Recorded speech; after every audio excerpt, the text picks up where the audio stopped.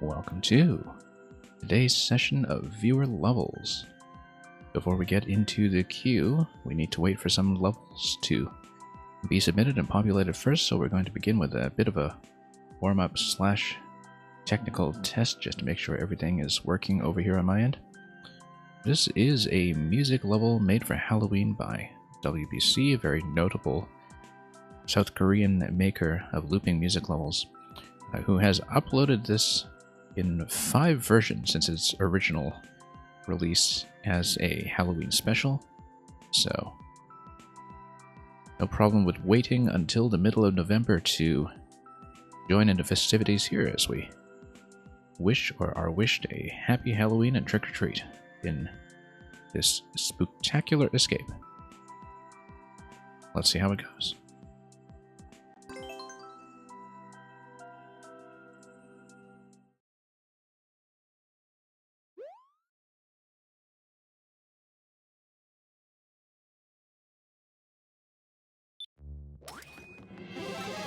Okay. Very ominous looking face over there, and a pipe that looks absolutely like the place to go until you realize that it is not going to let us up. 1K-Man, welcome. 1K-Man, the bot has been pretty finicky lately. If that's a level code, try your maker code. And we'll see if we can get that to work. Now, this is the Ghost House music from Super Mario Galaxy, if I'm not mistaken. Pretty sure it is Galaxy. Galaxy 1. The name of the Ghost House Galaxy precisely escapes me at the moment, but I'm sure it will come back to us eventually. Xeon, welcome. And okay, that's going to release the Thwomp after the activation of the on-off switch, which will then give me access to the clown car, assuming that we don't need to do something with the red pipe first. I think this was mainly... Well, I mean, we can check it, but I don't think that was anything. And Samuel, welcome. Samuel, we did play one of your newer uploads on the stream yesterday. I don't know if you've had a chance to catch the VOD or see that I completed it at all. But that's what we did. Now, what do we do with this guy? We need to probably just drag him over and then go to the left. I think that's simple enough. Okay, mushrooms ensure that I continue traversing this way. Whose Mario Galaxy level is this? This is WBC. It is a Halloween level that is now on version 5 after a couple of re-uploads. It's my first time seeing it myself. And yeah, I'll give you the code at the very end when I exit out this level. This was just a bit of a warm-up level and an audio test, for that matter, to see if systems are working. And hopefully they are. This is telling me to go left. I feel like I'm supposed to be dunked. Yes, I am. Alright, let's proceed. Okay. Cannon is going to be lowered, obviously, after the next on-off switch activation. Really feel like I'm supposed to get into the shell here. And that I'm also probably supposed to get on the conveyor belts, but I think we need to kick the shell first and have it hit the on-off switch this way. And that lowers the cannon. That still permits me to potentially grab the shell, I think. But how did I even grab it in the first place? Like, okay, just standing there. That makes sense. We reversed the conveyor this way, so that makes even less sense to try to do this, so we will probably just get above this thing. Ah, yes, and then we need to kick the shell, have it move slowly over, and then have the conveyor, or rather have the cannon push me. We're going to grab a second shell while we're at it, in fact. Just to... Oops, nope, I guess I can't kick it that way. 1 second, I knew that. We're going to do this the fancy way.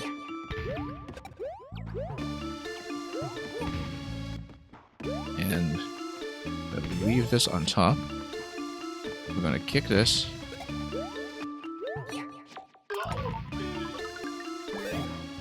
And there we are. And it's a bit of a shell check here. And Rexter, welcome.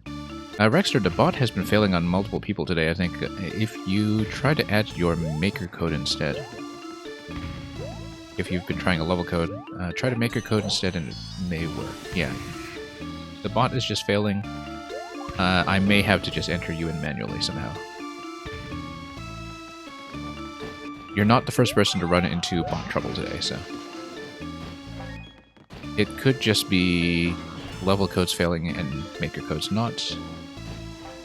That is probably what is going on. Looking forward to it, regardless. I feel like that was an inelegant way to do it. We need the mushroom to be retained up to this point. Let's try it again. Luca, welcome. Yeah, just a mushroom coming out of that pipe. I think this is just going to be a series of wall jumps, so the curvature there doesn't quite work out well for mushroom purposes. There was that propeller to the left as well. Let's see what we can do with this. Or you can, alternatively... What is this? Oh, okay, of course. Never mind the wall jumps. Let's do things the easy way. For a change. There we go. We'll punch this.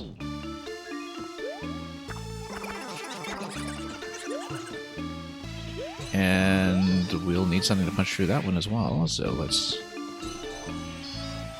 drop the totally non-lethal icicle.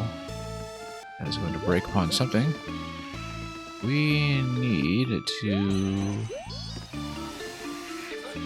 Oh, here we go. Yeah, this was just the icicle breaking something that was a spawn block. And then permitting me access to the 10 coin.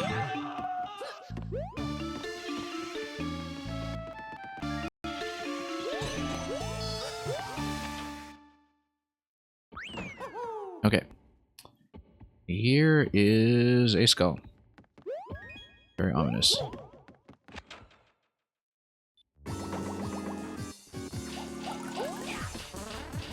Seems kind of odd, almost, to have a room in a WBC level that does not have custom music, but we'll see, because those are note blocks, and they may yet do something interesting. Okay, so we need the Koopa. We just need to bounce the shell over to the note blocks and have that hit Iggy from below. We just need to be careful with these boos. Pretty simple. As long as we're careful. Got a boo pattern though. I was trying to get out of there and get out of the way, but we just had a bad landing. You make the music with the shell, exactly. Exactly. It's a custom track. Okay. You know what? We can actually stand here for safety. Totally dropping the 60% clear rate or whatever it is in this level. With that one death. That was pretty low in time though, so... And as always, let me know if the production is okay, if audio is on pitch, in sync, and for that matter working at all. We're still trying to get it to behave a little more reliably, so that's why we're starting with a music level today. GG. Music. Okay, I guess this shows you the track, which of course we're going to take the time to see.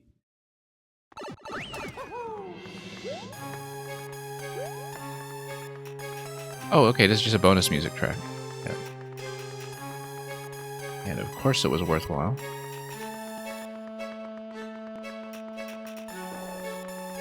Love how in the dark level, the music track just consists entirely of the instruments. Because having seen a lot of these bonus track tours before, This is the first one in a dark layout that I can remember.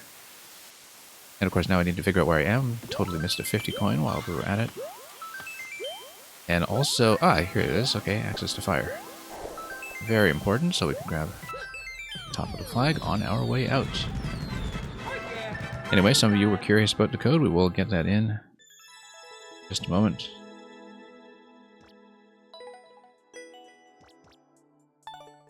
And a note to self to manually get Rexter in if Rexter's level is not being properly processed by the bot. But we will start with 1K-Man, who submitted first. And after that will be Rexter. You may need to remind me of your code if it's scrolled too far up by then, but we'll take things as they go. Yeah, so let me type in this code too for those who were asking about it. And that's an SG, not a 5G. There we go. Alright, let's do 1K-Mans next. Feels like a long time since I last played a 1K-Man submission, so see how this goes. And I know that the bot failed for you earlier as well, so do let me know if there's a specific level you want me to see. Otherwise, I'll just pick whatever's newest. Since you do have this very new upload here, Flight and Fall of the Fishbones. Yep, we'll do it.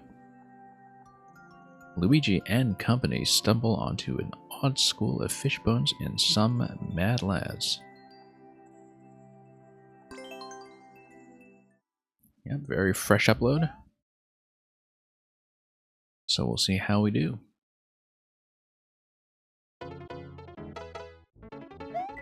Okay. And we're going to be falling. Oh, hence Fall of the Fishbones, yeah. It is going to be slow auto-scroll in low gravity, so it's kind of like a survival challenge in some ways, where we just need to maintain ourselves in the air, lest we drop so quickly that we wind up off screen. So that's sort of interesting. It's not often that I'll see super slow auto-scroll put to use like this.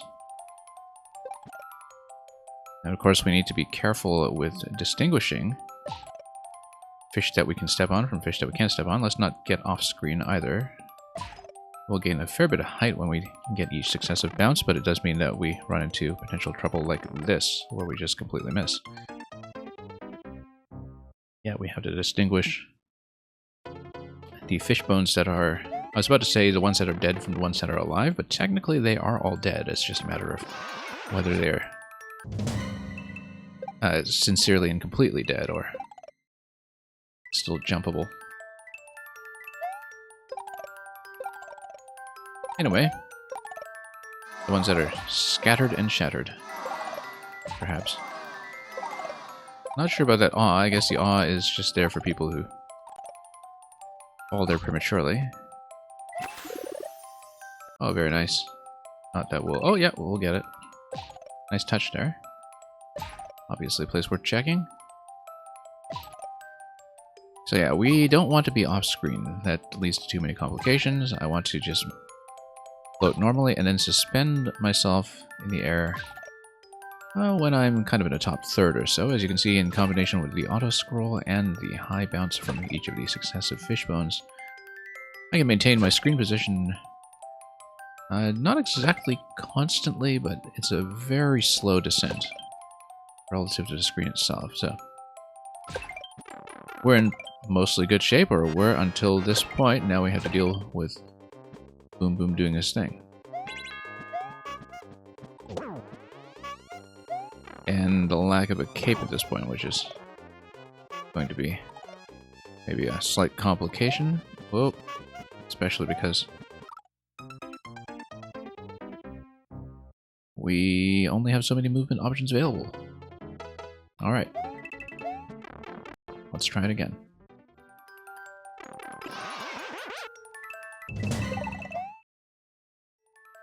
Very satisfying to slide into a winged enemy like that and still take it out just as expected.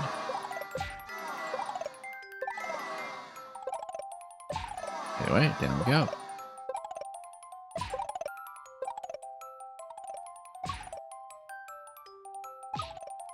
And we'll just keep on bouncing. Yeah, as you can see, even if I'm holding the jump button for the slow descent, it is a very slow and gentle descent relative to the screen, so as long as we just kind of let up on jump, fall back within screen view just for visibility reasons, we have plenty of room to do a nice slow descent, and hopefully this time we'll be able to take the cape all the way down to fight Boom Boom down low instead. The way it ought to be done.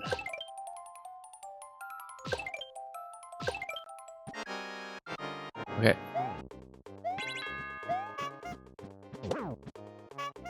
And we'll try to just dodge and maintain position. There we go. Pretty clean. Have I played a Plants vs. Zombies level? Yes, I have, actually. Or at least I think I played an early version of it before it was also re-uploaded, as I recall.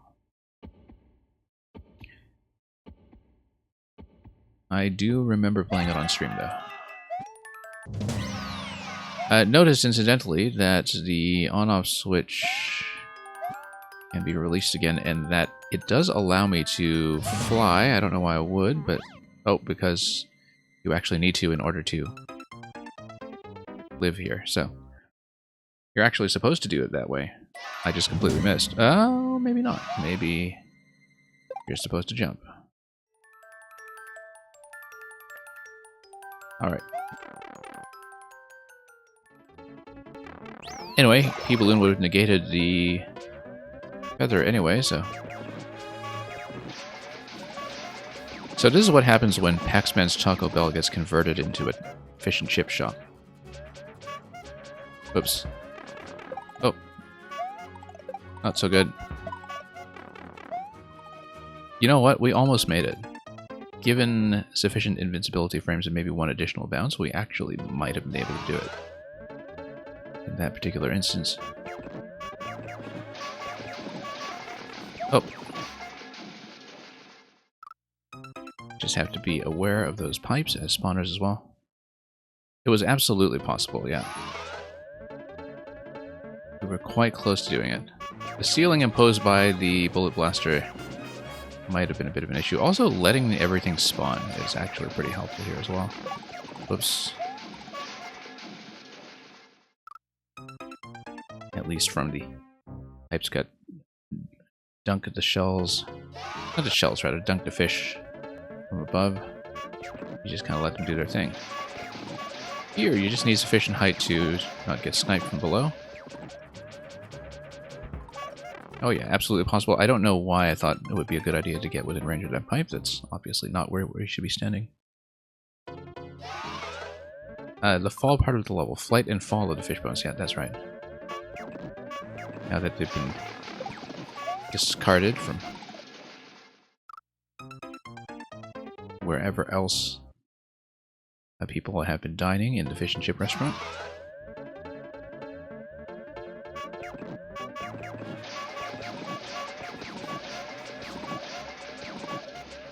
And one came out, in case you don't know what I'm talking about, with the level by Pac-Man entitled Mario Regrets Taco Bell from back in 5/6YMM. It was also a P-Balloon level in the Sky theme.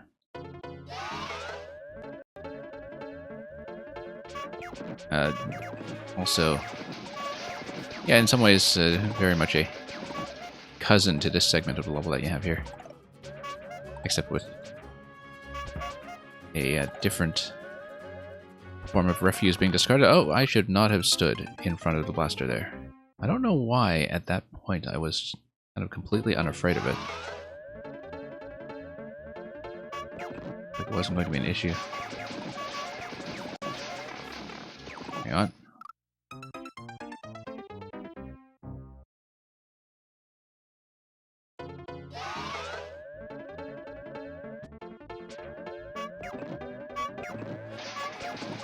And, okay.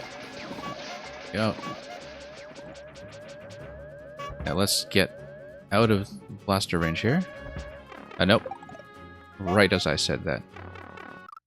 It totally is possible. I didn't have enough of an edge jump there, but is absolutely within range.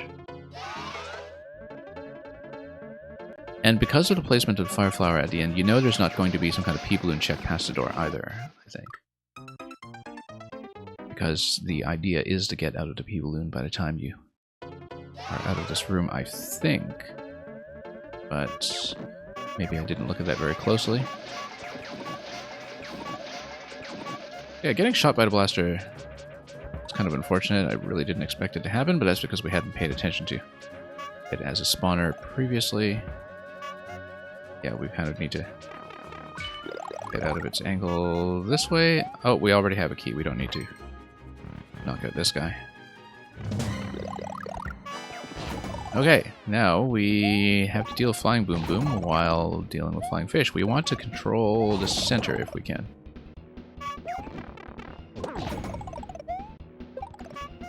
And then, oh, there we go.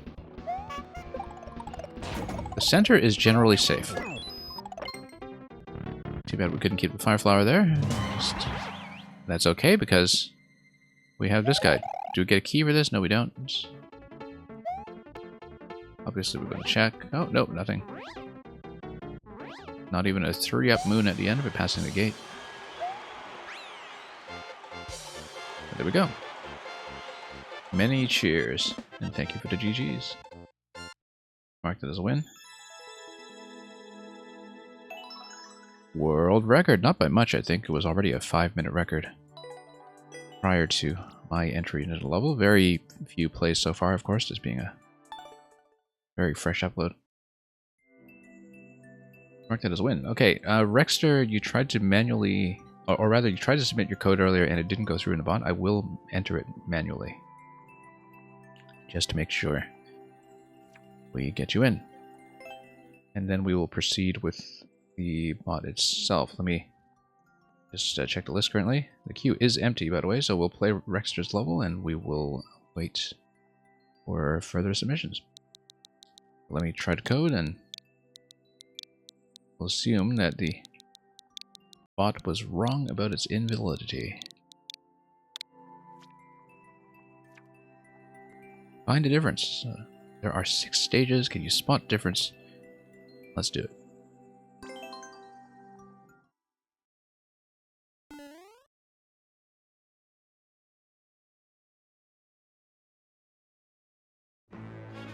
Okay, start. We'll do that. Obviously, my temptation is to just grab a spiny hat somewhere in the wall and break this. And once like that, everywhere, it looks like that's probably not going to be something we do, though. Anyway, I forgot the 30 coin already. Not making the best show of this. And we've got the ice coin here, yeah. It's amazing the variance in difficulty that you can get in some of these spot the difference levels. There are some we've seen before that are very, very hardcore when it comes to the level of pixel precision you need to pay attention to. And this is a pretty reasonable introductory take on the concept, of course. And there are 6 rooms. We could expect some escalation here as we look at the tracks. Let's X next and make tracks, as they say. Conveyor speed looks like it is what we're looking for here. Pretty gentle so far. And what do we have? This is open. Not exactly setting the speed records on fire, of course, but... Okay, this one's fairly obvious.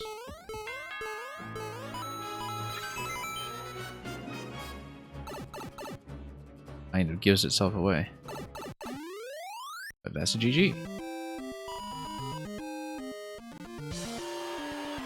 Alright folks, rather remarkably we are sitting on an empty queue, so please do throw something in. Luca is going to give me my own level. Okay. I'm fine with that, Luca. If you want a bit of a tour, we actually did originally stream my clear check back in 2020.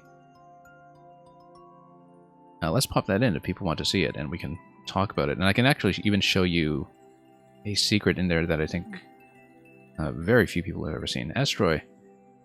Although Luca, maybe in the interest of the stream, I mean, I don't know if I should really spend time playing my own level as a submission when Astroy is also waiting. But we'll maybe give you a quick tour if you want to see a secret or something. Yeah, we'll be quick about it. I'm not going to spend too long on it. Also, it'll be a reminder of my shame in terms of just how sparsely I've uploaded in the past 2 years or so. So yeah, Luca submitted my level for some reason, which is kind of a first for a viewer level stream. Why don't we take a look? And we can talk about it in hindsight. This is the level I most like to watch other people play, usually when I find a new streamer. And I'm testing the waters with them. This one is the one I'll send them first. If I were to upload this level now, I would not have this introductory segment. This was the first thing I built when the patch with the Goomba hat came out, and the patch with the mushroom platforms, for instance. So I put this in specifically as a bit of a tutorial segment to get people used to the idea that the Thwomps can push you through these platforms, because this tech was not known at the time. This was brand new, and nobody had really done anything with it. It's very common now, of course. You see it all over the place.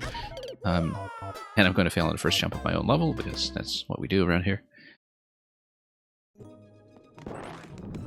But were I to start over in the current Mario Maker environment and build something a little more focused, I would not have included this segment anymore. Probably because a lot of people, you know, sometimes just hit a couple of blocks, they won't read the coins as cues, and they back out of this level of thinking that it's some kind of SD lock troll or something, or some kind of soft lock troll. It's not. It's just a tutorial segment, and then here's the pièce de résistance over here, which is the moment at which people realize that losing the Goomba hat drops icicles. Which still surprises people to this day. It's actually very, very unknown. Because, you know, you don't naturally think of icicles as your enemy. Awesome Lab, welcome. Anyway, I love this segment here. It took me a while to kind of tune this in such a way that would allow me to just have people constantly try to take damage and then try to run their way out of here. And of course, you always have the icicles here as fallback in case people want to kind of rush for damage. But you can see the idea here is to just kind of trap people into this cycle of accidentally running into more Goomba hats before they get pushed. I do see a few people try to run this their first time here. And I have not seen it done. I don't know if it's actually possible. It might be. But I think I actually did put the screws in that pretty tightly, so... And yeah, the hat not dripping the ice is cool. You didn't know that. Yep. Like I said, I uploaded this within a few days of the Goomba hat coming out back in April 2020, and people to this day still do not know that interaction. Pet Charvark here is mostly just here for foreshadowing, and also because he kind of fits neatly in the box here. But he kind of signals that, oh, he's just kind of milling about, and then you're reminded of his presence much later. Now, were I to do this again, I would also not use the icicles here, because the intention of this section originally was to kind of make you engage with the Magic Koopa mechanic again, and to have you duel with Magic Koopa and get into position. But sometimes the Magic Koopa takes a little while to get in position to push you through. A lot of people get trolled by the ice blocks here. But yeah, I'd probably do it with donut blocks were I to do it again, because a lot of people who understand the mechanic at this point just instinctively go for taking damage. Just like this. Now, a couple people will think to check up here, of course, because we do have the 10, 30, 50 coin system.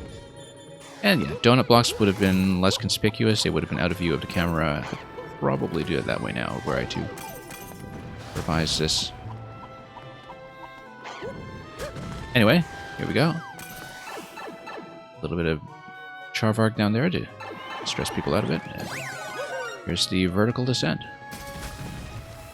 Just a bit of a platformer segment in the puzzle level. The visibility of this section was something that took a while to sort out. And in keeping with 10, 30, 50, we'll grab some of the optional content ourselves. You have to be pretty attentive to whether there are wings, and of course you can fall pretty far without actually getting into trouble, so. Sometimes people rush off screen, but thankfully not too often. We totally got nuked, but okay. So this was one of the first rooms I built, I think, if I recall, because the idea was, this was right at the beginning of the pandemic, and so my original concept was that thematically Mario is finding any reason he can to take off his mask. But the Magic Koopas are practicing very responsible social distancing, and so they keep running away, and keep insisting that Mario puts his mask back on, so. At that point, we were maybe a month into the pandemic declaration, and, you know, the seriousness of it, I think, had not quite dawned on everybody just yet, so this was just a little bit of topicality to match the mechanic. A lot of people do get caught by the ice here. We have two Magic Koopas because there was one that was still alive from earlier. Sometimes people just have one. Also, sometimes a lot of people do get trapped here. And that's what the Podoboo behavior is for, because as you can see, the Podoboos come up once and then sink down permanently when you have the Goomba hat on, which is a very Goomba hat specific behavior that they have, instead of continuing to bounce up and down. Anyway, here's the jump scare. A lot of people do not notice all the way up to this point, even though it's been a part of the mechanic the whole way through, that the Goomba hat silences blasters. You could play the whole level up to this point and just kind of have that mechanic lurking in the background and not realize that the Goomba hat, rather than some kind of entity trickery or anything else, is what is keeping the blasters dark. So, mushroom in a tree here in case people need it, but anyway, so people obviously try to take damage. We'll play around with the Magic Koopas a bit until we have the opportunity to do so, and then here's the moment, right on top of that tree. People don't outright die to it, but it is always nice to see the reaction, because a lot of them just instinctively try to scramble as fast as they can for the exit as soon as they see that happen. Okay, so I actually originally built this level pretty much in reverse. I started with the boss fight, and then the tutorial section I just kind of filled in the middle after that. And the reason is because the boss concept was kind of what I used at the very conception of this level to kind of figure out what the mechanics were going to be and what I wanted this level to be about. And this is pretty typical for me, that I'll build an ending first and then figure out what I need to teach the player up to that point. Now, if you're very observant, Xeon, you're saying Pentiment is quite fascinating as a game. Yeah, glad you're enjoying it. You did mention it to me earlier. If you're very observant, you'll notice that there actually is a way to seemingly lock yourself in this room, but I'll show you the interaction first. The idea, as we've seen so far, is that you take advantage of the fact that Meowser doesn't do anything while you're in cat form. Charvarg is returning from the earlier section, of course. Now, if you come up here, while the Goomba hat is inactive, you get free mushrooms. Not everybody thinks to check that, but I thought it would be nice to just kind of give them a bit of a safety net that only activates if you are out of the Goomba hat. And so, at any given point, it's usually going to be Bowser plus Magic Koopa. Of course, Magic Koopa is just kind of there if you decide to come up and get him within spawning range. And then we can come down here. Now, interestingly enough, a lot of people get thrown off by the semi-solid art here and think that you can't go up the pipe. So I've seen maybe roughly a third to half of the players who play this for the first time not realize they can go back up the pipe, even though this was how the fight was originally designed. And of course you can whack Bowser. Now I'm going to see if I can show you the way that you can actually break and reset this fight, because were this built for something like the YMM or MC projects, this is also where the secret room would have been placed. And I'll try to show you. The idea is that you take the power up. I've got 20 seconds. I'll likely lose this attempt, but... whoops. Never mind. I'll try to show you how this works. Because if you look at this carefully, there is a way, as I was saying, to seemingly break the fight and lock yourself. And I did account for that during testing. And I'll try to show you how that goes. Alright, let's come up here. And yeah, it's just 2 POWs to kill Small Bowser here, so it's a pretty quick and easy fight. Like, basically, as soon as you understand it conceptually, it's just a matter of navigating the little tricks, like being reminded all of a sudden that you can't actually hold objects while wearing the Goomba hat, which, again, was very new to people at the time, since for a lot of players, this was the first Goomba hat level they had ever played. And Goomba hat levels are still in very short supply in some ways, so... And some of them pretty quickly figure out things like the ground pound, or sometimes will even take a hit as Mario to try to continue. But let me see if I can try to show you how to break this thing here. Let's grab the mushroom first, just to get a little bit of extra safety. I will probably lose it anyway. Anyway, this is how you break it. You kill the thwomps. Seemingly, you can't go back down anymore. So I put into pipe. And the pipe basically tells you, do not kill the thwomps.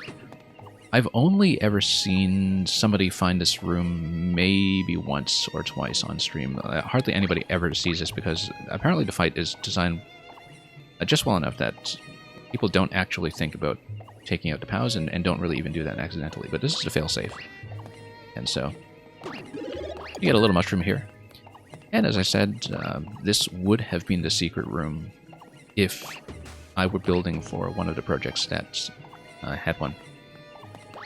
But I had just enough entity space left over to do this little thing here, so there we are. And have the thwomps asleep over the pipe as well. I thought it was actually a neat little bit of decoration I had completely forgotten about. I didn't realize I'd done that until this moment. Anyway. Let's walk through the fight again. Pretty simple. Just do 2 cycles with a POW.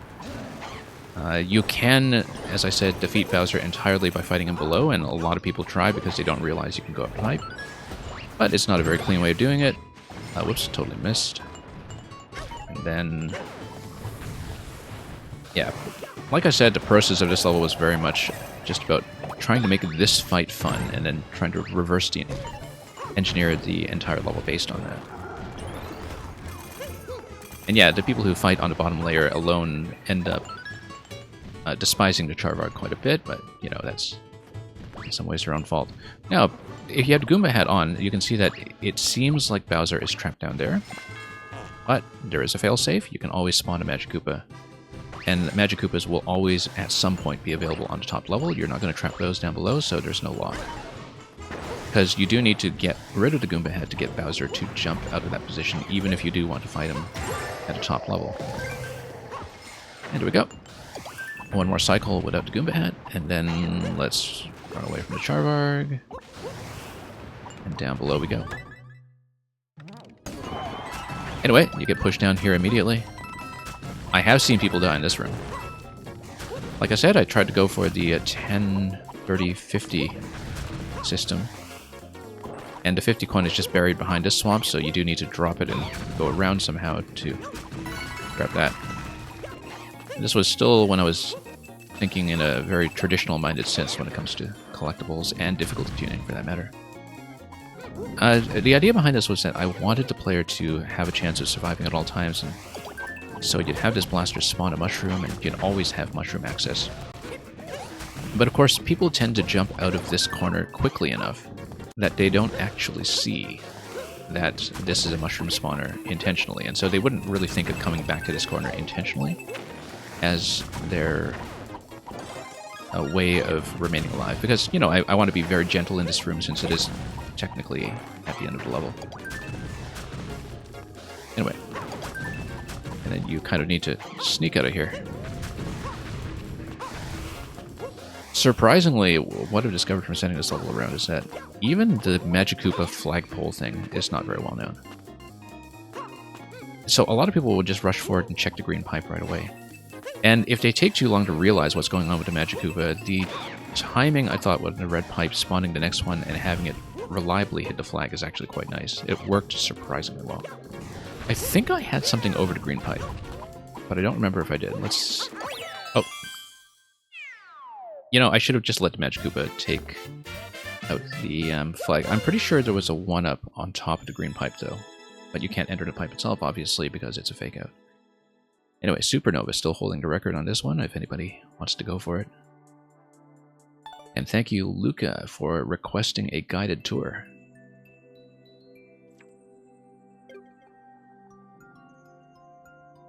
Yeah, not a full tour. The full tour would be in the Maker mode, of course, but I think that gives you everything you want to see. It's not a level that depends on hidden mechanisms, so... Let's get back to actually playing user submissions. Astroy is going to send me probably a much harder Meowser fight than one you just saw. Astroy, if you'd like to check in to confirm you're still here, that'd be great, but I'm sure you are. But I will check anyway. And of course you are. Yep. Meowsers have come back to corrupt the city. Deja vu, isn't it? Deceptively high clear rate, I'm sure. From being sent the boss specialist first. But who knows? We'll give it a fair shot. We'll see how we do. But a 319 record, that's good. It's not pressing up against 8 minutes like some of the multi-part Astroy fights have done in the past. So we'll test our mettle against this one. Fairly new upload as well from about a month ago. And we've had a pretty quick and efficient queue so far today, so I don't mind taking my time with this one. Or at least a little bit. Yeah, it is a 6 Meowser condition, so it is... unlike what my complacency was assuming. Something that will maybe take a little bit of time. Now, luckily, we can sit back and fight this guy at range. For the first fight, anyway. Yeah, I probably generally want to lure Bowser over to the side rather than the center. I want him to kind of jump at me from a pretty safe distance. And the nice thing about this room is that Bowser's got tons of spawning room, so... well... You know, when Mario fires the fireballs, is it just me or does it sound like he's saying, wake up, wake up, wake up? Like, you know, he's expecting that it's time to open the Christmas presents or something. Wake up, wake up. That's totally what he's saying, right? Okay, we want to clear space for Meowser. This is going to be a trick here. We don't want him to just indefinitely float around, so we want to make room whenever possible. I think the presence of the big dry bones does prevent him from climbing and overlapping. The thing about Big Meowser is that he's got a huge box. Oh, I think we're dead. We need the flower to kill him. I don't think we can kill him without the flower, unfortunately, so... And this is the part where you're reminded, it's an asteroid level. You are not allowed to take damage. And you can't unhear that now, yeah. I think I only really just noticed that now, after years of playing this game. Probably because we're usually not in a position where we have to be this spammy about the Fire Flower, but... looks like the Fire Flower is required. It takes me a moment to notice that requirement, but... my familiarity with asteroid levels tells me that's the case, so... yeah, okay. Yeah, so this fight is basically just kind of a speed check and also a tutorial for what is to come. Having the two dry bones bunched up like that earlier was actually pretty good in terms of ensuring... yeah, in fact, if you stay relatively close to the left of the screen, you don't even spawn the second guy at all. He This doesn't come up. Start moving because he's not within camera view. Which is one of the perils of not scroll stopping your fights. I say this a lot about some of the Asteroid levels I've played, is that I think a lot of them would benefit from scroll stopping. Because then the player doesn't have to fight the camera movement, and you get a lot more consistency in things like the enemy spawn behavior, so in terms of the fight playing out the way that you would probably intend. What type of level do I prefer? I'm pretty open-minded about levels. I play a lot of puzzles on the stream. A lot of kind of expert but not quite Kaizo platforming. I do a ton of that as well. I mean, I can do a few basic Kaizo tricks, but not very reliably. But yeah, it's kind of a... I would say that generally what the stream tends to feature is a lot of levels that have something very conceptually satisfying for makers to look at, because this is not really a look at how much of an expert I am stream. It's very much a let's hang out and talk about level design stream. Which is why we get some pretty interesting makers here all the time who tend to send me stuff that shows off what they can do with the editor in pretty new and interesting ways. Yeah, Kaizo Light is perfectly fine. Kaizo Light is kind of the bread and butter of Mario streaming in some ways. So. I have some objections to the term Kaizo Light, but you know, I totally understand what you mean by it, and I'm sure it'll be a great time. So, but yeah, I mean, I tell people I'm pretty open-minded about levels. If it's something genuinely not fun for me, you'll know.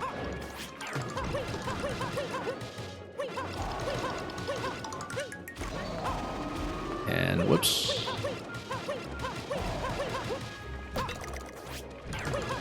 But yeah, there aren't going to be a lot of levels I ever just reject out of hand just because of their genre. There might be some that I don't give very many tries, like just super tight spike precision stuff, but you know, I'll still usually at least give them a chance. You have a puzzle in the works? Yeah, that's good news as well.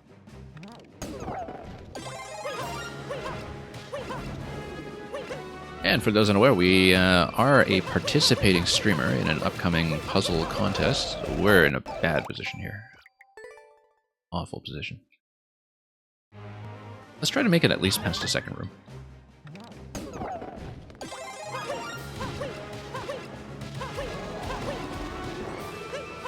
Okay. Yeah, for levels like this, you do have to be perfect over a pretty long streak. I mean, from a building perspective, it's pretty minimal, obviously, but the dry bones do add an interesting complication to it. They're all about 2 to 5%. Yeah, that's perfect. That's perfectly fine. I feel like that's usually kind of the sweet spot for people who come out of standard Mario games thinking, you know, I want something that's maybe kind of like the top level of difficulty that Nintendo will give me, but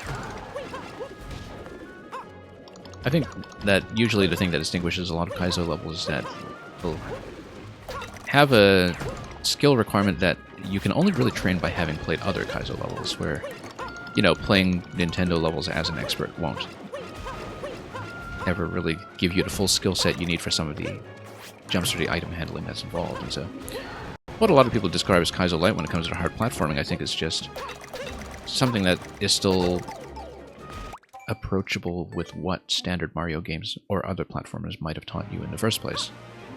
Which is not the case for some of the item abuse tech like shell jumps and the like, but is certainly the case for a lot of jump-based setups that are pretty intuitive to understand from a medium hard platforming perspective. So, but yeah, we play lots of that stuff around here. Would definitely be welcome. Okay. Yeah, I do know for those submitting levels today that the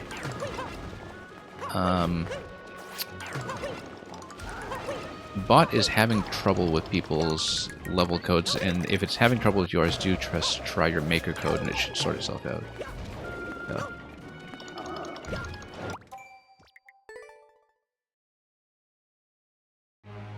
And Astro, you're saying no Kaizo level is approachable for Nintendo players because everyone's first shell jump isn't friendly.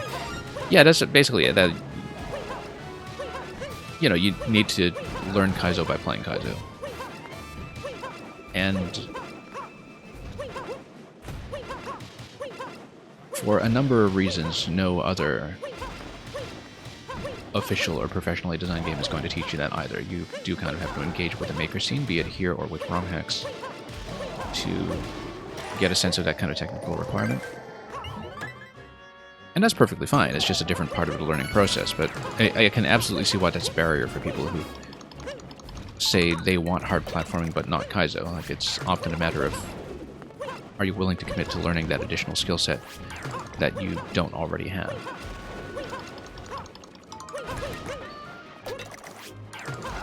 Because I think there is a kind of a material difference between whether people will engage with hard platforming that they feel like they already have the skills to do, they just kind of need to be faster or more precise or whatever, versus hard platforming that they don't really have the tool set to do. You know, it is, I think, definitely something that has an impactful difference for people. And that's perfectly fine. It's just a matter of knowing your audience often, so. Anyway, you're going to send me... I'm pronouncing your name B-U-E in my head, but I feel like we've probably gone over that before at some point. But anyway, B's levels is tools, not jewels. We'll hopefully get to that relatively soon.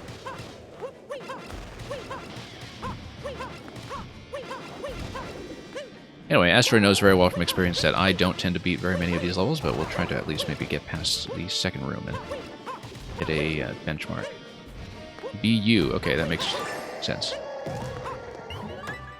Kind of like the Wii U, which turns 10 years old this week. Turned 10 years old yesterday, in fact.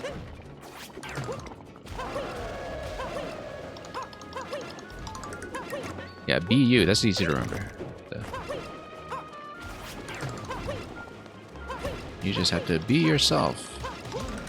Unless you played the previous Nintendo console, in which case you have to Wii yourself. The more hygienically, the better. Okay. Wake up, wake up, wake up. Be you, and except for Halloween. I suppose so. Okay. Alright, let's turn around. Yeah, that's pretty straightforward. It's interesting how much of a complication Dry Bones had. Probably because, mainly because of the property that they stop fire, actually. That they disrupt your shot, and they also kind of disrupt some of your movement if they're back alive. Okay. So you kind of need to find an opportunity to stomp them without getting trapped in that stomp, which is one of the issues we've been running into here, is that I do the ground pound and then I'm kind of stuck briefly while I'm landed.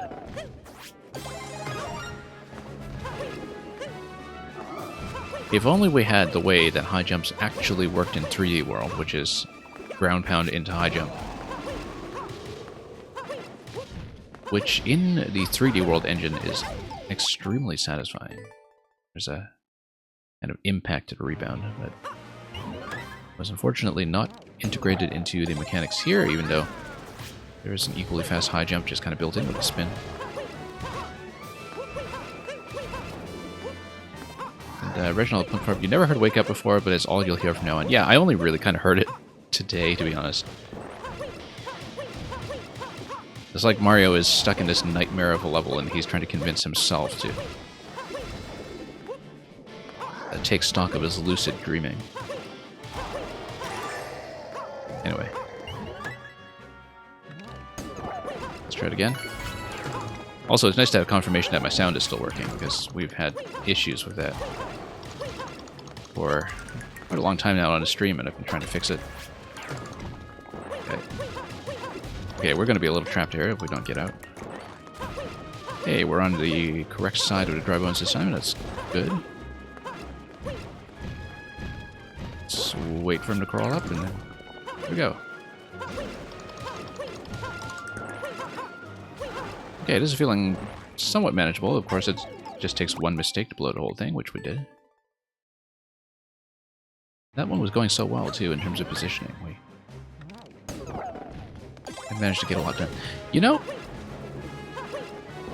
I think it's possible. I'm kind of doing a mental calculation here of the width of the space and seeing... It looked like we were down to 1 dry bones earlier, and I wonder if I can just despawn them. By taking them out on either end. I think I might be able to do it, actually, and take advantage of the fact that there's no scroll stopping here. I do like the idea of using the dry bones as blocking pieces, though, for such a simple variation on what was originally a bare bones fight. They actually add quite a lot to it mechanically. Whoops. Okay. First section is pretty trivial, of course, but you kind of have to get accustomed to what's going on here. So we're going to try it this way. We're going to stop this. We'll let Bowser jump, and then we're going to get all the way over here. Oh, whoops. That was nearly disastrous. Thankfully, not completely. This is going to be a problem. No, there we go. This is also going to be a problem. Yeah. But yeah, notice that you can totally despawn them, which is how we're going to do it. You despawn them on the edge. And then you turn that into a trivial fight. We'll try to exploit it that way. And it's totally doable. We just need to get out of that corner position before Bowser sicks me there.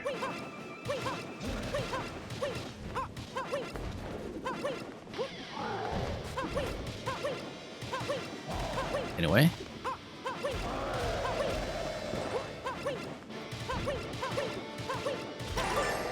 Let's get out. Nope, we're going to lead him over all the way to the end. Stomp and go. Okay. And then we'll let Bowser just kind of do his thing. I probably should have stomped Dry Bones to let it walk back, but well. Again, just kind of let Bowser. And nope, we're stuck. And yeah, no room to go over, unfortunately. Let me just check the despawn here. No, that one's not going to despawn. I wonder. I'm trying to do a little bit of a test here to see if we can stick him. Okay. Okay, because we go all the way over? No, we can't quite do it. Wonder how it is it worked with the first one. Oh, I know. Because of the center point of the camera scroll.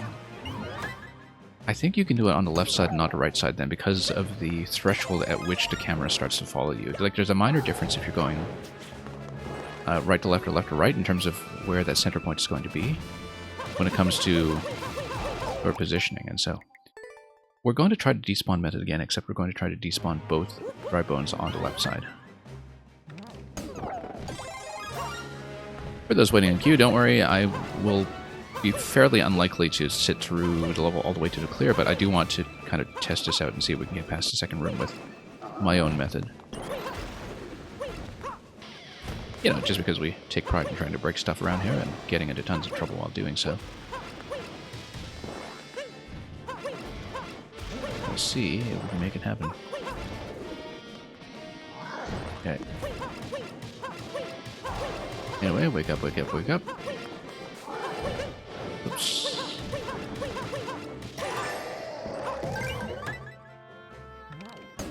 Okay, so we'll try to despawn the first guy here. No, this positioning is going to kill me. That's okay. We'll take advantage of this situation to... was already starting to wake up, unfortunately. I think we might not have been able to despawn that completely. Let me see if I can lead this gun back. Yeah, no, we despawned it. We'll try to despawn a second one, too. Yeah, you get more tiles facing the left side here than you do when you're on the right side, in terms of positioning the dry bones off screen, I think. Let me see. Yeah, no, because the issue here right now is that Meowser is actually blocking that dry bones from continuing. So we actually need to stomp it and then lead it for it. It might also be something that takes a little too long, which... I mean, the clock, as we know, is not likely to be the problem given the 3-minute record on a 500-second timer, but we also don't want to do it too patiently.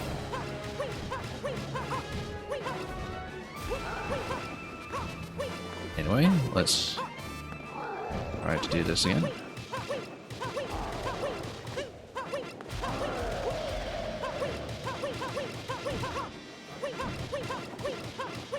Anyway, wake up, wake up, wake up. There we go.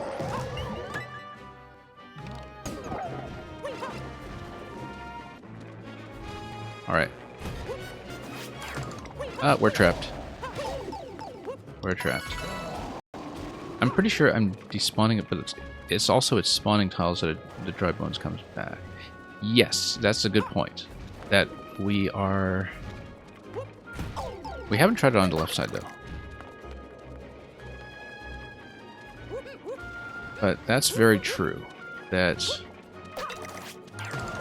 Yeah, let's try to stomp it. Oh, we're not going to make it in time. Come on.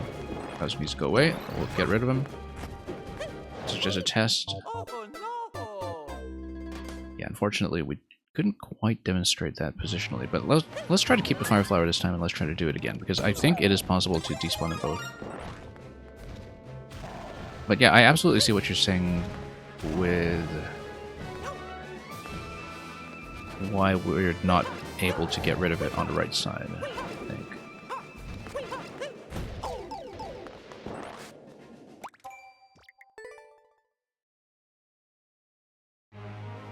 Yeah, no, I understand what you mean, because we're despawning it when we run right to left because, not because of the camera boundary or anything, but because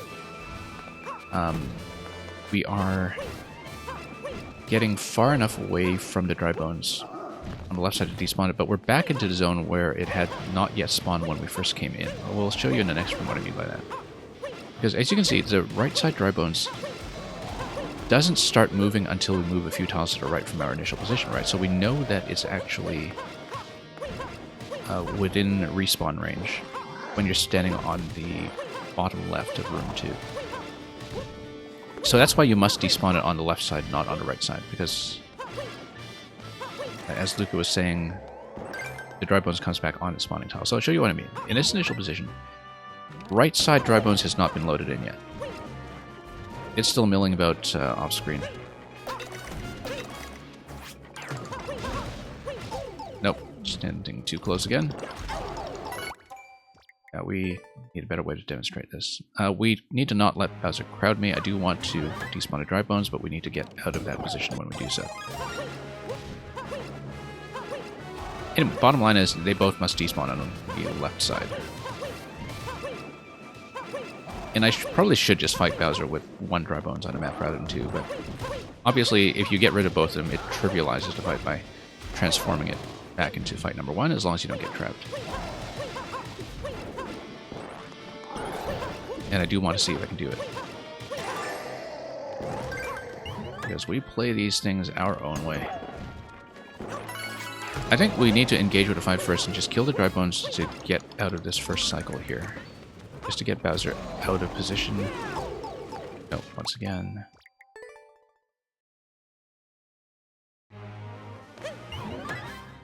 So yeah, that's our target for this run, is I want to get past room 2. By whatever means. The 30 coin placement was pretty obviously meant to encourage you to stomp the dry bones in that position. Well, just wait here. Okay, here we are. Yeah, let's stomp first because I want to reposition Bowser before it's too late. The stomp also starts to get the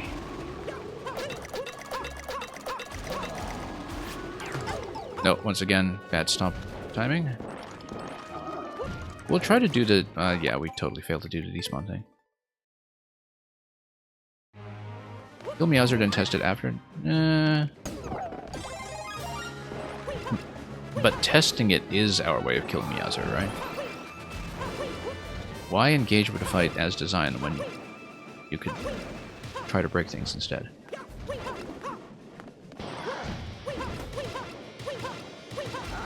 Anyway, let's try it.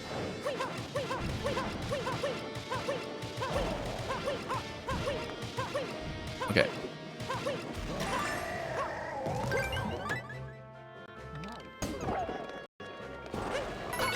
Like I was saying, this is very much not a let's see if we can beat the level stream. It's much more of a let's see if we can fool around and learn stuff about the game stream, so. Oh yeah, so the Dry Bones follows my position when it revives. We need to remember that and use that to my advantage when doing the repositioning.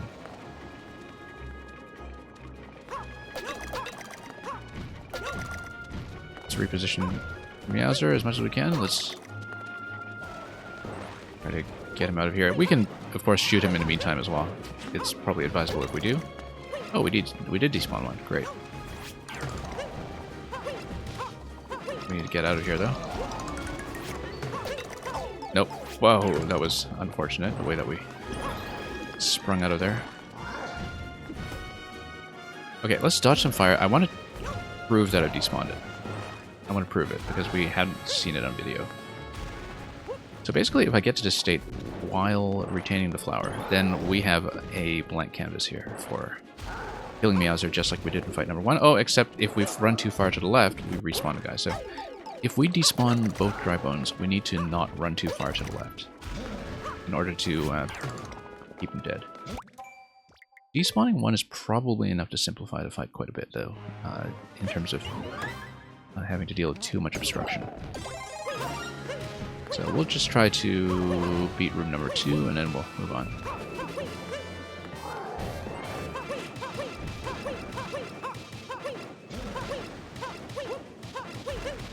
Anyway. Whoops. That jump was totally flubbed.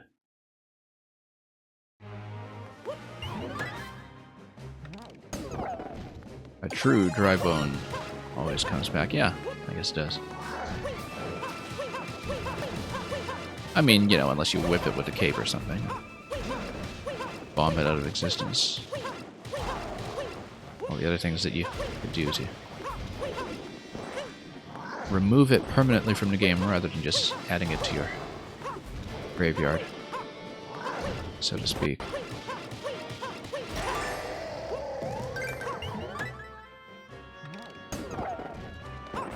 Okay.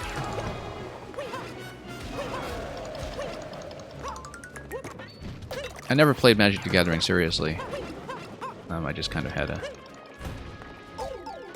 very brief phase with it when I was maybe 9 or 10 years old or so. And that is still an extremely useful bit of lingo to remember, though, just to say, well, do you put it in your graveyard or have you removed it from the game? Extremely important distinction. There aren't that many good, efficient synonyms for it that are as instantly understandable. At least to those who know roughly what I'm talking about.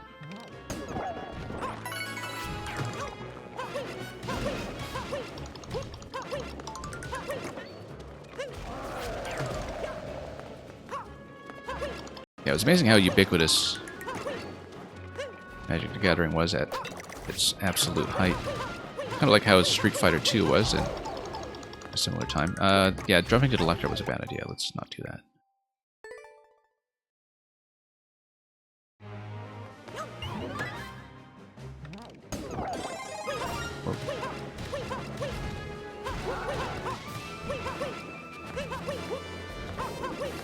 Okay, let's jump out. We won't spend too much longer on this, but I do want to make a decent effort at the second room. We did get as far as proving that we can despawn both, at least, which is important.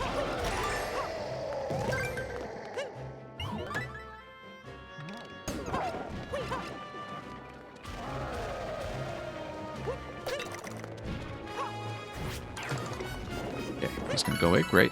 Excellent. Exactly what we need.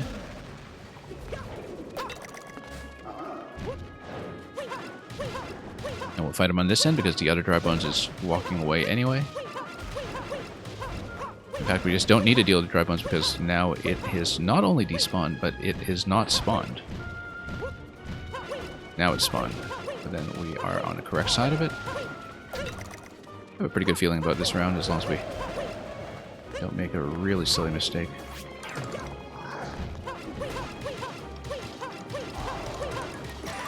There we go.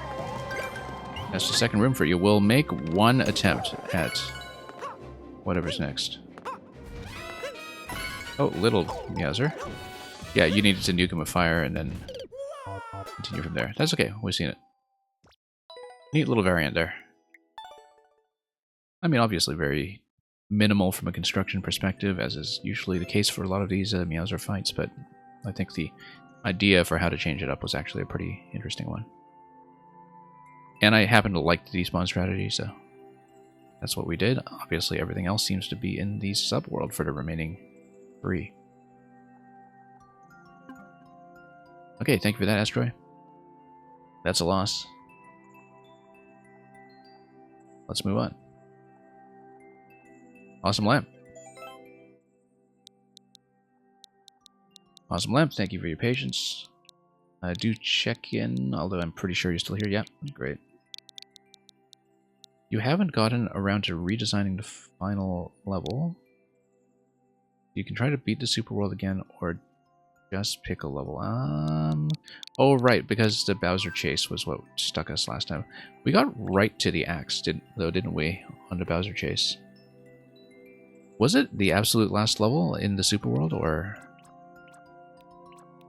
was there something after that that was gated behind it? Because if there was...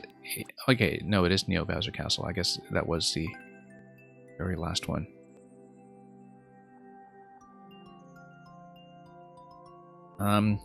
Let's give it a fair shot, so we can maybe try to figure it out. If it really doesn't seem to be going anywhere, like if we hit a game over, let's say, we will perhaps try to move on from that, because in its current state, you know, we've gone over the... Oh, whoops, I exited.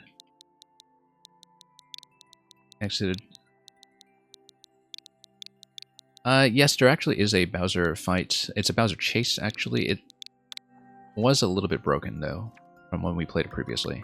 So, I did lock myself quite a bit. I'm sure, Astro, you could make quick work of it, but... we ran into a bit of a wall with it last time, so... And yeah, this was the final level. We died right at the axe last time. So yeah, I think Awesome Land, what we'll do is we'll play until the first game over. We'll see how we're doing for time, and we might do an alternate level instead if it's not going well. Okay.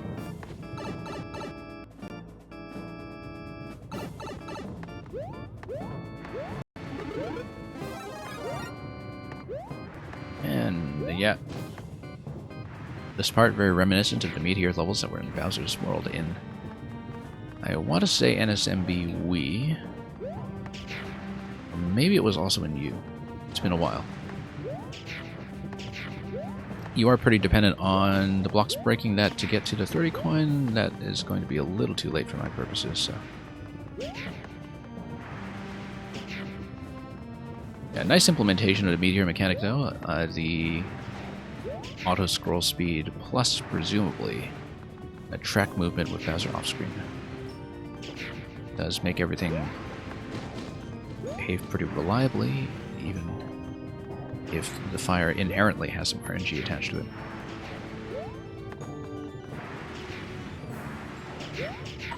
Thank you for the submission, Asteroid.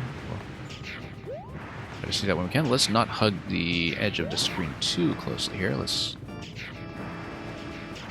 try not to get ourselves into trouble with things like these fire bars. And here's a pipe, which... well, a series of pipes, which... some of them might give you something interesting, but perhaps not. Well, oh, just plants, okay. Not actually a secret. Oh, no. Worth checking. Worth checking.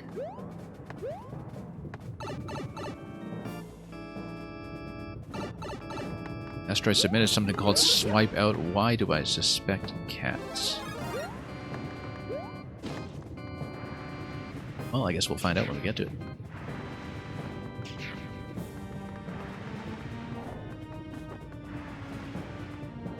And we need to actually get to the segment that was giving me issues in this one as well.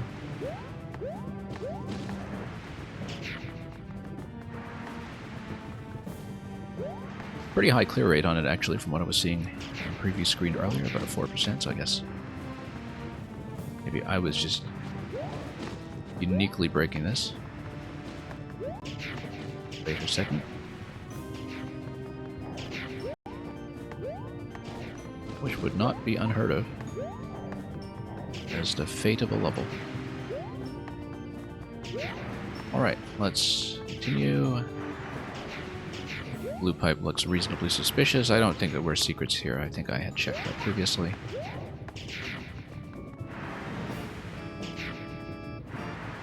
Now we can probably afford to wait for another cycle here with the fire bars, except just kind of got tipped on the edge there.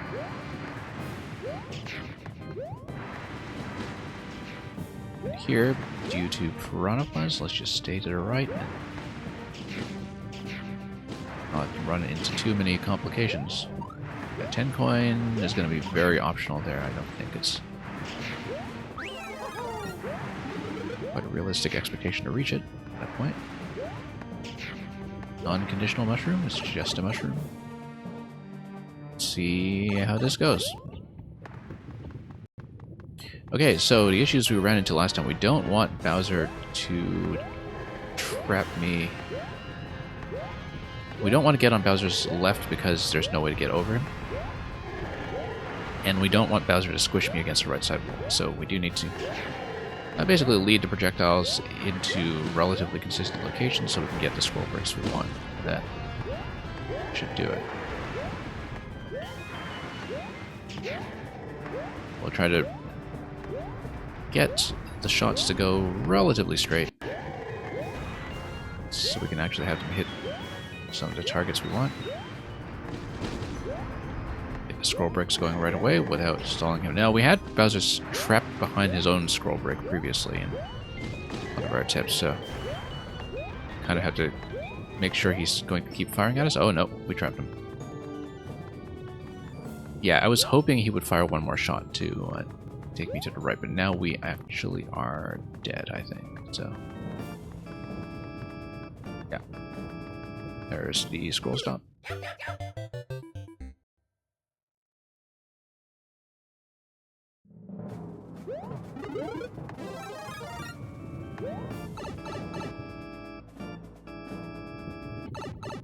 And Kjavik, welcome. Hope you're doing well.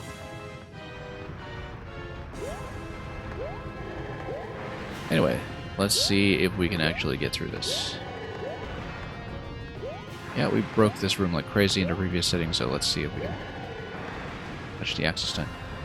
Can't sleep, played too much Pentiment. You're the second person to tell me that on this stream, actually. We had another Pentiment enthusiast come and tell me what a great time he was having just a little earlier. Okay, Bowser's actually going to punch through that with the running animation, which is great. It's exactly what we need.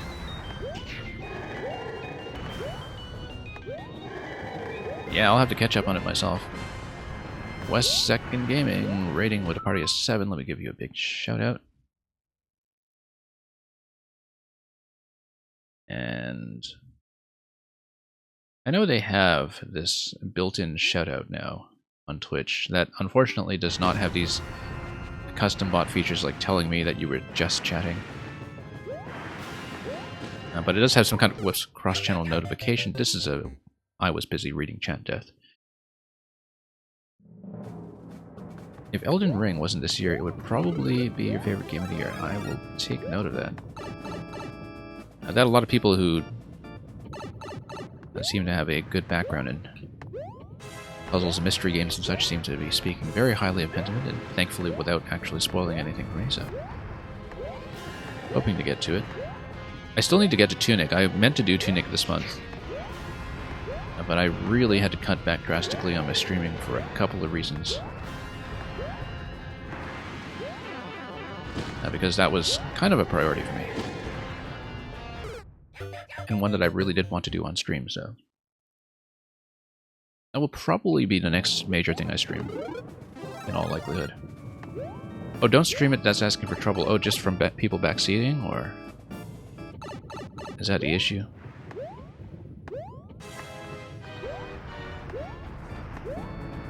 That's a valid point. I mean, I never streamed other backseat vulnerable stuff like Oprah Din either, for instance. But that's because I was kind of on streaming break at the time. For personal reasons. Yeah. Luckily, I'm small enough that I think I haven't really outright had much spoiled for me in other games, but that's true that, you know, if you're thinking, why take the risk? So yeah, that's a good point. Well, we'll consider it. I mean, like I said, I've had to cut back my streaming pretty severely this season anyway.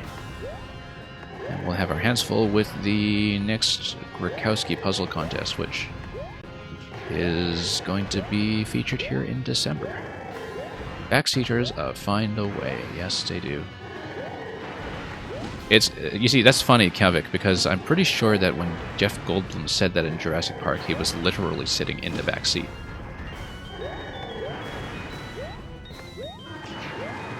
So, you can just have your image of Jeff Goldblum backseating there. I think it was the backseat.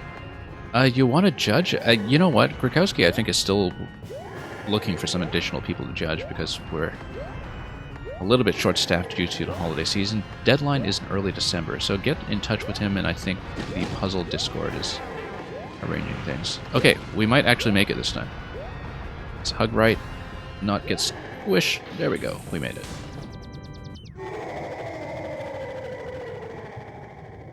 Anyway, Awesome Lamp, I'm glad we didn't have too many problems actually completing it this time. We'd gone right up to the axe last time and failed there instead. Yeah, I mean, you know you need to fix this. We've discussed it. I'm glad I got the clear. And thank you for the Super World on the whole. It's been quite a nice experience to go over it over the last few weeks. And you know what has to be done with it. So, fun times were had on the way here.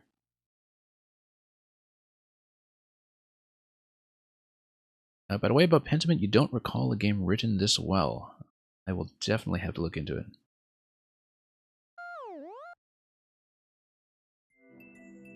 So yeah, for those unaware of the contest, here are the relevant links and dates. And yeah, it's basically a Lantis-style level contest in some ways. Although I'm sure people will interpret the alternate dimension rule in pretty creative ways.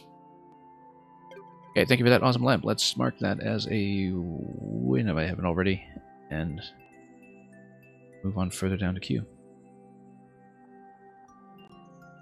And yeah, Asteroid, that was the issue that I ran into on my last sitting with that level, because we had completed the whole Super World up to that point on the previous stream, and I did have basically an RNG movement death right at the axe on what was previously my best attempt. So there were a couple of issues with that mechanic in terms of depending on the Bowser RNG movement to actually break the path for you without trapping the player.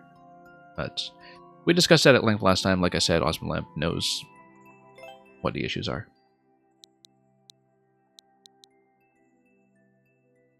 Luca, you sent me something. It is a playtesting upload. Yeah, I'll just wait a minute for you and spam refresh as necessary.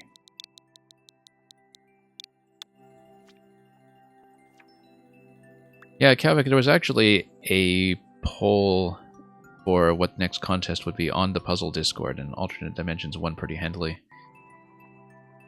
I mean, I guess it was just one of those things that was all over the place in Maker 1, but has actually not really been as common in Maker 2 lately, perhaps because the one-screen format has just been so dominant in the puzzle meta in some ways that I think part of the intent was to try to break people out of one-screen thinking again, because just a lot of the puzzle designers have been locked into that recently. Okay, 2 question mark. Boom Boom Beyblade. Oh yes, that's right. We saw the kind of sketch concept of the first section. Looking forward to it. We had a fantastic time with this in its germinal form last time. Might be the last playtesting for this one. Okay, let's see it.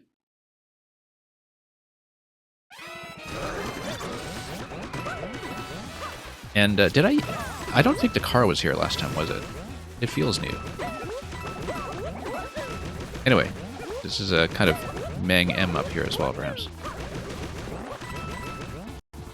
So yeah, this guy's gonna give me a bounce. And we'll just kind of get acclimatized mechanic again. Pop this guy.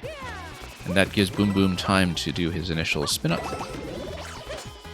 Give me a hot shot. And a tower.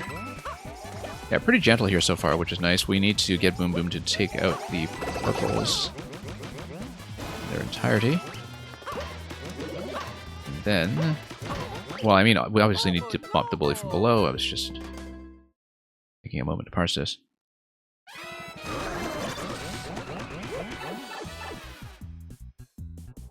And awesome length. Thanks for the additional submission. Yeah, this is great. Kalvik, I don't know how far behind you are with Meng levels. This is part of the Luca and Meng collaborative super world that they've been working on and quietly playtesting. But it does have a certain kinship with some of the Meng quasi-Sonic levels. Like the green Sonic one and the stepping on Sonic one, which you definitely played, of course. Given that it was in YMM. But it's a very similar kind of concept, except transplanted into 3D world with the Boom Boom rolling movement and this neat little block activation property here. Yeah. And okay, we need to deal with this guy by probably jumping above him and making sure. Okay, no, that's enough movement to get Boom Boom to behave. And then we get Boom Boom to knock that out. Let's not get squished. It's out. Oh, okay. Oh, poor fellow. We're going to watch the whole sound effect here just to mourn him properly. Okay, the mourning period has passed. Let's move on. He had enough of being used like a tool, yeah. Did he know about the functionality of that exclamation block all along? That's the question. Oops. On-off switch. That gives me a bounce. Let's just let him bounce me. I said let him bounce me. Hang on. I need to hold jump into this thing. There we go. We just need to hold jump into it. Hold jump and kind of land while continuing to hold jump before the activation, which is actually the same kind of mechanic as the one that stumped Loop and Snoop for ages. And what is it? Oh yeah, we need to bounce him. Let's bounce him at the right moment here. Okay, great. In the MMC level by Luca, it was all about the mushroom platform activation. We need to bounce him again strategically. We need to move him out of position first, though, I think. There we go. Much better. Oh, that's dangerous. We got it. That's a nice touch. I do think that was new as well. Well, this section is new to me. I'd only played the first one previously, I think. Yeah, we need to position him and then get ahead. Yeah, quite nice spacing there. Just to make that work well. Wall jump over and stomp. Whoops. Come on, stomp. There we go. And then we need to kind of move him over slightly. Or just kind of bounce him up and away. You know what? We'll just... Why don't we just walk over here? Like somebody who knows what he's doing. Okay. This is going to be a long jump. We'll need to time it. And the other one too. He was basically holding still at that location, so that worked fine. Bang, bounce. For the speedrunners out there. I knew that, but we didn't react to it properly anyway. Disco shell, exactly. That is what it is.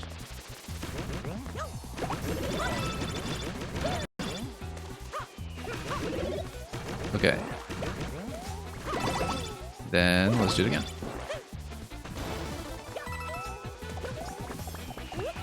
And then, oh, missed our opportunity there. There we go. I knew that I shouldn't spawn Fire Bro on the left, but oh well. We did it anyway. Come on. Left side, yeah, he'll get out in time.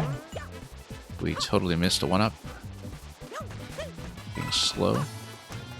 Would be a fun one to speedrun for sure, but we're not going to be the ones to do it. Yeah. On, off, above, and below. Yeah, I remember this interaction from the first test as well. Oops.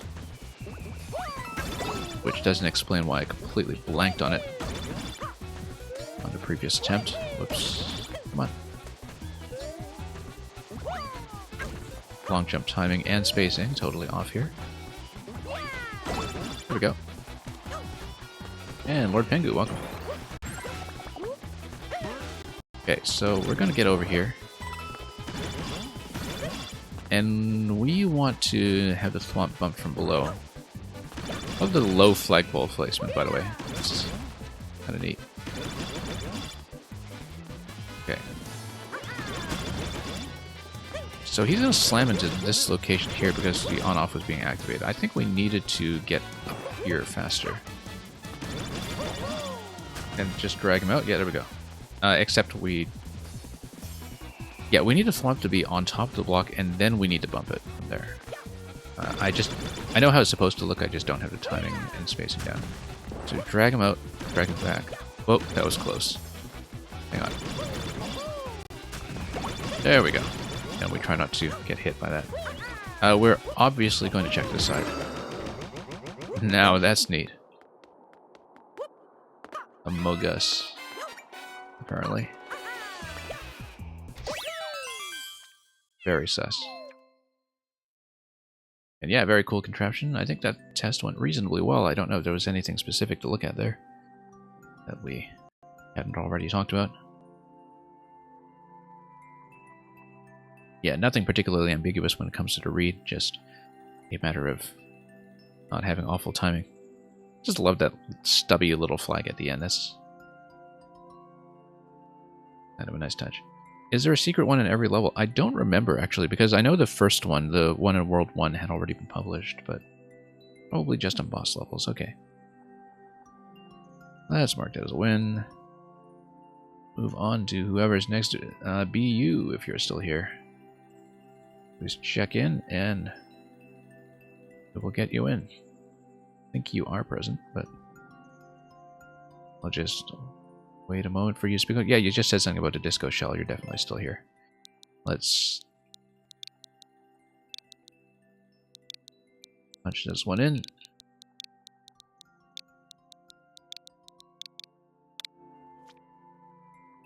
You ran away with a circus. Yeah, don't we all? Tools, not jewels. 2 CPs, 2-ish shell jumps. Good luck, have fun.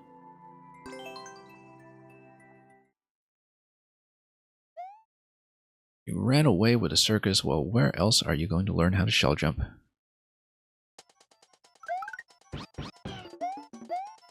Izo Mario Circus. Anyway, yeah, this is just a BU title banner. And Yoshi will just do it.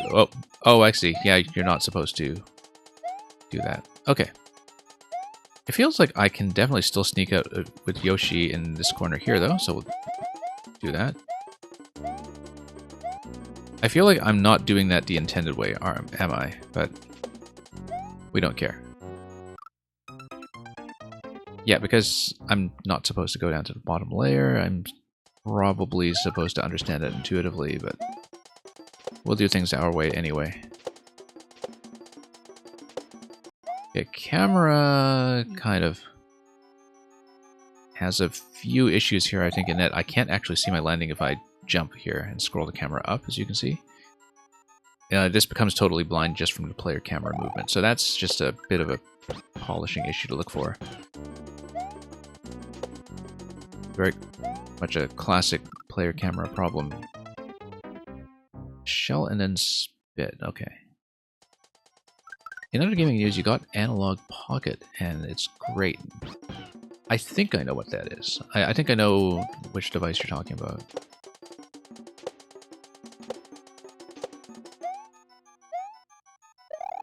And here we go.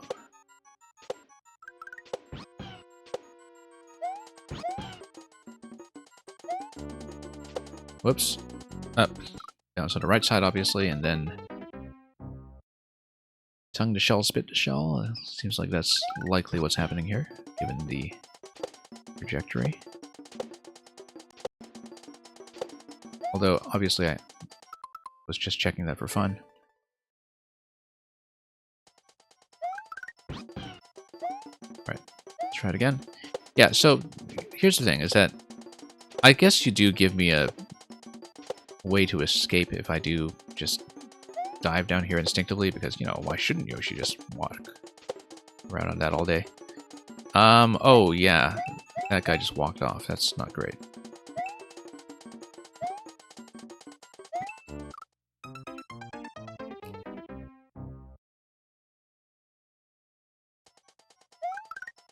But I feel like there are ways to make that more self-evident, so a player, particularly a player who's not so familiar with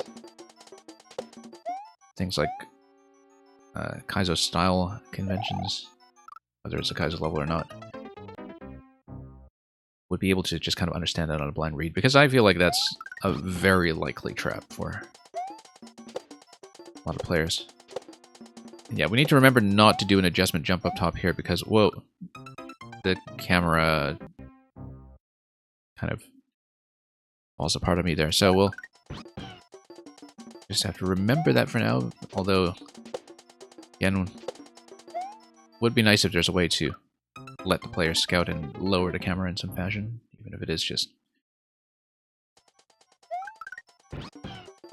some temporary pit you can drop into with a donut block or something. There's some kind of repositioning tool, because that is pretty necessary here, I think.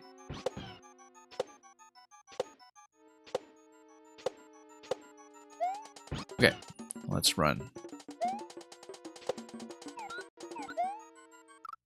Yeah, it is going to be shell and then spit, and then you jump on top of the shell and make it over to the flag, and presumably there will be the invisible blocks placed with a one-tile gap so that I can jump off the shell, but I'm required to jump off the shell. I know some people designate that, by the way, with using tracks as lines. I also notice that if you're too slow in entering the level, then this just kind of falls off without telling you, and from a readability perspective, you might want to keep that in check as well. And yeah, I mean, it's a learning experience, right? Like, in general, if you're not locking the player's vertical position on a camera by building on the bottom half or using other scroll tech, if the player is able to scroll up and down and is able to land reasonably high in the level, you want to check the player camera when you're playtesting, and you don't just want to build in the editor camera. Because you're likely to miss traps like this if you do. Likewise, at this point, I don't have enough visibility to tell until quite late that there's a time constraint on how long I have to get off of that spiny. So that's something to look out for as well. Yeah, mostly just kind of flowing through it from the start with the player camera and making sure that all of the platforms, all of the spawn locations, all of the little bad habits like jumping on top of a platform don't tell your camera in places that break things. Okay, we need to be a little better on that tongue. It is going to be off the shell, onto the flag. Captain Pollution TV, welcome.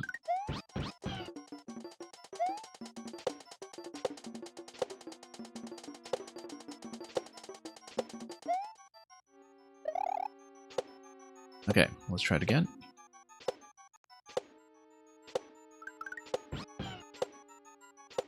Just need a better jump here this time. Then, yeah, you can see what this first landing is going to be, but you do need to sort of adjust out of it. Whoops, totally ran into that. Pretty sure I am supposed to snatch that with Yoshi, though. Captain Pollution, I'm doing alright. Queue is wide open if you have anything to send me, and if you just want to sit back and watch, that's fine as well, so. Greetings to you in Germany. Good morning over there.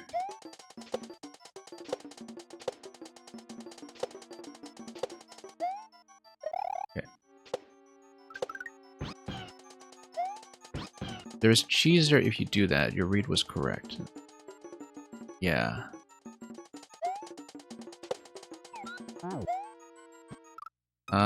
Yeah, jump off Yoshi and I just need to land accurately.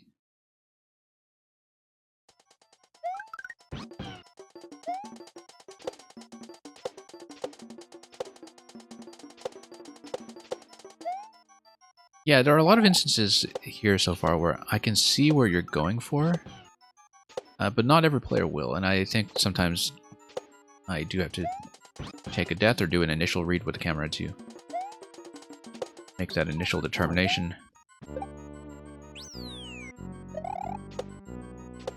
And so it's a matter of just kind of communicating the idea better, I guess. That would be the main thing to take with you to future levels. And of course, when I'm being critical of this one, I'm not saying that you necessarily have to just, you know, re-upload everything from scratch or whatever. I think sometimes there is such a thing as a bit of a learning level for taking some lessons with you into future creations that work a little more smoothly.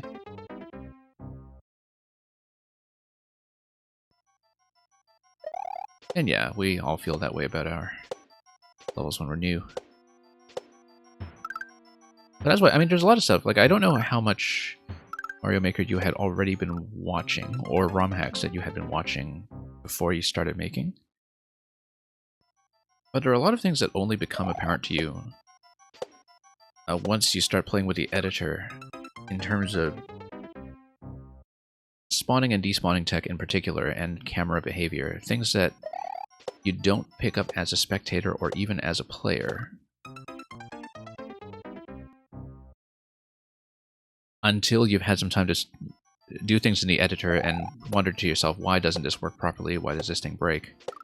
A lot of questions that I think new makers, when they're very early on, don't really even know are questions that they are supposed to ask themselves about the way the game and its engine behave.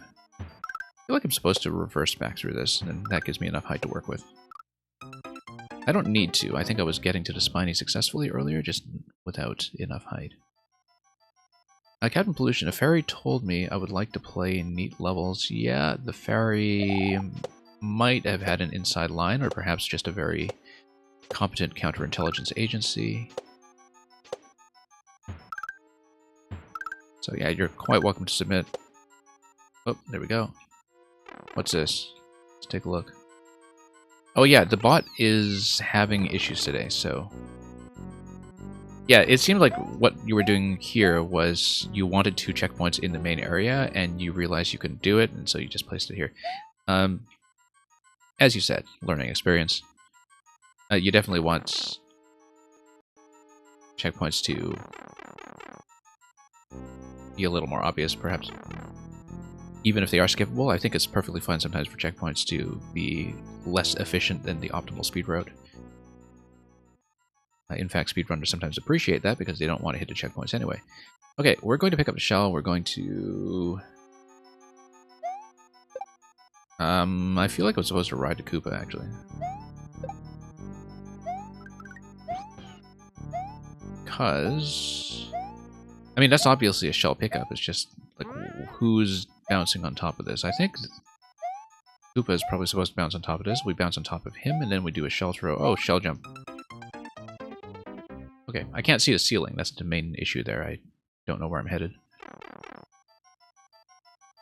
Yeah, Captain Pollution, if your code isn't working, try your maker code. The bot has been pretty glitchy today, and if that doesn't work, I'll try to remember your spot and then put you in manually, if you are still here later.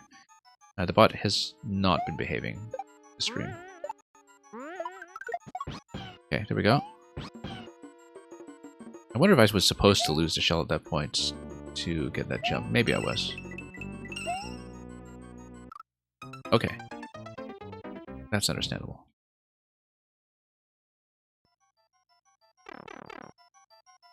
Yeah, the bot has not been behaving. The thing about Warp World was that back when Maker 2 launched, it was clearly best in class from Maker 1, and they managed to scrape it together for Maker 2 pretty quickly, given that the original Maker 1 design was based on the publicly available bookmark information from the Maker 1 Miiverse website, Miiverse-based website for all the bookmarks back in the Wii U era. And then for Warp World, they whipped together some pretty functional OCR and database management magic to just kind of get it to recognize Maker 2 codes and build up a database of codes steadily with additional submissions, and things were working smoothly for a while, but I feel like it has not been well maintained for quite some time. And I know a lot of other streamers have switched over to the viewerlevels.com bot. I just haven't really taken the time to work on back-end stuff like that. And yeah, totally understand why you would use Google Forms as well.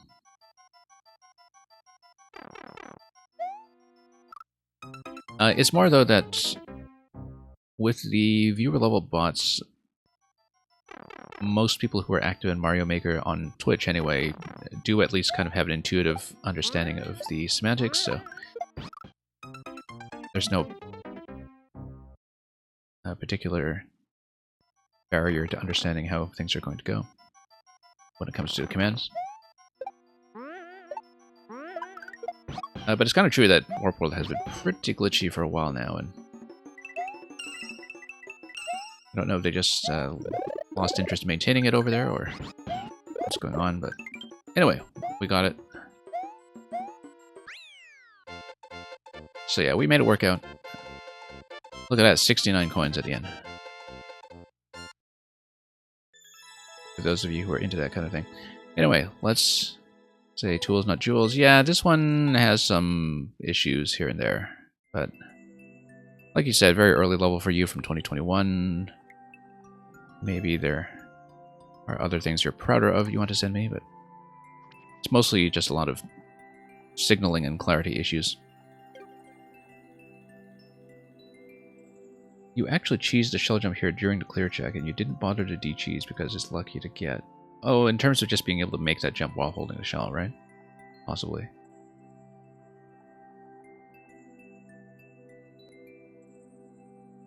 And yeah, so Captain Pollution, let me make sure I know what your spot is going to be in case we pull you in later. You're going to be right after Awesome Lamp. That's easy to remember. Short queue today, so. Astroy, if you're still here, you resubmitted, or rather sent me a different level. Do check in, please, if you want me to play it. And we'll get to you pretty quickly. Shell hit a turn block and you ended up in the free space. Okay. Astroy is not available. Please get the voicemail. Thank you for calling. Okay. I suppose that's a skip.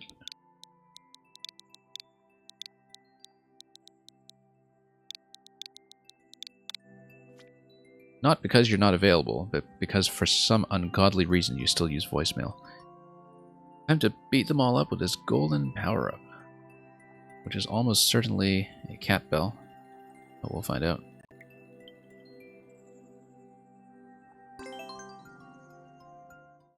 %, you're going easy on me today. Lord Pengu, nothing new for now? Yeah, that's fine. I feel like a lot of people have been on kind of a make or break. especially with some various contests and collaborations and such all done. Yeah, we need to kill everything here. Let's do that. We need to climb and see what's going on up there. And with a lot of people diverted by lots of major releases on the calendar at the end of the year, as is so often the case. Okay, probably Pom Pom holding the key, I'm guessing, but we'll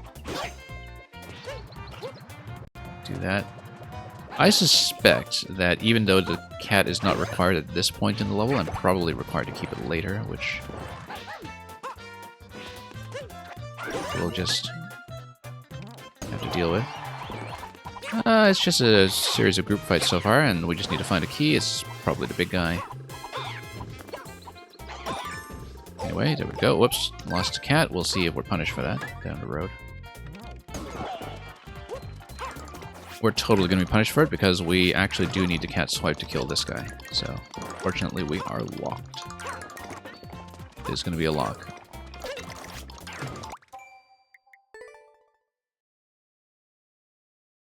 Lord Pengu, working on something while you're listening to the stream. Yeah.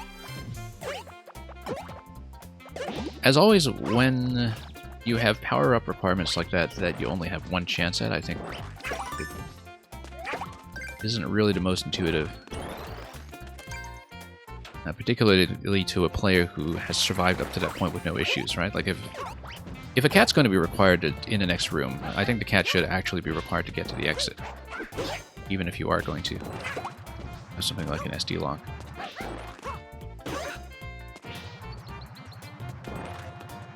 Because, you know, if you're going to allow the player to survive the previous room and get out safely, I feel like the requirement for the next room should be specified by that point, so. Because it is going to be an unpleasant surprise for some players. I mean, I'm familiar enough with asteroid levels by now that I know that keeping the power up is almost always a hard requirement. But that's strictly because I know what I'm in for. Okay. And Matt the Maker, welcome. Thank you for sending Plumbing the Depths. And yeah, Captain Pollution, when we get to you, we will play the latest level on the profile as advertised.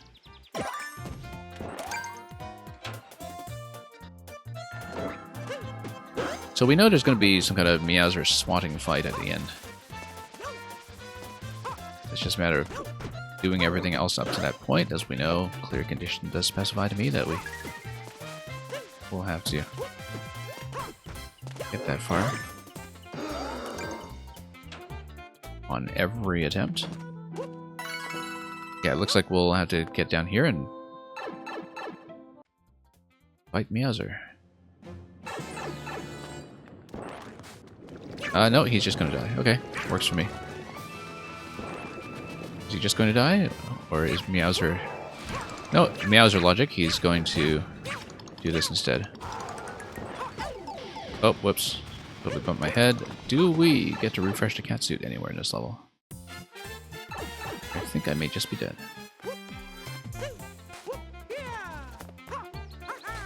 As far as sporting goes, yeah, Asteroid, I totally jumped right into it. Yeah. This is the issue with self-destruct locks generally, by the way, is that it relies a bit much on the player's judgment to determine whether they are still in a clearable state at that point. I feel like the level itself should generally be self-explanatory when it comes to that. Anyway, to answer your question, BU, I occasionally watch big events for certain sports.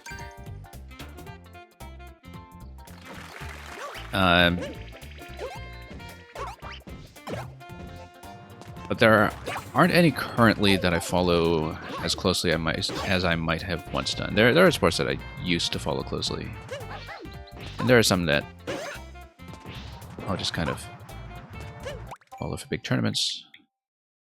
Like with football, with the Euro Cup and the World Cup coming up this week, for instance. You know, it's not something I'll be watching exhaustively, but I'll be following enough of it.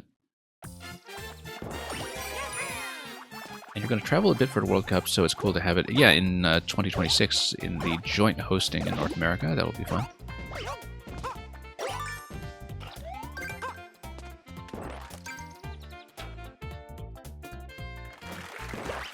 Okay, here you go. Anyway, yeah, we'll need to fight Meowser, who does not get dunked in lava. That has been made abundantly clear.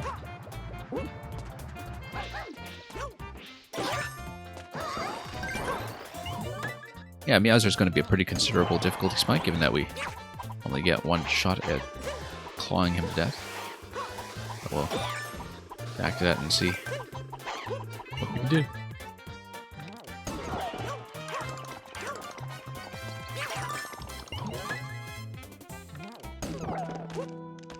Anyway, we'll just sit here and see. Looking at a wall on the right side, I know you know how to scroll stop, so I don't know why you don't do it more often. Because I think usually that's, whoops, an issue that I have with a lot of these layouts.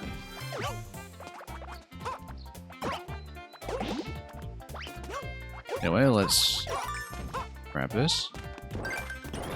And early flight for BU. So, yeah, don't oversleep. Hope you have a good flight.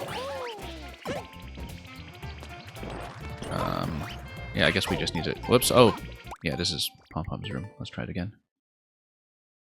What is your favorite Mario game style? I mean, it really depends on what you do with it.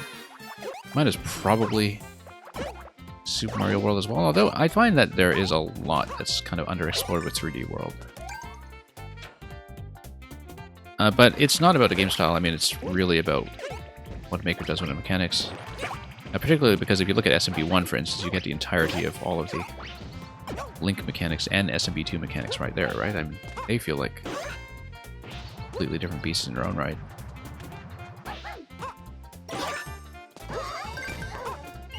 Yeah, so it's not really a matter of the specific game style, although obviously from a game feel and artwork perspective, we all have our sentimental favorites.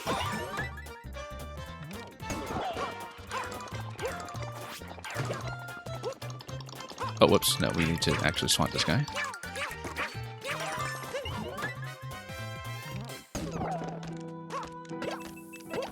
Oversleeping would be bad because you're traveling for work, exactly. You'd like Super Mario World a lot, but sometimes you just want to be able to stomp a Goomba. Yeah, that's absolutely fair. Mysterious Murasami Castle here is just going to obstruct my vision, but will not work. Anyway, let's just not get hit by Boom Boom here.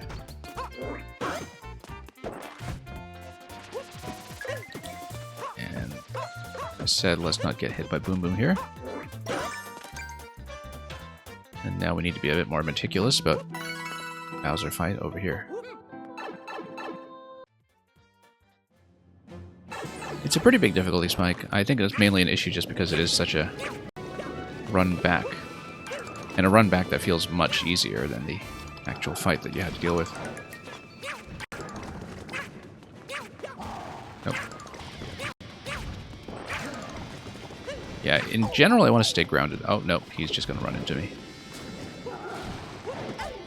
Yeah, these melee fights have some pretty awkward spacing sometimes, but it's a matter of being accustomed to it, I guess. Really kind of getting into close combat. The thing is, when it comes to combat in video games generally, I tend to have a pretty campy and defensive style, and so getting right into the face of your opponent is not something I'm very adept with. And that goes for parry mechanics, especially in Street Fighter 3, or if any of you have played Bayonetta 3, you'll know what I'm talking about, is that there isn't another playable character, shall we say, who's very much built around a very in-your-face parry style, and I find her just extremely difficult to handle. Had a very difficult time with that because it's just not at all like the kind of very defensive play that the Bayonetta dodge mechanics were originally built around. And that's just a matter of playstyle. I mean, obviously, there's definitely a skill cap there worth talking about.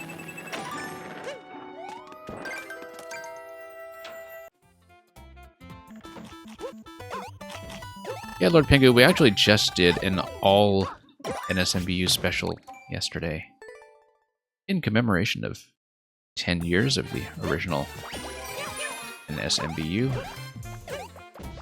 We just played maker levels in that style out of my backlog for a couple hours. Yeah, gotta love that hitbox. That's how we play.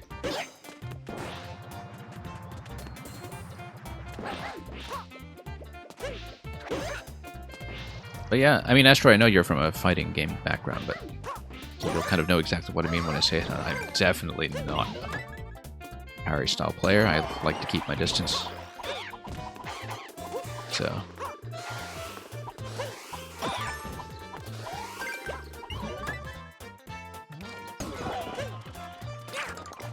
And for the cat fights, unfortunately, that's not going to help me very much. We're going to get into quite a bit of trouble.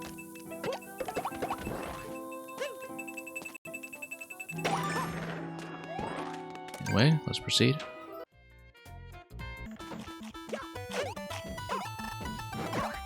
Yeah, let's mind the hitbox here. I recently played one of the only levels that, as I was saying, actually made good, positive use of the Piranha Stem hitbox in 3D World. That was the collaborative level between Lecter and Kavik for 7MMC. It's probably the first time I've actually liked that behavior, because the level was substantially built around it, understanding the stem movement.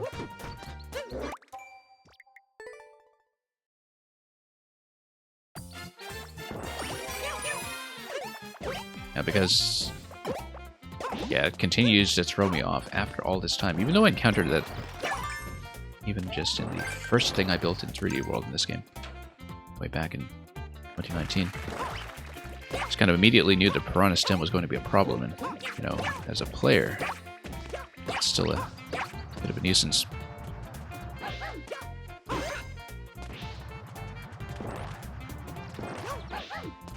Okay. Let's see here. Yeah, Pinko, I'm not sure what you're asking about hitboxes. Whether you want the possessive or the plural. Oops. There we go, sneaking right in under that projectile. Okay, Asteroid, I'm not going to put in too many attempts simply because it is such a long run back, but we'll try to acquit ourselves a little bit better in the Bowser fight. At least make a good clean run there. Whoa, that was risky. And that wall jump was also risky. I was totally out of the position I wanted.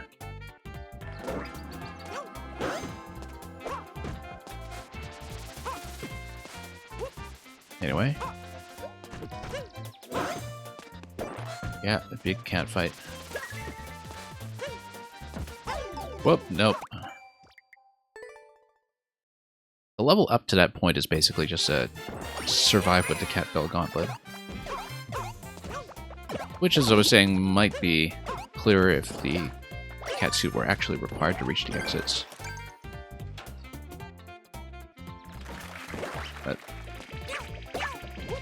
we'll see what we can do with it.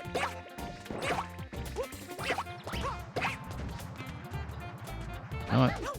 Let's stomp and pom-pom for a bit.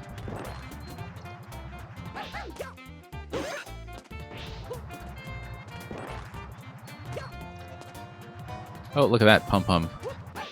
Totally failing the spawn there. That was maybe not her finest hour. That was an interesting behavior. Because it's not like there was any kind of obstruction there. Just Pum-Pum's camera tracking just Whoops, look at that. Ran right into the projectile. So here's the idea, that I'm going to try to at least get back to Meowser one more time. I don't expect I'll be likely to clear him, but we'll at least try to make it back and get one more good fight in with him. That's probably as far as I'll take this one for now. It is a pretty gentle level for the most part, but then it's just a, you know, standard Meowser cat fight at the end, and that's the part that's tripping me up. And we'll have to do something about that.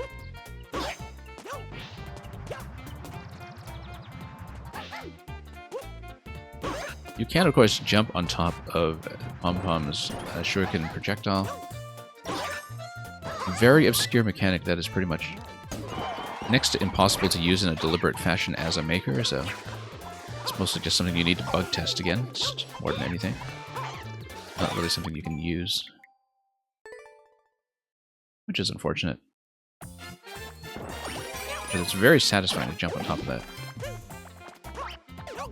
Oh yeah, this guy wings. Nope, not that guy. Not this guy. There we go.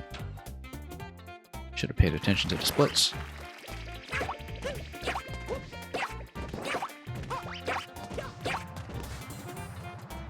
And let's go back.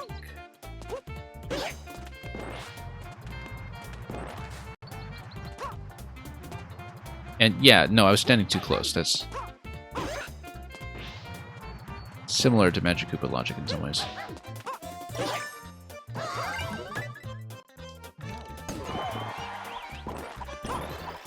Cat swipes instant kill giant Goombas. Yeah, I just didn't think of that.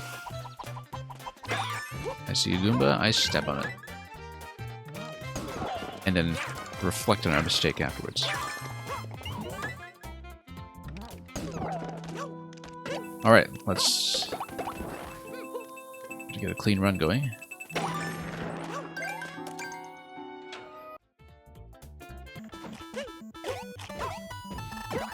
And let's hang left a little bit here so we can stomp into plant accurately. We should have learned our lesson about that by now, but...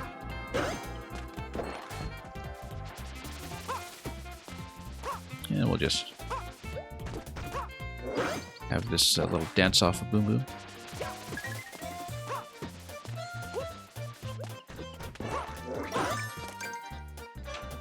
Next room. Okay, cat fight. Probably our last attempt here, so we'll try to make it good. Try to get a few introductory swipes ahead of him. I feel like stomping onto Dry Bones is a lot better. If you stomp on it, at least you can control its position. You know exactly where it's going to be. Nope, he's just going to pounce into my face, so... We're going to reflect on our sins for a moment here and just take a dive. Okay. That's good for now. Yeah, I think the difficulty curve is a bit awkward here in that, like, the Bowser fight, for me anyway, is clearly significantly harder than everything up to that point, so I think one of the issues is that surviving up to that point feels kind of like going through the motions before you get to the actual task you're supposed to be accomplishing. And I know it's mostly just a kind of a consistency survival challenge that we were abjectly failing at, but that is as far as we'll make it. But in the last room, I think jumping on top of the Dry Bones instead of dealing with the pipe spawns is probably the right idea. You actually do want to keep one in a predictable position, so you don't need to worry about timing. Yeah, thank you for that, Astroy. Let's mark it as a loss. Not that I track these things. Awesome lamp. You want to check in? Let's take a look. Mang, welcome.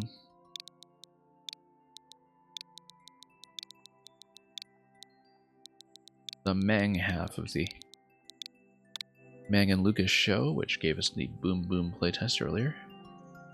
Lost Atlantis Temple. Descend into the depths and explore the temple to find the legendary 30 coin.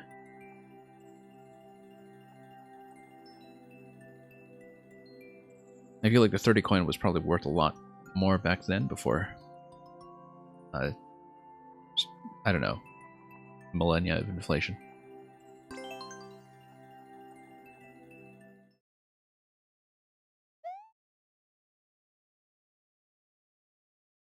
let's not think too hard about what was backing the currency of Atlantis. Anyway, down we go. Icicle rain effect up top, of course, and here's the very pretty water theme.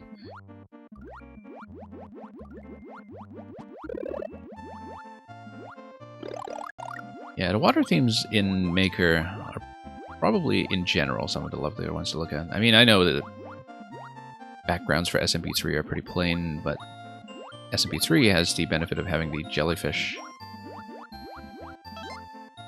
act as the spike tiles, replacing the hideously ugly spike tiles that grace all of the other styles. But yeah, both Super Mario World and NSMB, like the water styles there, are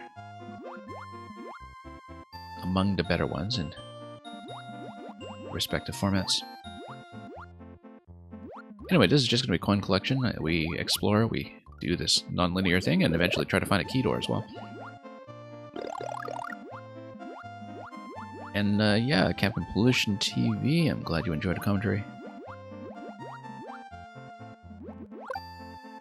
And we've had a couple of people totally independently suggest that I sound like I should be hosting a Mario Maker program on NPR. Someone just said that to me again yesterday, not knowing that I had heard that exact sentiment many times, and never get sick of hearing it.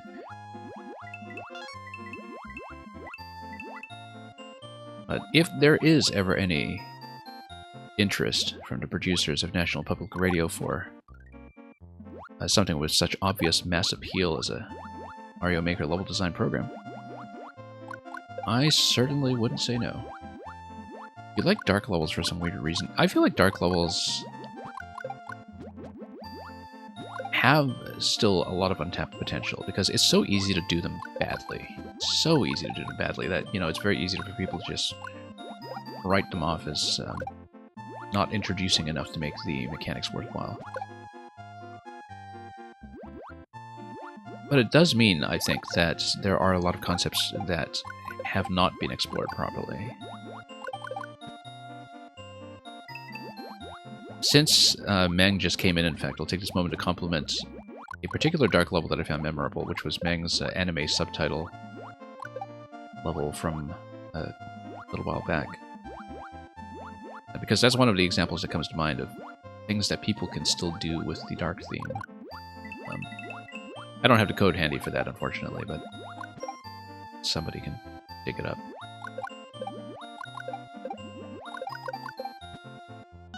Okay.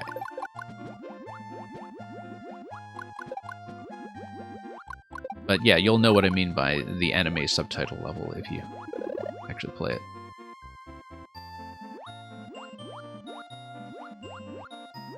Okay.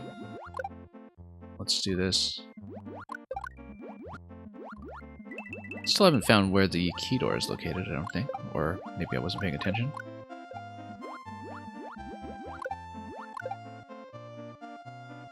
So back when pink coins were introduced in Maker 1, it seemed like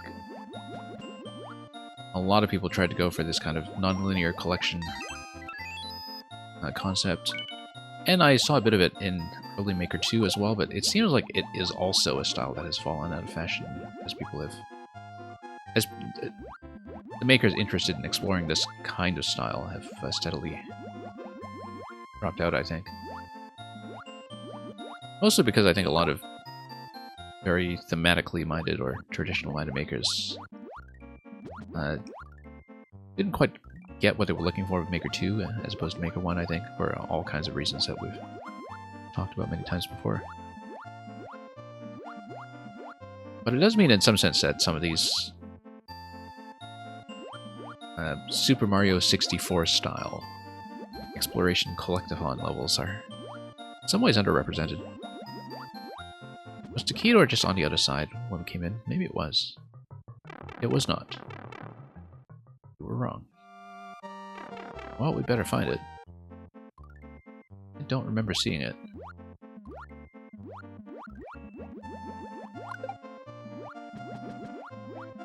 Maybe we should be checking every pipe here, but probably not. I think it's likely to be something a little more intuitive than that, but you never know. Thought I checked all this. So there's a loose guideline or design principle that a lot of puzzle designers talk about, which is put the lock before the key. I mean, that's not a hard and fast rule or anything. It's more of a general principle for how you want to think about things like puzzle inventory management in general, where the player picks something up and you don't necessarily want them to say, oh, what do I do with this? Let's just walk everywhere, plug it in everywhere, see what happens. You kind of want them to say, aha, this makes something click, and we've managed to kind of stitch together our spatial or conceptual understanding of what's going on. In this case, it would be the question, where on Earth is the key door? Where underwater, I should say, is the key door? We'll have to just look around for that, because I think I'd scanned things thoroughly, apart from just not entering every pipe, which perhaps we have to do. Or perhaps we didn't explore the early section exhaustively enough, given the rainfall effect from up top. It's not going to be this. I'm trying to be relatively thorough. Oh. I guess we do have to check every pipe.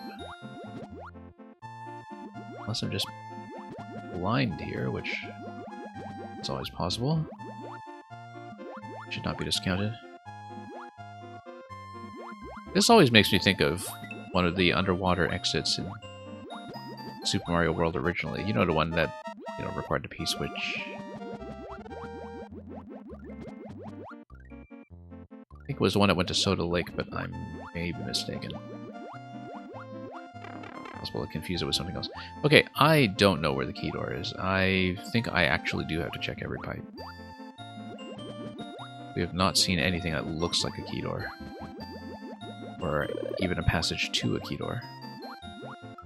Luckily the mushroom is not totally trapped. Yeah, maybe we should just go back out to the front entrance and see if we can explore a bit more.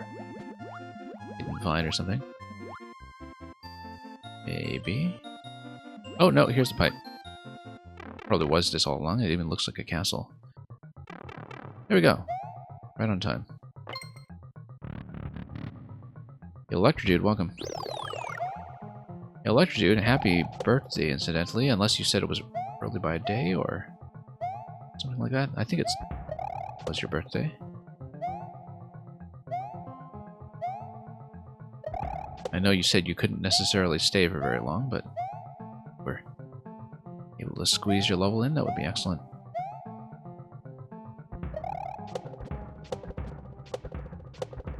Do this the slow way. There we go.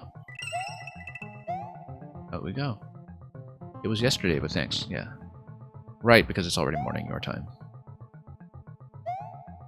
Yeah, the bot has been pretty touchy today when it comes to level codes as opposed to maker codes, so just try again.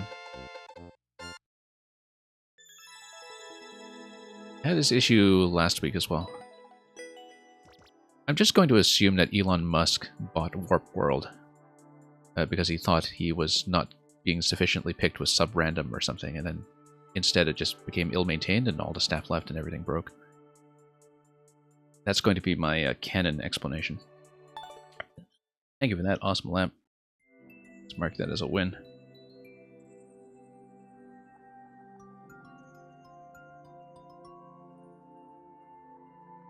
Captain Pollution, let's bring you in. Yeah, pretty relaxing queue here today, so.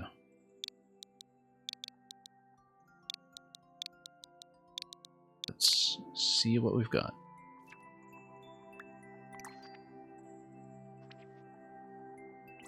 And Captain Pollution, I believe you said you wanted to see the most recent one, the Madhouse.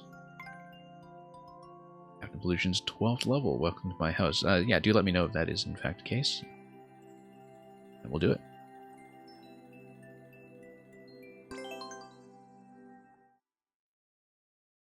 Wishing me good success? Yeah, hope so. Okay. I noticed there was the 6-minute record, not on too many plays though, so it might not actually be important information. Let's not get squished. We have access to Yoshi, we have access to a Shelmet. Let's... Cape, I feel like we'll need to spawn back into this room to actually race it there. Oh no, it comes from the pipe. Never mind that. We're fine. I was trying to whip the block from the side. That was, yeah, a bad idea. Because it's not a standard turn block, is it? It's... Oh, yes it is. Well, it's a multi-hit block, so the cape would not have done me any favors. Okay, let's grab Yoshi. Let's not get squished. Not push Yoshi too far over. There's a double Yoshi over there. We can spin on top of this. I don't think it's going to be anything, but... Whoops. Come on, Yoshi, let me out. Hang on, let's drop him for a moment. Actually, spin jump is not going to do that. Okay, so those blocks are not really going to be interesting. Let's just take the shell in case we want it or something. Alright, so not only do we need a key door, but we need a P-switch to be active at the time, because I don't see any kind of infinite P mechanism, and we need the on-off state switch to have happened by that point. We do get a choice of pipe and door, so we'll get some kind of nonlinear order here, apart from the one that's locked behind the red state block.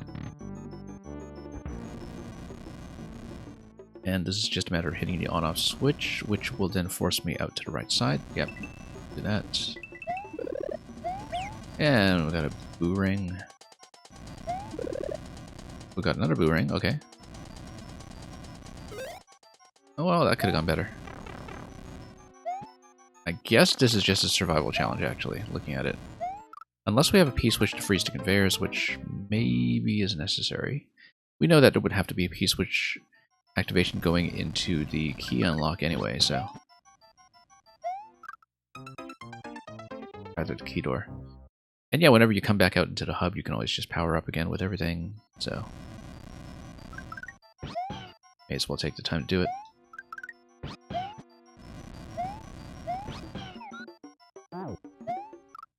Let's not get squished. A little bit claustrophobic with those, but we'll just have to play around it. Someone who actually looks with their eyes in the starting room? Oh, was there anything in particular that people didn't notice? Or... well, anyway, let's... Hang on. I keep slipping off of this thing as I'm trying to jump off. Let's be a little more cautious. Okay, there we go. Let's actually just pick up the feather this time. Many just don't notice the arrow and what they need. Oh, I don't notice arrows either. Was there an arrow? Okay.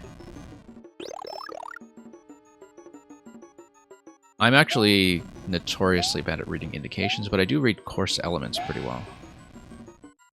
Because I usually just kind of have my eye on looking for an exit right away. Look at the Shelmet attempting to drop down and deciding, nope, nope, nope. I'm gonna nope out of here.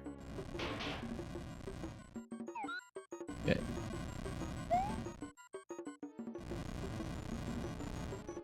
Anyway, let's not have as many second thoughts as that Shelmet. Let's continue over here and not... Yeah, let's just not hit the question blocks unless I have a reason to. Because we've been conditioned into believing that they will kill us. Poor Yoshi getting displaced. Oh, speaking of not just hitting every block in sight, we're going to proceed to hit every block in sight. Nice little bounce there, though, getting me into the cape flotation state. Oops. Alright, this is just a platforming challenge. It's a matter of where to stand. Yeah, we're just gonna get cut to pieces here. Unless we actually stand in the middle while we're waiting for the burners to do their job. Get out as soon as we can.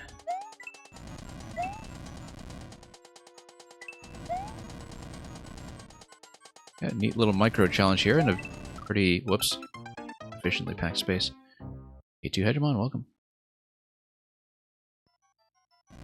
Yeah, I actually quite like that segment, even though I just didn't make a particularly good demonstration of it. Multiple options to get the needed stuff. Yeah, we'll see how it goes. I don't necessarily consider that a pickup path if you still have the option to proceed.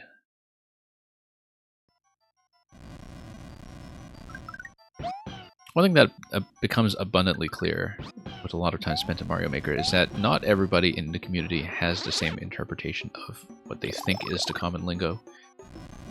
That's true of Pick a Path, that's true of Kaizo, that's true of a lot of terminology that people take for granted. Kaizo Light especially. I just love standing here and watching the helmet. Bob. Bob. Okay, anyway, enough of that. Let's grab it.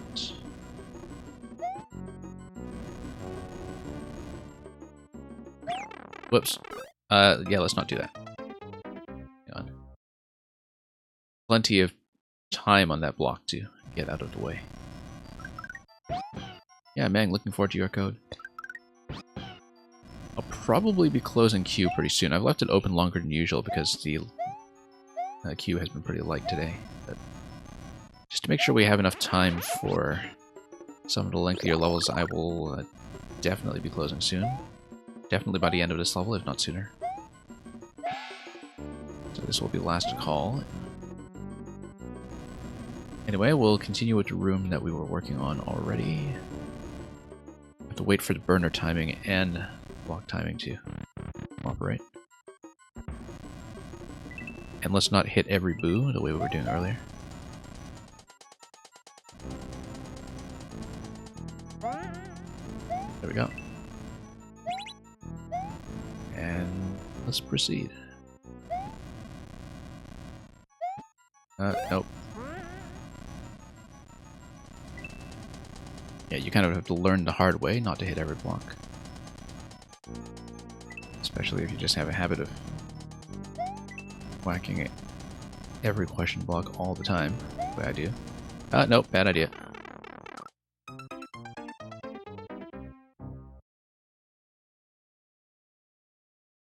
We'll try some of the other rooms eventually, I'm sure, but kind of want to master that one first. But yeah, I could tell from the lack of pink coins in a corner that it's not a case of having to do every room and collect something at the end as your receipt. Proof of accomplishment. It is going to be some particular sequence that will give you both the state switch and the P. And so the room order might matter, the room selection might matter, but there's going to be some degree of flexibility with this. Squishy moment, very squishy moment, yes. Very squishy. Oh, that's also squishy. Or maybe soon. Hey, guess what? Yoshi's holding another shell, though. I can always get a shell back if I want. But the boos definitely have something to say about that. So we'll get back to Yoshi and I'll see if I can claim my shell, assuming that we can survive the boo ring first.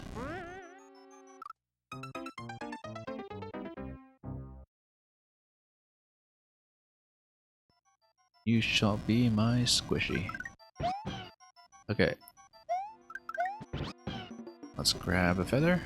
We can also grab an additional feather as Yoshi if we want that kind of backup instead of a shell. We've got a lot of flexibility here.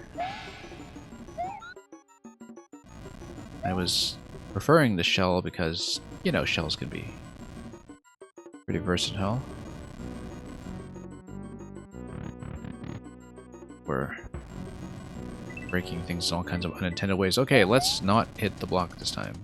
Feels like it's something that you must learn from experience, unfortunately, and not from the blind read, but deal with it. And yeah, sure, we'll take that. And we'll take that as well, and oh, that's going badly. Let's forget about it. Okay. In fact, this segment might be easier as Small Mario when it comes to my spacing, so.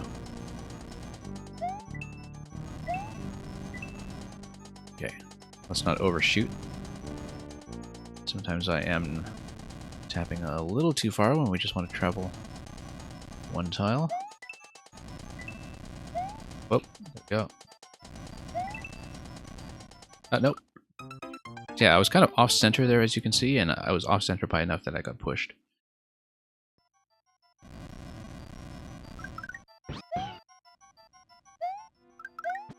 Okay. Yeah, actually, we should have grabbed that. That's fine. Grab it this way instead.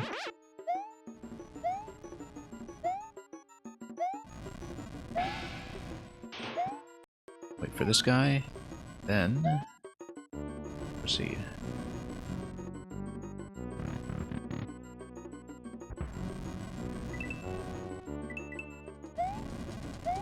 Okay.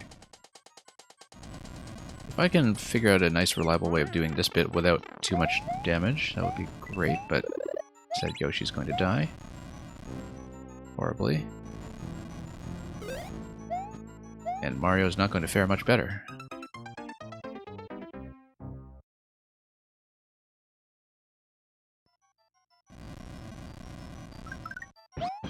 It's alright, we'll try it again. Green Heroes, welcome. Coming in just before queue closing. Which will happen pretty soon, especially with the run of submissions we've gotten just now. Green Heroes, hope you have been doing well. Looking forward to whatever music mix you have for me today. It's time to rock on, yes it is.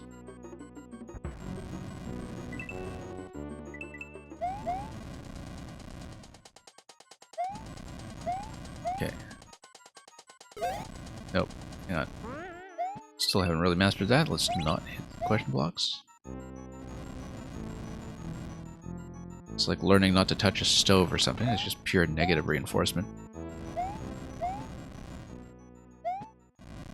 Oh, you guys gotta run it.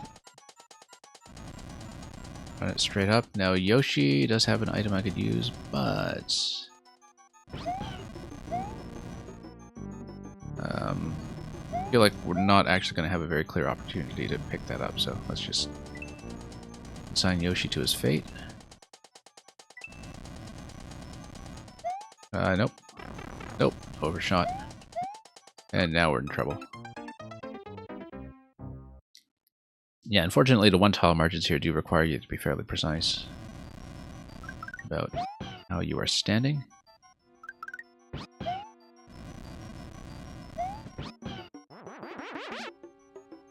And you want me to change to the green Ouija that will take effect after the next death. Whenever that is.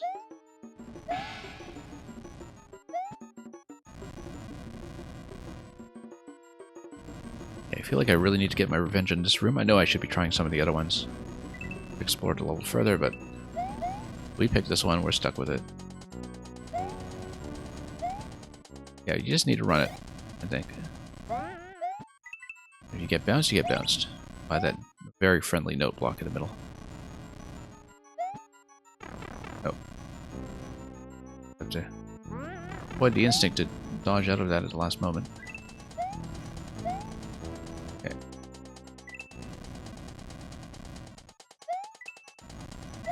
Let's not get off center, that's very important here. Nope. Right as I said that. Anyway, Ouija done. It does bug me slightly that you can't just jump through the first burner on the first available cycle, but on repeat attempts it's very easy to be impulsive about expecting that the level would just cooperate with you if you move quickly. But there's a bit of a required stall there.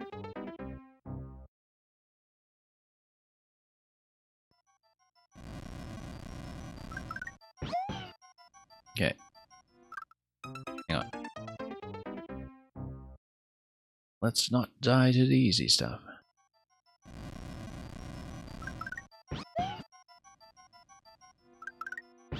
I'm that kind of player. I'm not always that kind of player. Sometimes I do try to just explore a little bit of everything. It really depends on whether I feel like I'm making progress. You know, you build something like this, you're going to have both styles. Sure.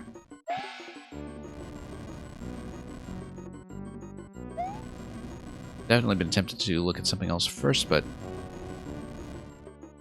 it kind of depends on the level as well, where if it is one where you knew there was something like a pink coin requirement to do every section, then it makes sense to try to figure out a section order that makes the most sense for yourself. Biggest Cook, thank you for the resub.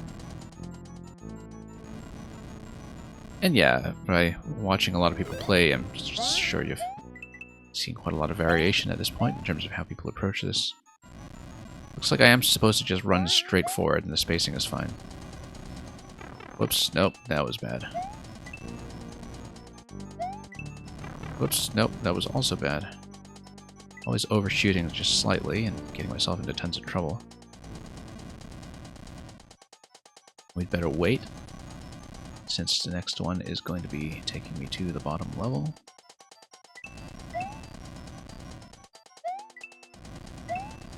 Yeah, we do need to stand somewhat accurately here, so we don't get pushed from a half-tile position. Let's wait for the burner. This was obviously not going to go well. This burner is still not going well, to be honest. Still not really cooperating, and now we're going to have some issues with these guys coming in hot. Okay, let's assume those were boos. Well, didn't even look at the right side there, I just went for it. Huh. You've seen this level before, it did change a bit. I think this is part of a series, Green Heroes. Possibly it was another episode in a series you saw. This is the first one I've seen, though. This set, it was apparently number 12 out of a set. What?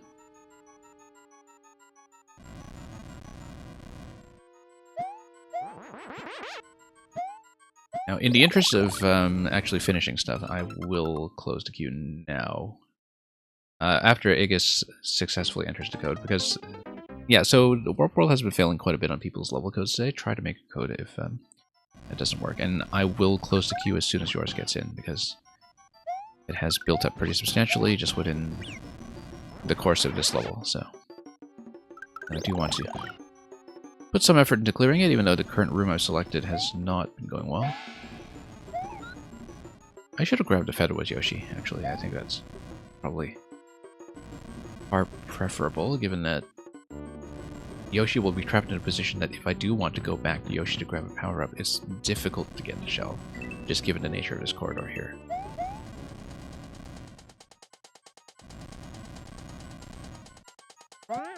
Okay. There is a particular timing here, in terms of which burner to play against. Okay. Let's not lose to everything here. We're going to lose to everything here. What?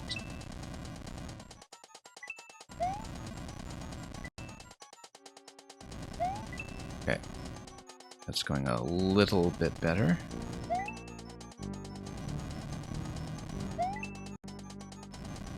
Then I could have just gone down to the right side that time. We didn't, though. Just... Okay, let's do this properly. I know, trying to spin jump there, but I didn't wait long enough for the thwomp, and I was just trying to rush it. I guess if the bot isn't cooperating, just remind me at the end that you are supposed to be the last one today, and I'll just close the queue now. If it's really not cooperating with you.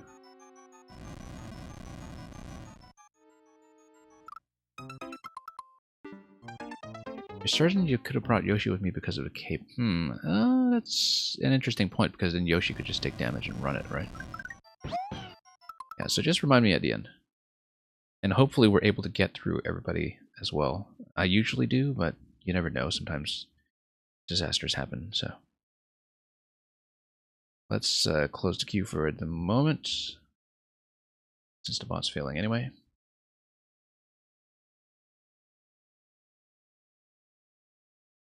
And let me select that accurately in the bot display.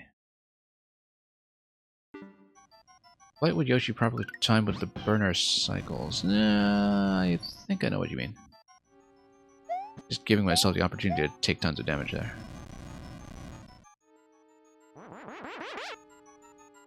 And yeah, Luca, if you need to replace the code, just do it manually when called, because the bot is just being a pain today. Some kind of backend database issue with them, I think.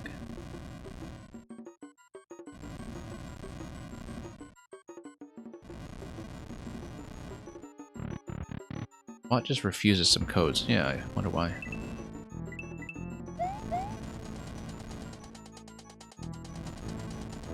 Still find this interaction here a little bit weird, but I'll take it. Don't know if it's just a matter of not having found an appropriate strategy yet. Yeah, we could have gone up with a cape, I suppose. But we would have needed to... I suppose that's enough for distance if you can play around a burner.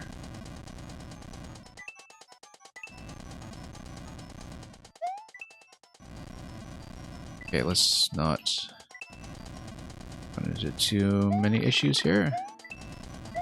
That was an issue. Nope. Thought I could beat that timing. That was not great. Maybe too new. You just uploaded a minute ago. The maker code should have worked, though. Yeah, no, definitely possible to keep the shaman. It's just a matter of lacking finesse right now.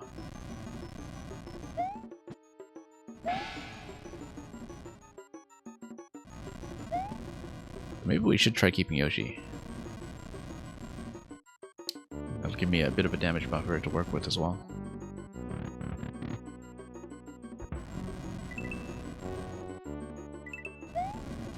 Nope, hang on. Yeah, no, the reason we don't want to do it, actually, I should have explained this at Green Heroes. Each one of these question blocks contains a boo ring.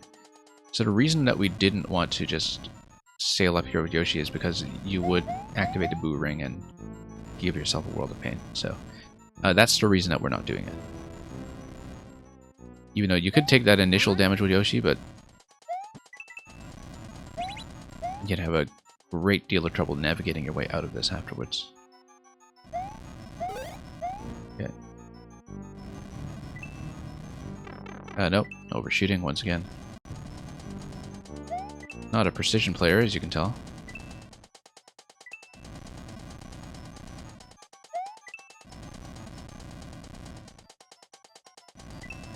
You can just imagine that the precision players who look at us just have no issue with this segment whatsoever because they actually know how to stand places. Anyway, I do need to be beneath this burner. Unfortunately, the timing has not been very cooperative, but we'll make it. And here, once again, we kind of need to wait for an appropriate timing. Hey, I thought I got to spin, except... Nope. We got deflected off that corner. Precision player would have problems with the flight aspect to it. I don't know about that. We're not really using flight, though, right?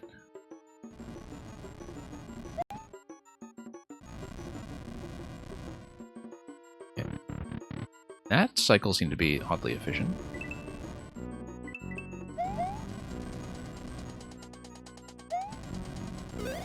Yeah, this... it's been a problem. There we go, made it through here. I suppose we could try to fly up with Yoshi at this point. And then if Boo Ring gives me damage, we just kind of take the damage and continue with Yoshi on the other side. We could try it. I feel like it's not really a great idea, but we'll try it. And yeah, if we take damage from the Boo Ring, we'll just make sure Yoshi runs to the right. Oh, perfect, actually. Now we need to not get squished. This is the main issue here, but at least we're able to take damage now.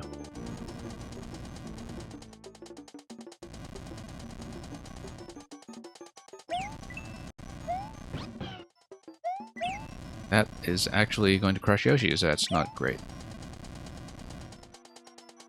Well, that didn't last very long, but We're in better shape than we were before, so we'll take it. Squish death is the main risk factor here right now, as I was about to say, as I very nearly took a squish death right there. Yeah, no. Not a very good cycle there to work with. Alright, let's be mindful of our spin jump this time and not dip off the corner.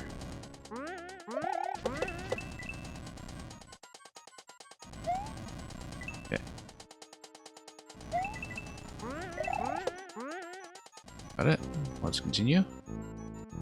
Oh, no, we got booze galore. Yeah, not a lot of room to stand over there. This is a surprisingly high clear rate from what I saw earlier, so possibly we should just try another room. Let's take a look at the other rooms at least, because this one is going for longer than I expected. And precision requirement is in a little bit of trouble, even though it's not overly stringent. We haven't seen much of this level yet. Let's assume everything contains boo rings. I have no reason to believe otherwise just yet. Let's not get squished. Come on. I said let's not get squished. Nope. Well, we called it in reverse.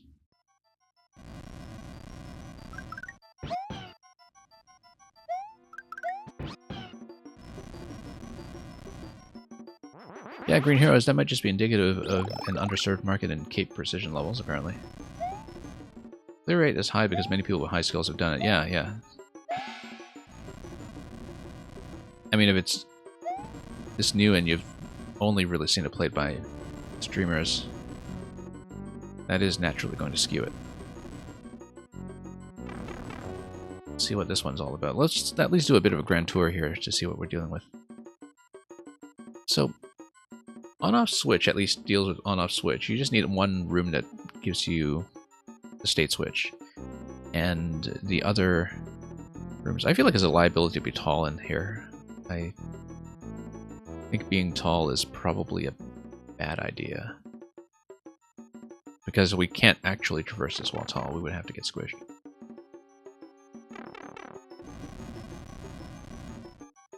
Yeah. Oh, whoops. And Yoshi's gonna die. Let's watch.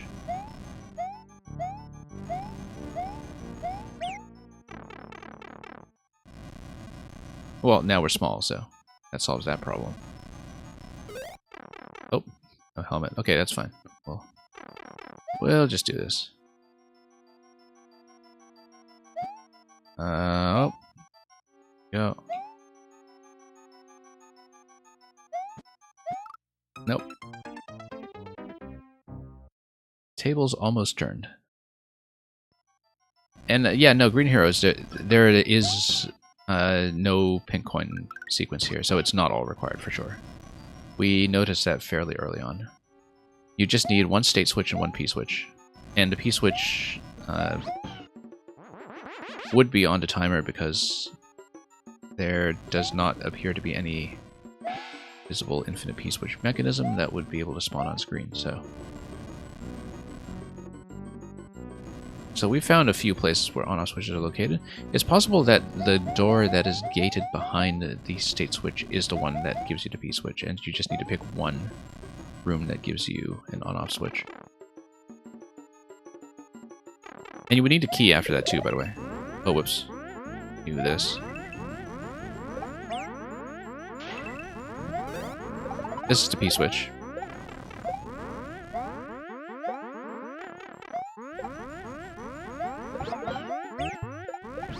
Yoshi keeps you alive, I suppose. He's a real pal here.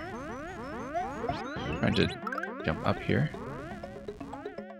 And unfortunately, P-switch only gets you through here. I suppose you would have to go back out the entrance if you want to use the P-switch at the front gate. Oh, hey, here's the key. Gotta be pretty quick about it, though. P-switches will come back if you respawn into the room, though, so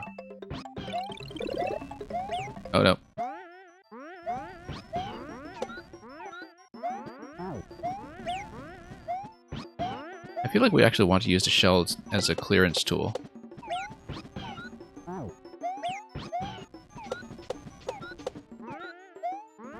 Like, we hit the P-switch and then... Oh, we have no more P-switch. We're locked. I am actually locked here. Huh.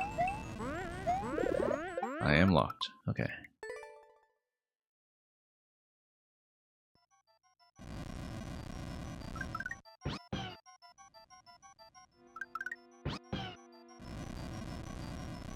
And yeah, Green Heroes, it does seem like a level where you have to kind of piece together the order yourself.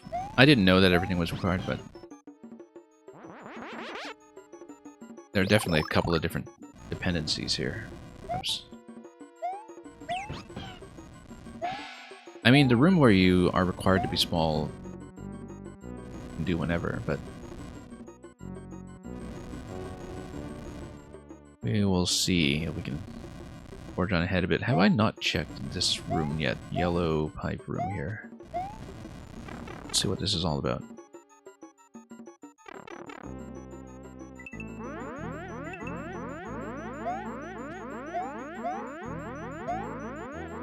Okay, so yeah, you just need to take the on-off switch over in this one. Let's actually just take a shell and use the shell for clearance. I feel like doing that is going to just hit myself, though. I think perhaps it's better. You know what? We'll just use the Cape Whip.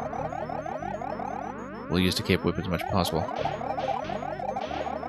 And look at that, with the helmet, that actually works really well.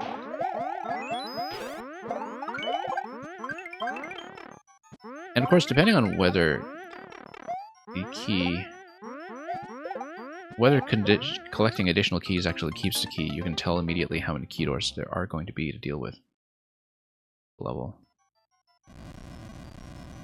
Some of this kind of does feel like troll level anti-softlock practice in some ways.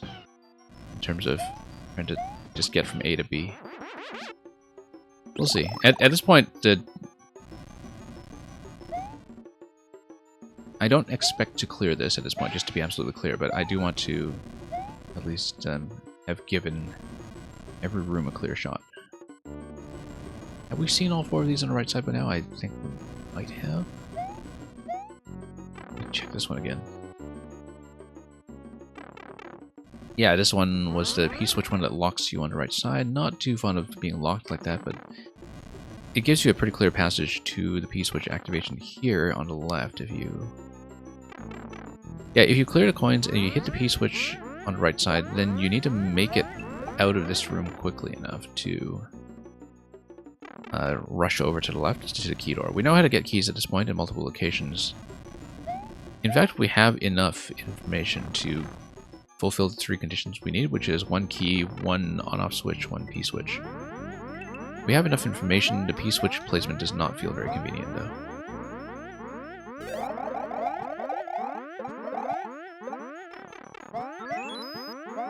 That red shell is causing problems here.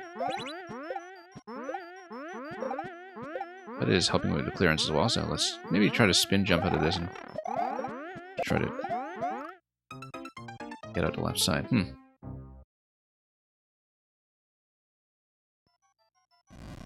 Yeah, that's the thing, Green Heroes, is that... well, depending on the subworld. We don't know what the key situation is until we've collected 2 keys, which we know how to do, it's just that we don't know how to get out of these rooms safely. You're saying I only need 1 key in the whole level, so yeah.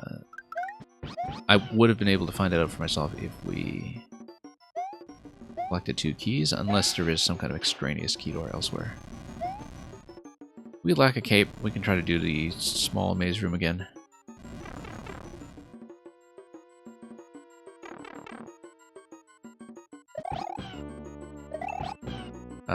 This was a bad idea. Yeah, I mean, that room is more of a reading challenge more than everything. I think we've seen everything at least once at this point. Let me see if we can... Actually, the first room I tried now seems like one of the most approachable ones, even though it is much lengthier experience than the others. I think we had tried this room to the left, hadn't we? Yeah, I'm pretty sure we had. So I have seen everything at least once.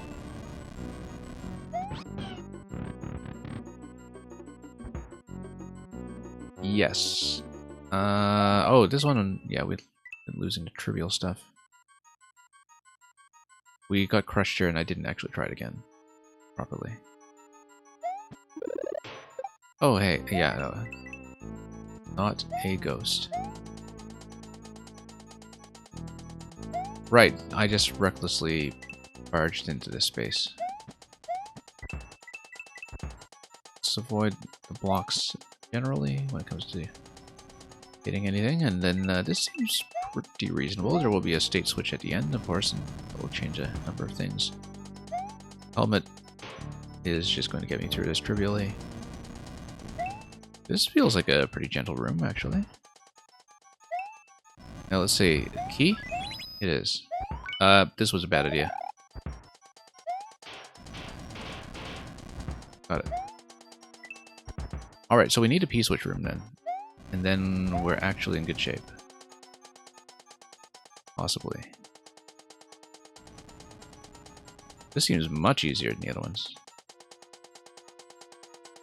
Much, much easier. Only hadn't given up on it so soon earlier.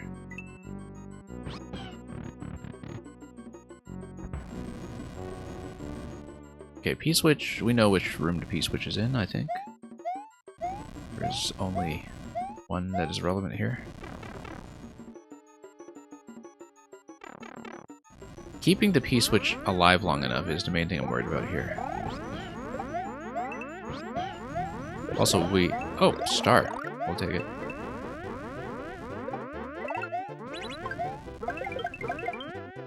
And having the P-switch freeze the conveyors is extremely important here.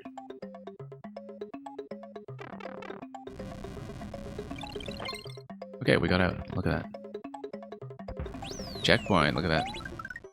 And then we have an identical entry room. More or less. Yeah, we actually made progress, which is remarkable. I guess it's just a matter of finding the easy room. We only have 2 rooms to explore this time.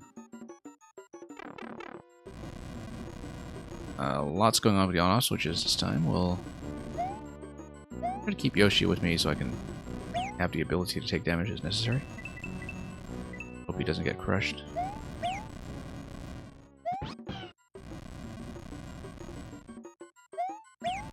Oh. Poor Yoshi. It's okay, we'll just leave him for now.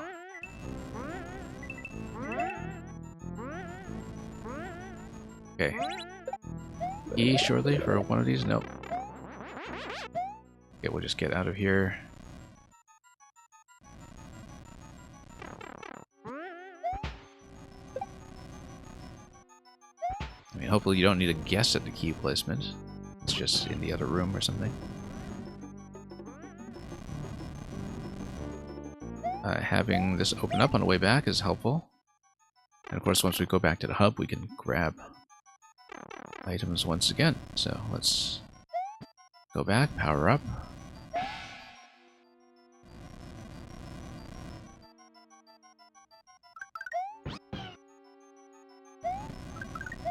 Oh, you said 1 key was required for a whole level. That doesn't seem true.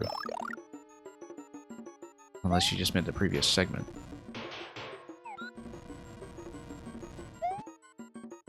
Oh no, we don't need a key door here, we just need a P-switch. Okay.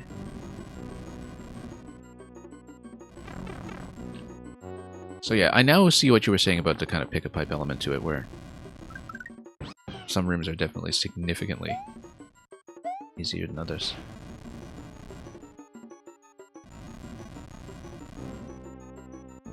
You do have to guess around a bit until you find out what that's going to be.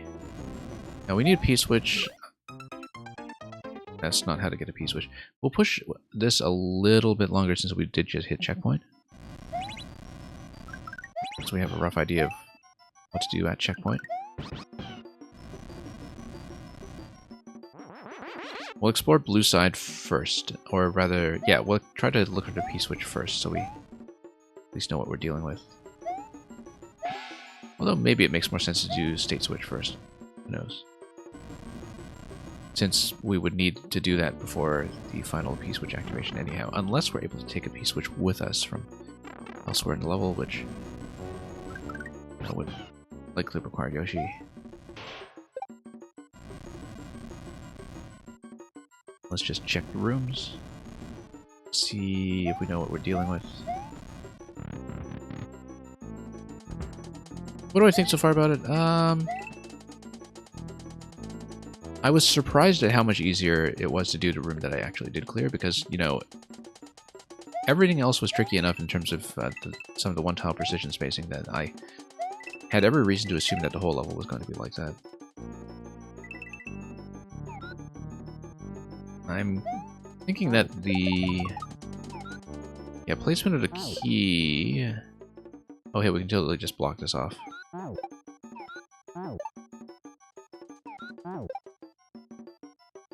So maybe not. Let's just do this. Yeah, the placement of the key in a question block in a level that strongly discourages you from hitting question blocks generally, I don't know about that, but...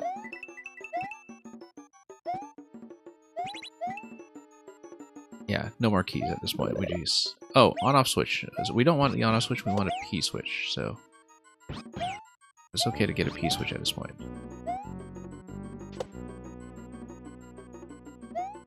Okay, and we can take Yoshi back with us just fine.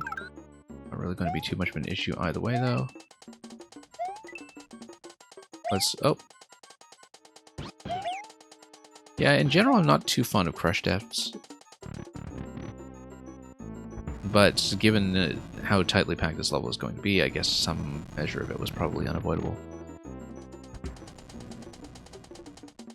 I don't see state blocks here, and I do see yellow blocks, and so that tells me that maybe this room is a potential P-switch room.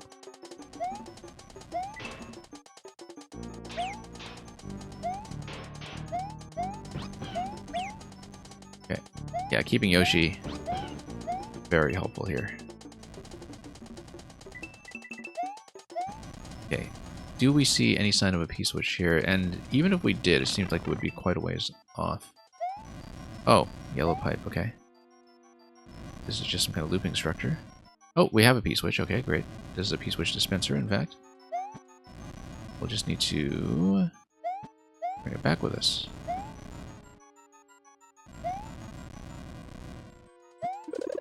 And, oh, that's helpful. Briefly. Nope. Okay, we know where to go, at least. We go through the blue pipe, we do both of those. I think we can do it. I think we can clear it. At least this segment. We haven't seen checkpoint 2 yet, obviously.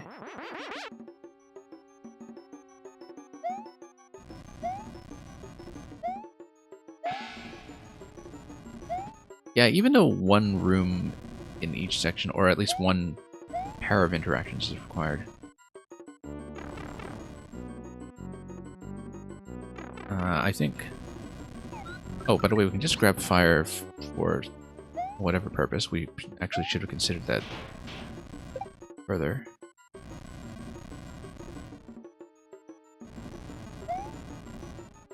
Yeah, I mean, there is a certain element of guessing here in terms of picking the easy room, but we don't want this yet. We want P-switch to be last. We want to do on-off first, and I think on-off was pretty reasonable for this room, so...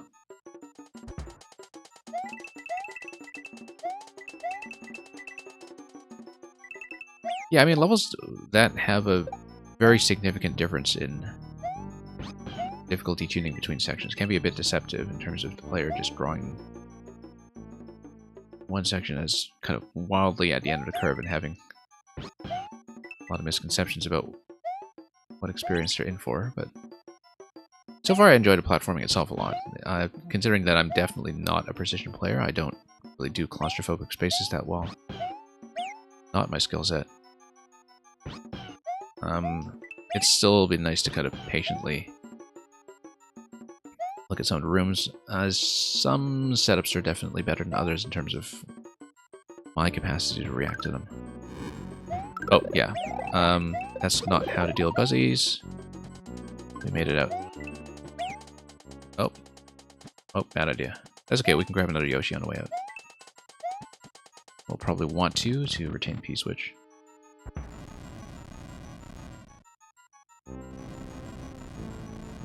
But yeah, definitely the squish deaths from the burners are occasionally an issue.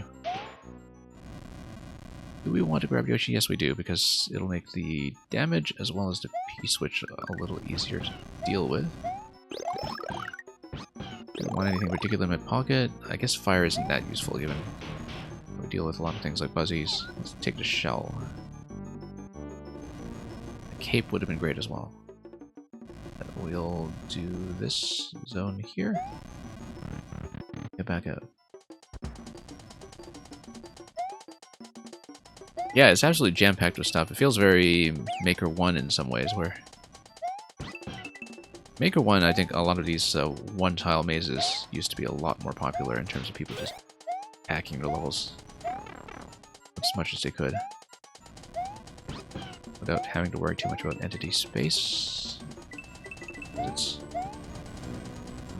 the layout that's salient here. Yeah, let's do a soft drop on shell, because we can. Maybe not here. Yeah, we'll do it here. Hang on. Try to dismount of this. There we go.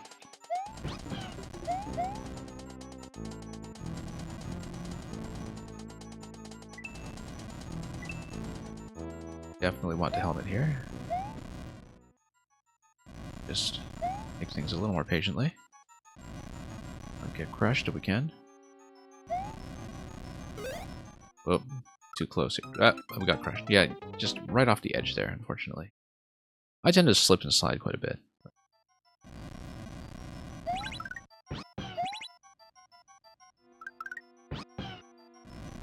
The advantage of the builder is the ability to determine the difficulty yourself. Yeah. Yeah, it's more that, you know, if you see a couple of difficult rooms in a row, you won't necessarily assume that an easy path exists, and I could definitely see some players bailing before that point. I mean, I kind of had the misfortune of trying the easiest room last in the first section, and that's just luck of the draw for me, but...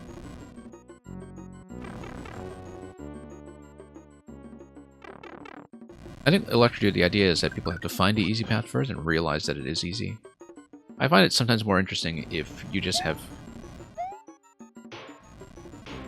levels that where not everybody is necessarily going to have the same preference because of a factor in what their skill sets are and what their comfort level is, but you know, where if you have a choice, it should be a choice that comes down to what better suits my playstyle. Do I like the long section that's a little more relaxed, or do I want this short section that's very intense, for instance? I want to block the pipe. Hang on. Oh, whoa, didn't expect that. That was not a block I anticipated.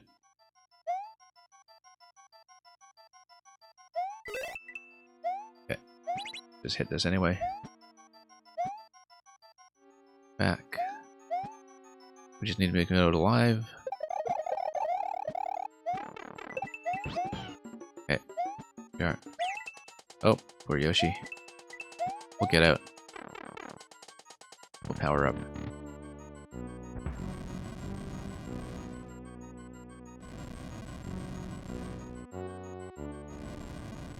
Anyway.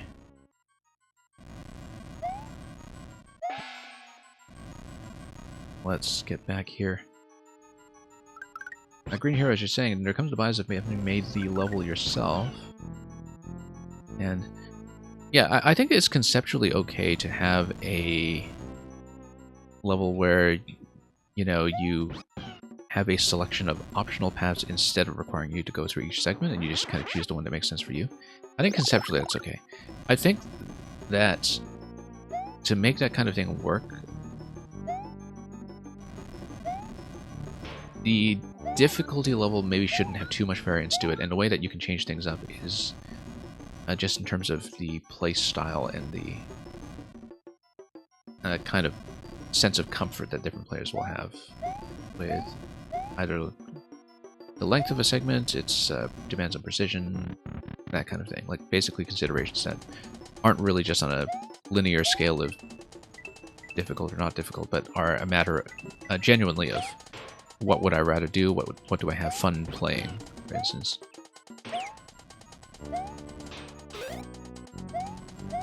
That's just my sense of what would fit that format better. I'm enjoying it, or I wouldn't have spent this much time on it, obviously. Let's soft drop this. And the nice thing is there is a lot of flexibility when it comes to what I'm allowed to try and do, which I think is important.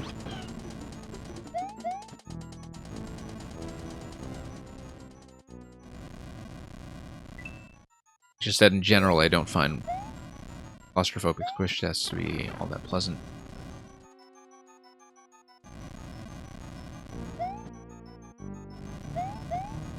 That's okay. We'll try to muddle through it.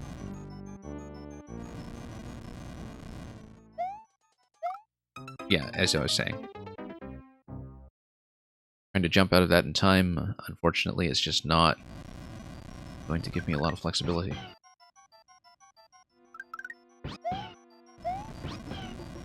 We will, as usual, try to get through everybody in queue. Obviously, this one has turned out to be quite a bit longer than I expected initially. And I don't know if we'll finish it, but we're close enough that I do want to try to get through this section at least. If there is a major third section, I don't know if we'll finish it this session, but you are welcome to resubmit it at some point. If that's the case.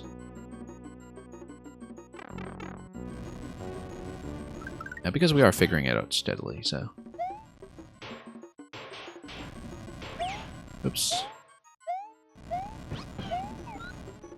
Okay, spare shell is a good idea. Let's take it.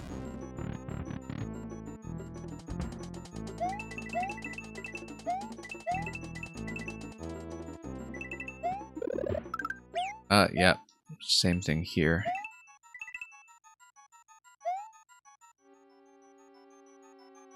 There is a bit of a trial and error element to the blue ring spawns, I think.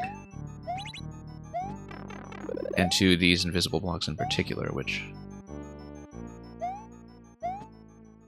Well, I mean, it happens, but... It's not going to be the most blind-friendly idea. Whoops, there we go. Let's grab the helmet just in case.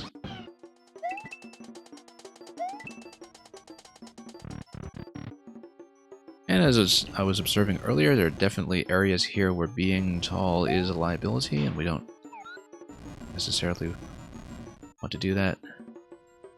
Even just going for power-ups in sections like this, I feel like I'm at risk of squish. But let's see what we can do.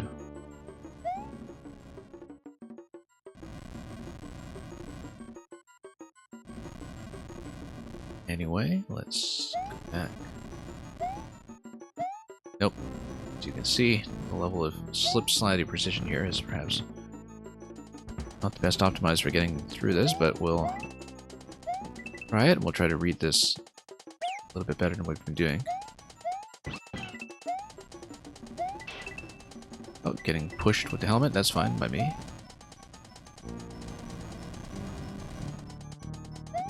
Okay, let's avoid the squish. Burners every which way, it's okay. We'll make it through.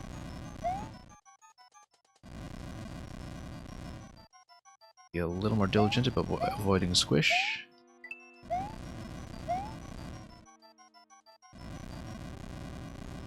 Okay. This is a squish location, I have to remember that.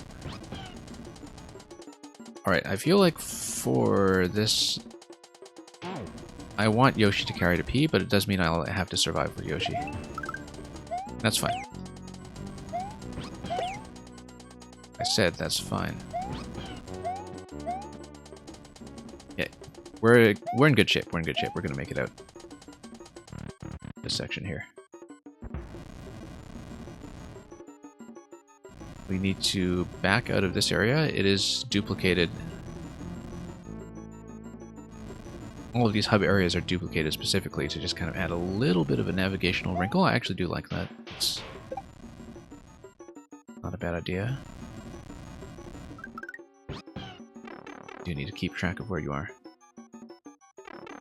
Okay, and then we have what should hopefully be a pretty trivial P-switch activation over here. If we die to squish or timeout over there, that's going to be Awful. Okay, another checkpoint. Let's see how this goes, because we're far along. I feel like sunk cost fallacy is going to kick in at this point and urge me to finish up. Once again, it's going to be P-switch plus state block, so do that.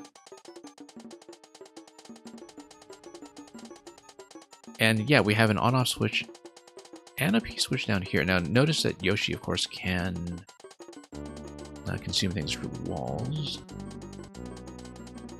But I think the idea is that the P-switches are going to be chained. We have one P activation on the right side of the level. That is going to get me access to this P-switch, which means Yoshi needs to vacate his mouth. Eventually. But we'll make it to this on-off switch first. And stuck in and see how it's going to go. Yeah. Like I was saying, not overly fond of the boomerangs, but they get you into a lot of situations like this, for instance, where I guess we'll have to be small on the way out. There we go. Okay, that's why we have a shell. I guess the idea is to just discourage you from ever taking question block because of stuff like that. Let's stomp on it. Said let's stomp on it. No, because it's not that kind of shell. Hang on. Let's not hit the note block either. I feel like that's a boo ring waiting to happen. No, maybe not. Okay. 2 tile spacing here seems a lot better than the 1 tile spacing we were dealing with earlier. Except, of course, the burners. Yeah. That corner has a soft lock if you don't get up fast enough. Yeah, I mean, we've seen locks in this level previously already, with P-switches in particular. There are definitely a few potential locks in past checkpoint 2 that would not be fun. That's what playtesting is for. Let's try the other door this time. We know that P-switch and state block are obtainable on the left side, but that is a really long segment to get there. So let's just try this one. Okay, here's another case where we'll have to look for an on-off switch well beyond this section. We shouldn't have rushed through without grabbing a helmet. You know, doing a spin fly or something probably would have been helpful here too.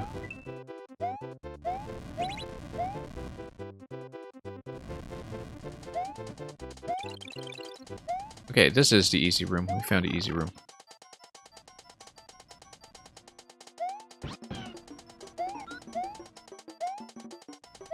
Come on. Yeah, this room is significantly easier than the other one, so I feel like it does rely on, you know, we were talking about player psychology earlier and whether a person will grind away at a room or try alternatives first. And I feel like this level is like very strictly designed for people who will try alternatives first. And that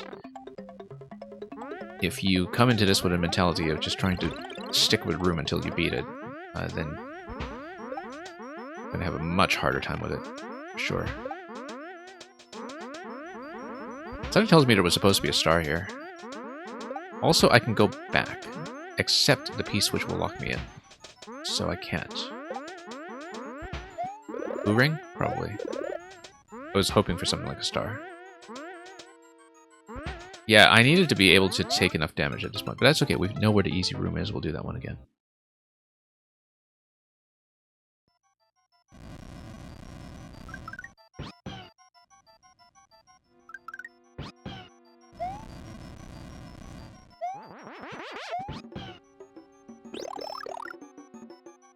Okay.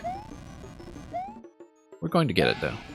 We need to build up a bit more of a damage buffer coming out of the other room, but it's pretty clear which room I should be taking here. That the left side is just not worth it.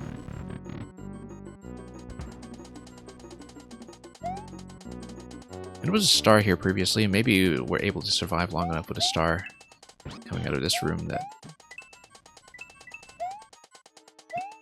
we're able to do something. Yeah, obviously there is a fair bit of guesswork in this level in some ways, but burners coming in from up top will be able to do this. It's okay.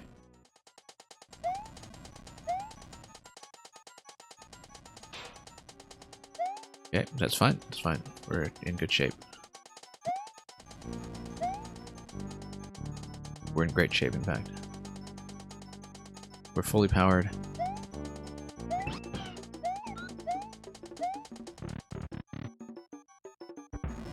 And yeah, I know I'm a little bit behind in the chat, but that's because we've been actually playing this thing well. You folks have been having a very lively discussion about whether the fairness is appropriate. Okay, we can take many hits now, so... And that's going to be the way to do it. Like, we just spin and clear. So, that's a win.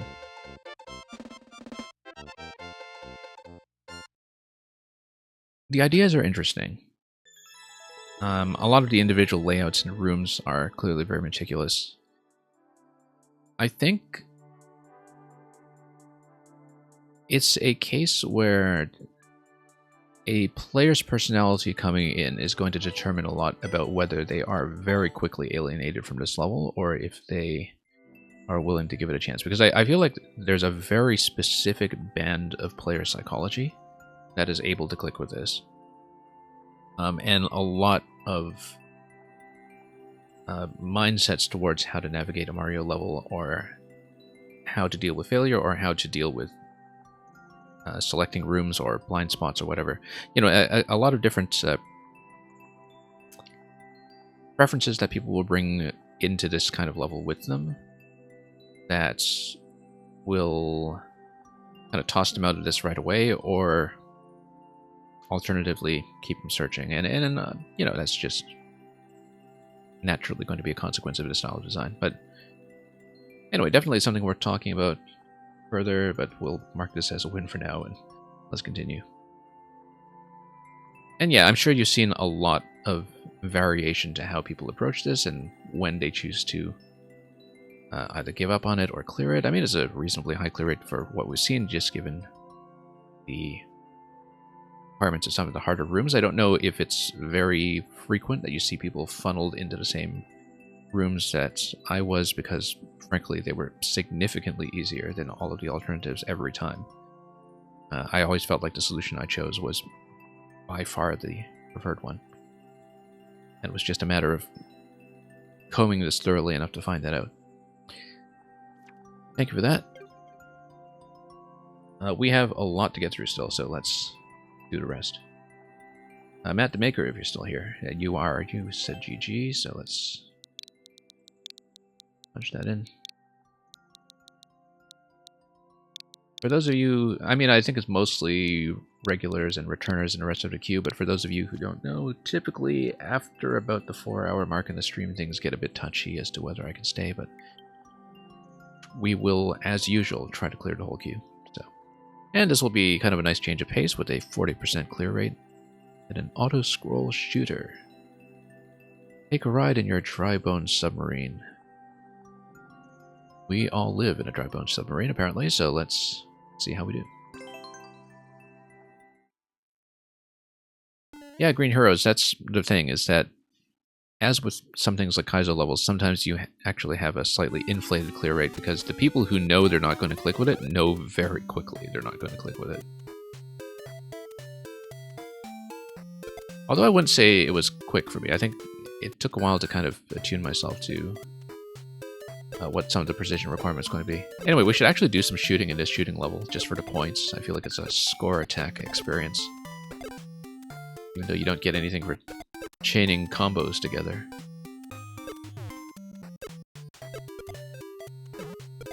Yeah. I've built exactly one thing with a Super Ball, and it was also a Super Ball plus dry bone shell thing kind of like this one. So this,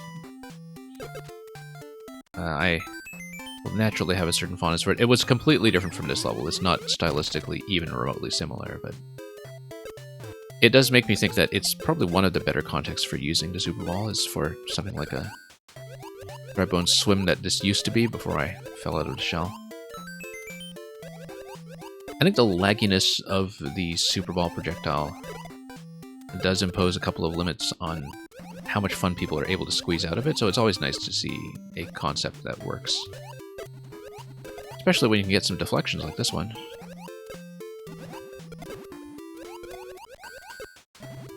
But yeah, there are a lot of things, particularly with the launch state of Mario Maker 2, where it seemed like a lot of the new additions were just all over the map in terms of quality and polish.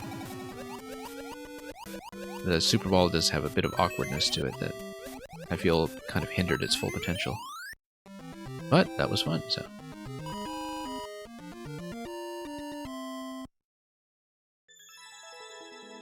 Vegas Cook, you damage boosted through to the end.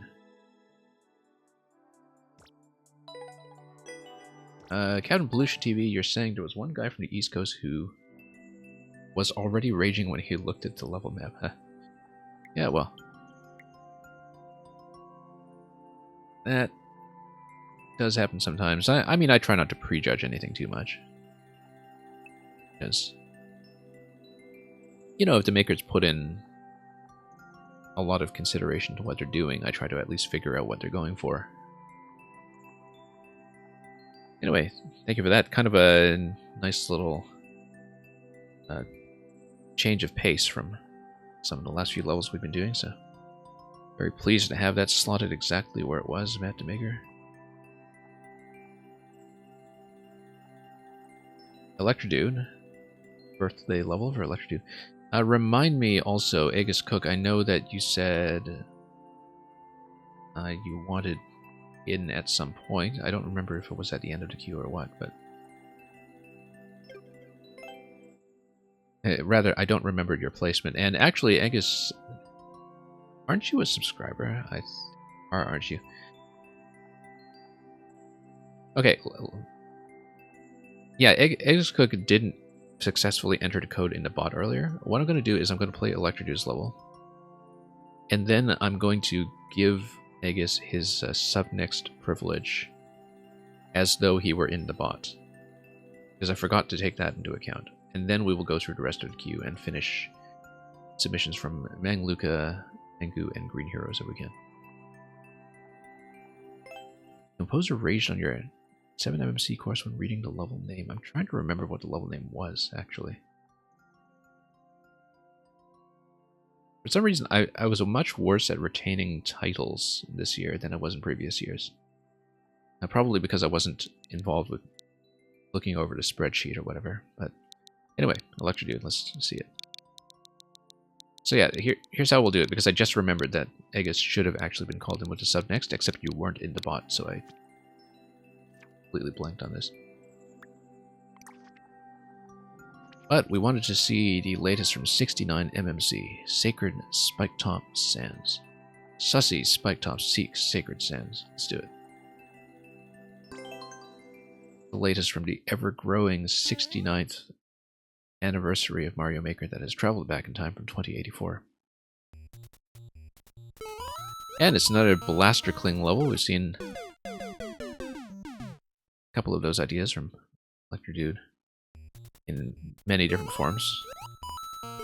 You can get on top of the blaster, but why would you? I should have saved that jump until we were able to get on top of the upside down spike top underneath the one-way panels. Let's work on our accuracy here. We learn how to jump. You've seen a lot of... Sorry, that's a reading chat, Dev. You've seen a lot of reactions to your level. Hatred, frustration, laughter, calm gameplay, overthinking, and a rainbow in between. The rainbow sounds interesting.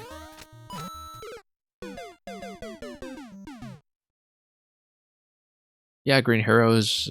I'm always reminded of a rather early level by Waryutsu when I see this one-way panel spike top interaction. Moriyutsu, who hasn't uploaded much since 4YMM, I think. Oh, he did have a level, he had a boot level in 6YMM, but otherwise he hasn't been too active. But was one of the great makers coming in from Maker 1 to Maker 2, and had a level that just did a bit of everything with the spike top one-way panel interaction. And yeah, it is an interaction that's versatile enough that it's still nice to see it as a platforming element, even in just one-off context here. Okay, now we're kind of getting into the flow. Maybe.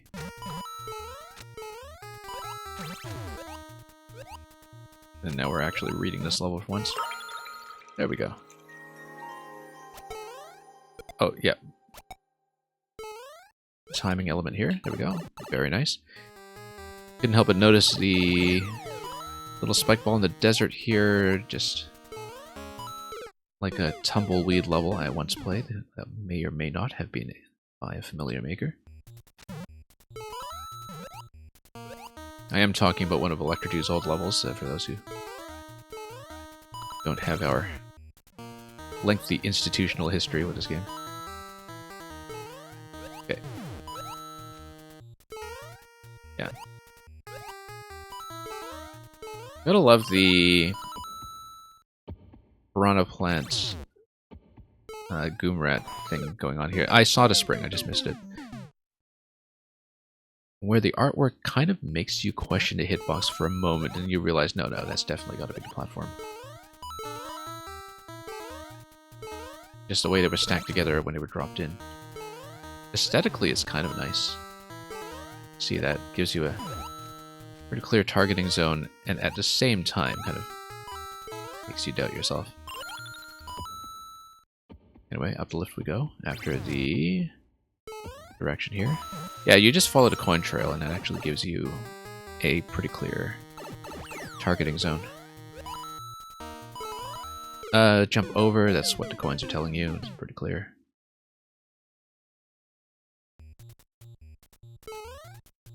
Oops.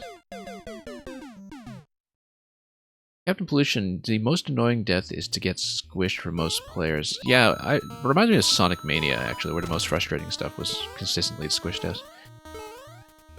I think it's because, first of all, it restricts people's usual habits when it comes to the flexibility that they expect from Mario movement in anything other than a super precision level. Because it kind of feels like sometimes, even if you're standing slightly off-center, you can still die. Just because of the way that you can get pushed if you're a couple of pixels out.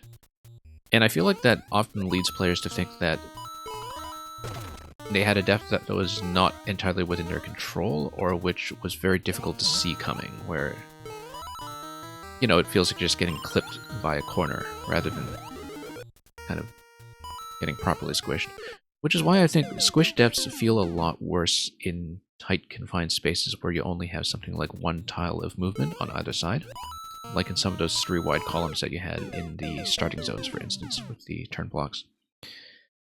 When you have a bit more flexibility, and players feel like the squish deaths are avoidable, I think they're much more willing to accept when it happens. Like, a squish death is okay if you have a bit more headroom to work with in the first place. Because then you feel like it's your fault. And in general, when it comes to deaths in a platformer game, they should feel like it's the player's fault. And it's very difficult to feel like it's your fault when you think that it's just the game engine being janky about the corner detection. So, remember there's a secret in this. Yeah, let's look for the secret. Let's replay it since this was reasonably quick. And, oh yeah, Egg is Cooked, this is the one that you were grinding the speed record for, that's right. I know you had a big conversation with Electrodue about it on my stream yesterday, and I couldn't follow it at all because, of course, I hadn't played this level, so... We'll look around. Question blocks up top. I'm looking at the ceiling for sure, and... course, you know, on the initial read, there was enough going on that I couldn't necessarily do too much. No way to take damage here and go into that lower pipe. I think it's just a spawner. But it looks very much like if the spike ball were elevated somehow, that you could definitely get some kind of scroll break, right? It's hard blocks all the way to the right. Let's look in this section, though. Maybe there is something I'm missing here. The fact that it's hard blocks everywhere makes me think that I should be looking for a scroll break. Maybe avoiding a state switch or something. And yeah, Captain Pollution, thanks for dropping by once again, and you have a good breakfast.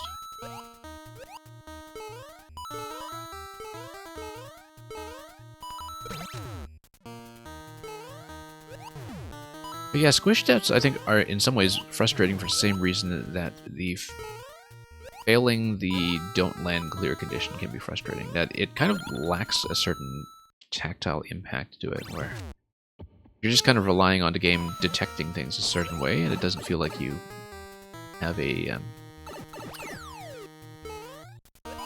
clear sense of movement going into it. I feel like it's going to be into one of these red pipes. We're going to take to death, because I feel like entering one of those red pipes actually is going to be the idea. Maybe because I'm conditioned by how a previous Electrodude secret worked back in a 6YMM, I want to say. Oh, it won't be that, because the POW is going to fall on top of the spike top right away. No, it can't be that.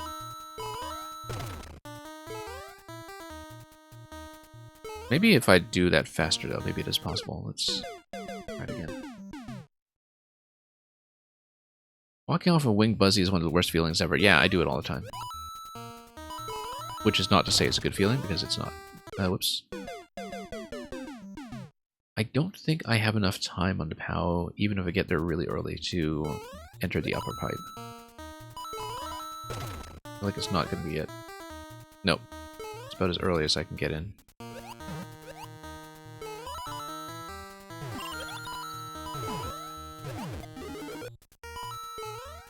Okay. Looking around. I love this one, by the way. This Muncher stack here, that's really a work of beauty. Was there any incentive to go over the flag? We'll comb this section first, and then we'll restart to look at the other sections more carefully. Because obviously, with hard blocks everywhere, there's tons of potential for a scroll break having happened somewhere. Notice this top section here where the Wiggler drops in as well. Maybe.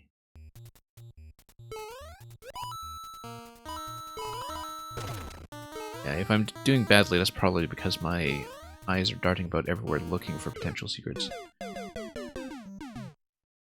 And Luca, I will have to remember the comment art as well, for sure.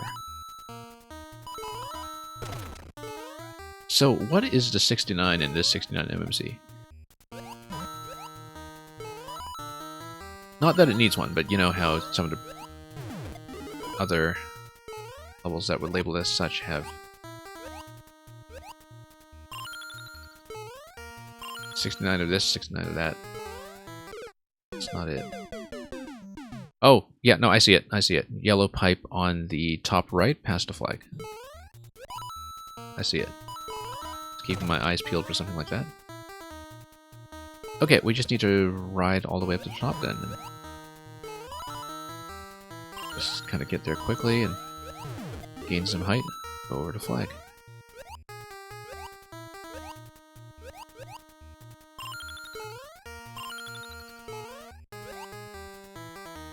I'd need to get there a bit earlier than that, though. Either that or sustain the Wiggler ride somehow. Look at me that. We need to take a hit. The spike at the end makes it abundantly clear that you want me to have a reset in this section, so even if I didn't notice the pipe, I would continue to look at the last section here. Green Heroes, remember in Maker 1? Yeah, let me read that in a moment, once I'm between attempts.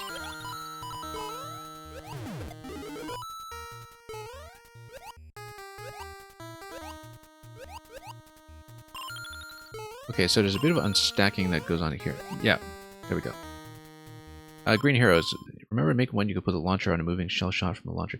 Yeah, that was really popular in late Maker 1, that you had the hyperspeed tech. Here's the secret. Let's look at the comments in this room, Benny. Hey, look at that. They're even precisely placed. Looks like this guy's missing one. Well, somebody with artistic skill had better get in and fill that out. Very sus. To this day, I have still not played Among Us. Never had a party group for it, so despite all the connections I had on Twitch at the time. Let's look at the comments.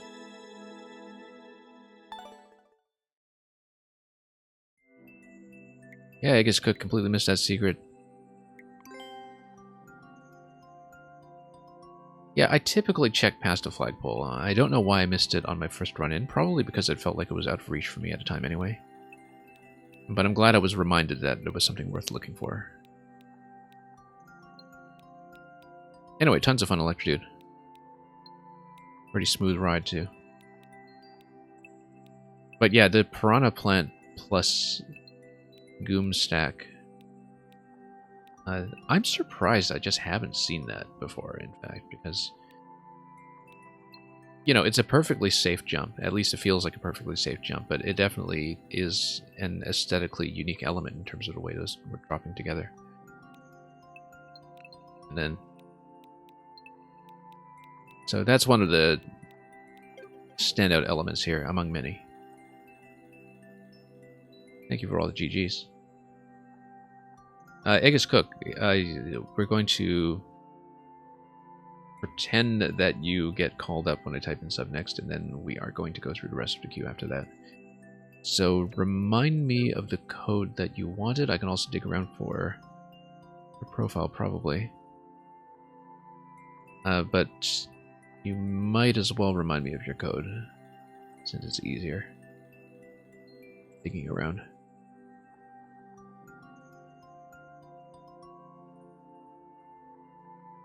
Or I could check my follow list or something. I don't know. I don't know which profile you have it on. In the meantime, let me check list. Okay. We have a reasonable chance of doing this, I think. Getting through the list tonight. Or this morning.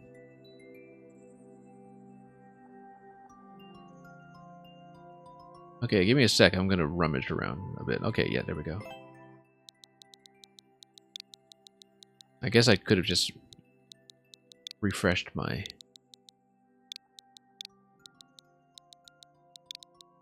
overall course list, but that's okay. Inside the Deku Tree test.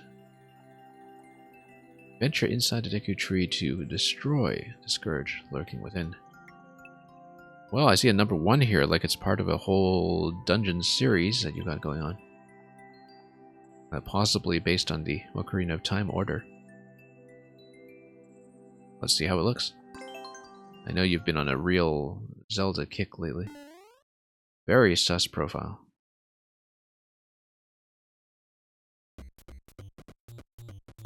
Okay. Auto-scroll, we're totally going to get trapped. No, we're not. Okay. Yeah, love this gaping face here. What is this little question block? I guess this question block is just like an acorn drooping off the tree or something. I don't know. Nice touch, though. Anyway, into the belly of the tree we go. Going to do some dental work on him. And we have essentially a dungeon map on the right side. And an inventory item box. At least that's what I will pretend it is. As before, with some of the previous Aegis levels, let's see if this is a stand-in for something. It is. Interestingly enough, I did not make contact in the first shot, and that might have potentially thrown me off, but you do need to know it to proceed anyway, so that's just totally in keeping with how you design your switches in other dungeons previously. Certainly helps that I knew that. Okay, we'll grab a key, we'll come back. And then that looks like it's going to be a bomb push to crush either side. Nope, let's do this a little faster. Then same on this side. There we go.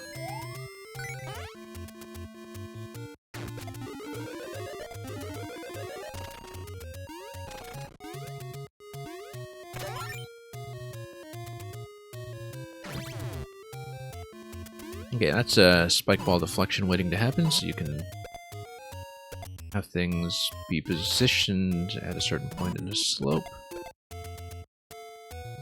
Not an entity limit thing going on here. Let's redo this. Or really just proceed into the pipe. That's always possible as well. Or it's actually going to be a stomp.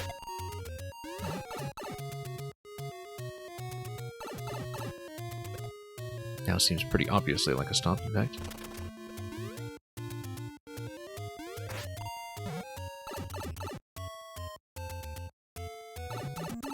Okay, that's interesting that that is breakable up top, but not yet until I have something like a spiny hat.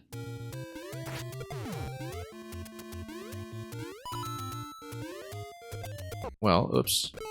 Let's go back. Yeah, that's definitely a spiny hat location. We're not going to be bombing that anytime soon, unless we're supposed to bomb it from above, which is always a possibility, but I'll consider that later.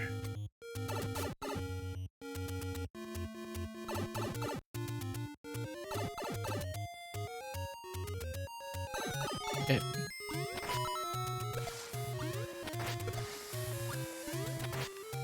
Anyway, I think that was a rupee symbol rather than just number 8.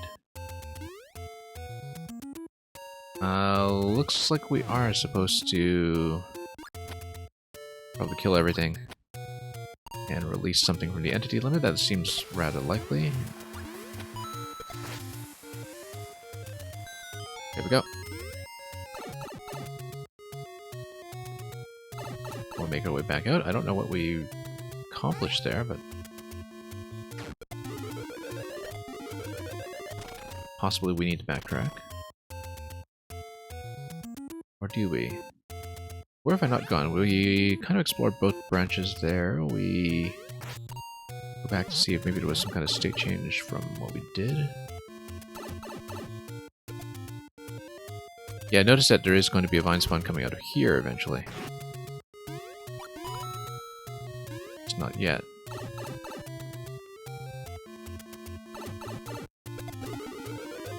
Yeah, there we go. No, that's the thing that still requires a spiny head. Okay, let's go back to where we were. I'm looking for a key. That's the thing I want, because right now the key door seems to be the next available passage.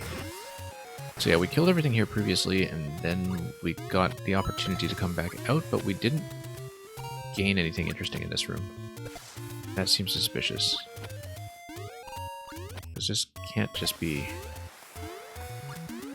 crap that doesn't do anything for me.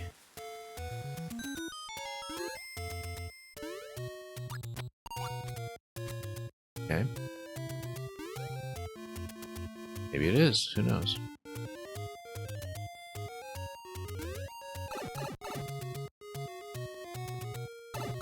Alright, we have to move backwards then, and let's go back through the maze a bit. Totally lose track of where it was. Process. Oh, we've seen this. Yes, we have. There is a key that is in that box, which tells me there was a key in this room. Ah, I see. Okay, so it's like the Zelda compass in terms of telling you a key is present. And we already obtained that key, so it's not actually useful to me at the moment, but let's go back out front.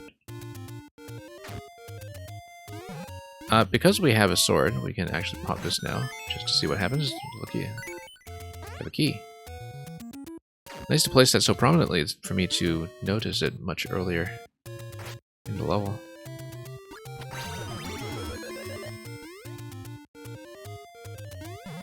And of course that key would often be very accessible right away as key number 1.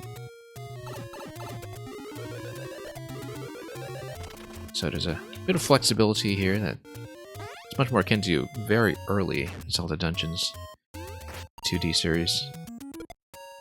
When it comes to just stacking up a lot of keys in the dungeon flow.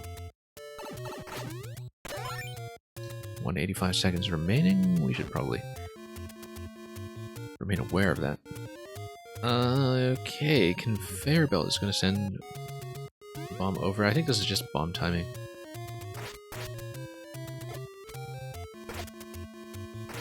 Nope, hang on.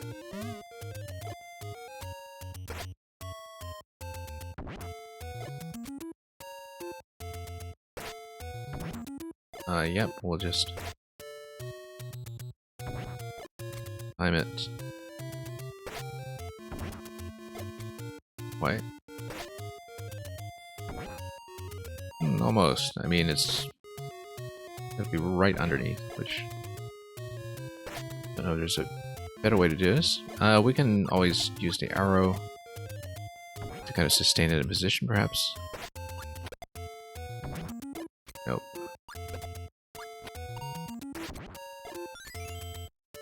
Don't know if there's a better way to do this. The forward throw actually works quite well. Maybe. I don't need to watch the blinking animation and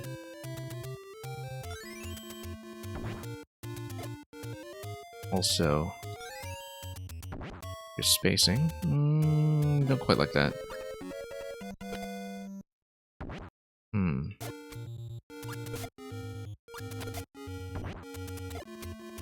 Feels like it's a little bit trial and error. I don't know if there's a more efficient thing I'm missing. Because we're going to run into time trouble pretty quickly here. There we go. Yeah, this feels a little bit trial and error, but we'll make do. Oh, here's the tree. And we can bust our way open through the tree. Because that won't hurt the Deku Tree's feelings at all, I'm sure. And this is just a bonus anyway, okay. Maybe. Let's go down and see. Oh yeah, this is just a fake connection with the sections lower down in the layout.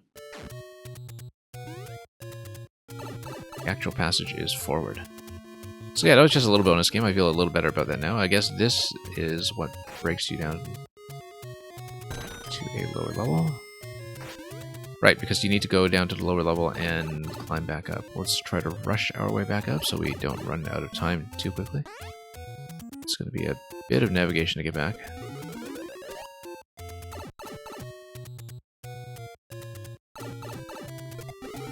Okay.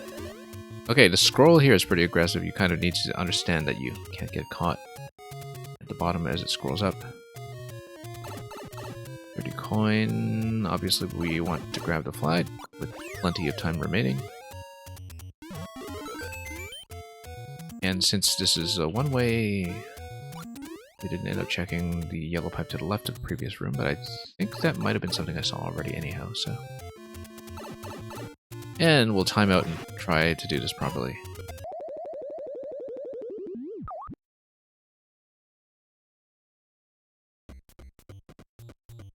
Okay, let's see what this is all about.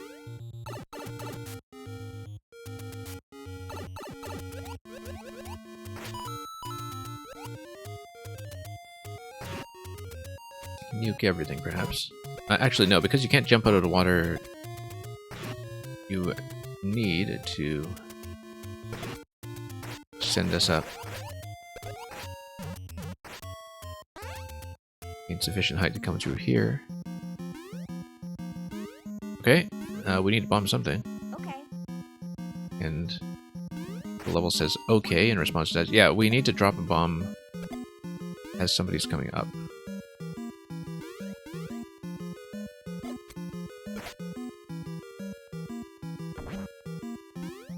Possibly we just drop bombs everywhere, hoping to be within range. No.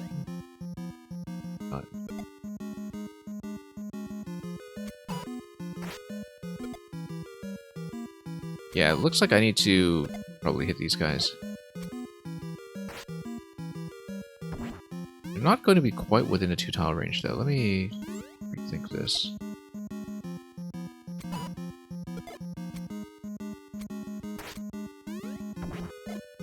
Maybe you just dump it directly on top and hope for the best. Yeah, because it's difficult to drop it in the lower location, since I think you need to kind of throw it forward to make it happen. Yeah, it's the forward throw. It's got to be the forward throw. We would have enough time to work with as well, perhaps. Oh, yeah, you can't do that. Sword is negatively within reach. Nope. Uh-oh. What? Give me a bit of reach here. There we go. Yeah, you want to toss it probably against the wall. Hang on. Nice low throw with a forward movement.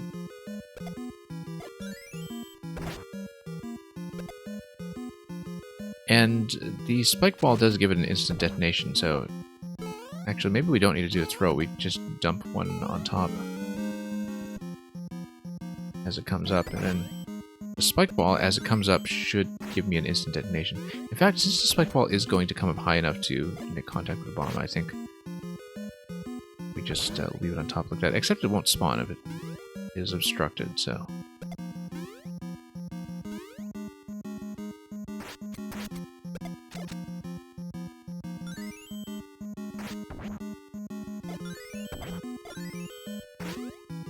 Let's try this again.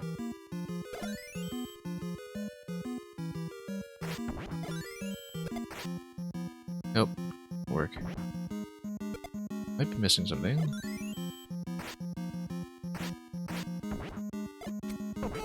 There is a deterministic order, perhaps. Let me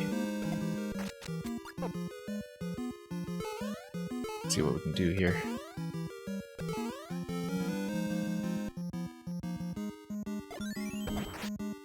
No, we can't let them start tossing. We need to kind of get them to toss on one side and then spin around them.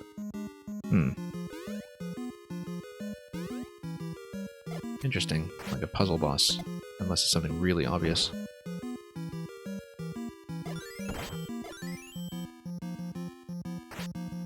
You kind of need to lead the throw in one direction and then take them out from the other. To get this middle one to spawn. You can't stand too close to them, I think. Oh, there we go. Yeah, you actually just hit the spike ball as it comes out. That should have been obvious to me. Given that I was thinking about a spike ball interaction, I was thinking about range. Big nose on the tree here. But it looks like... Oh yeah, we just proceed down the pipe. Is it a GG? We'll find out. Oh, he's very happy now. Look at that. Big smiley face. Always bet on these levels by Aegis when it comes to the aesthetics. Lovely tree designs. I think that's a real standout here.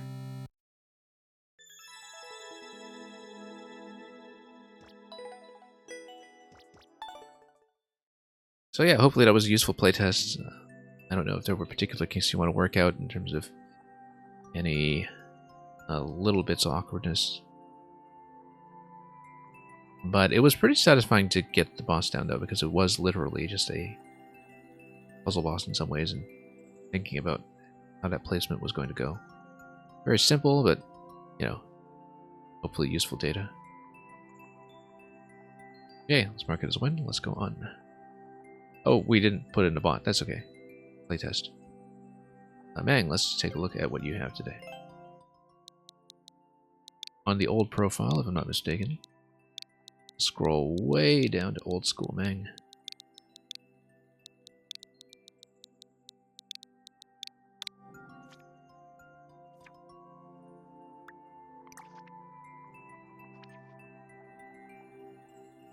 Okay, all the way down. We're well into early 2020 by now with Mang, I think.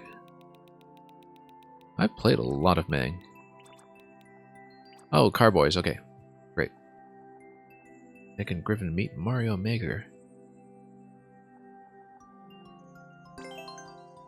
Yet another Luca record. As far back in the repertoire.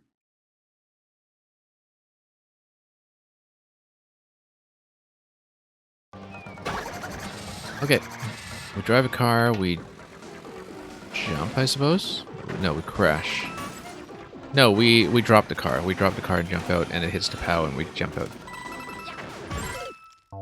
And we need a bit more momentum to do that. We need to drive in and carry myself forward. Okay. Pretty easily understandable, in fact. We need to go with the flow and jump out without going forward. We need to jump out and stop.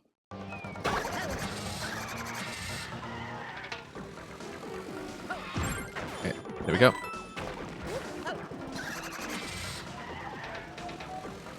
And then... nope, we needed to go this way. We need a bit more distance to go that way. Need a bit more control. Whoop. Nope, we needed to let go and then spin back. Now we are in big trouble.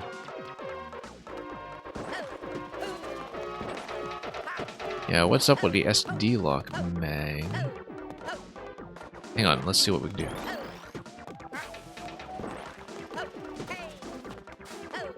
We'll jump up. Nope, we're just dead.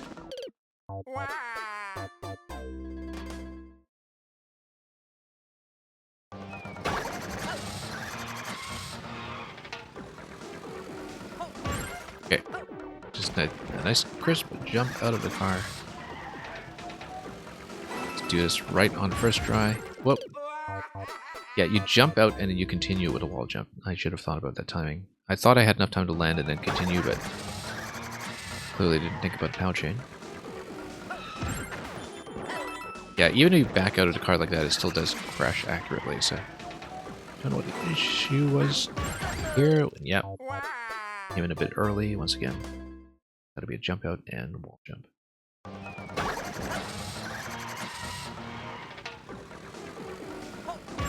You somehow beat the boss within seconds, and you don't know if it was cheese or not. You might have just had a very advantageous interaction with it, whereas it took a while to actually find the correct action there. Nope, 3D World Twirl is not going to be that useful here. Let's maybe long jump out of that as everything gets smashed up.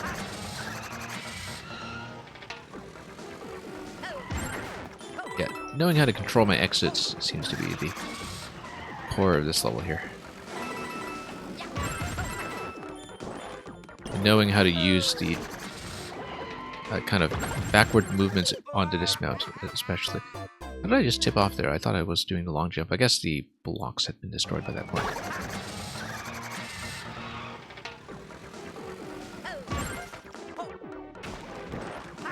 Yeah, there's a slight backwards movement onto the dismount when you do it from stationary, or neutral rather.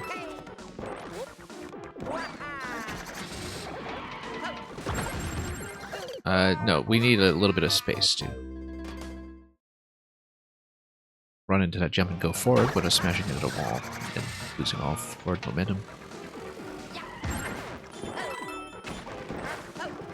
Alright, let's do it again.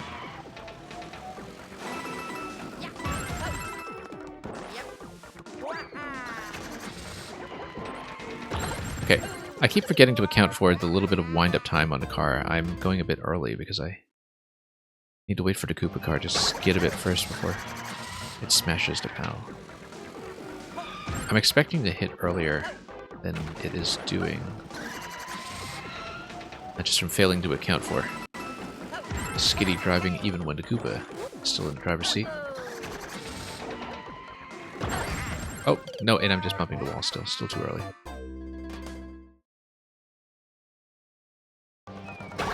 Yeah, Meng stole one of your ideas and brought it back in time to early 2020.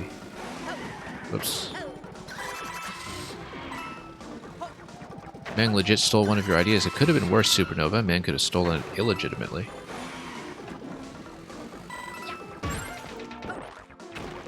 But instead it was completely fair. Entirely within bounds. Not going to get in trouble with the Mario Maker Ethics Commission. There we go. Very nice. Oh, we gotta race this thing, don't we? Too slow.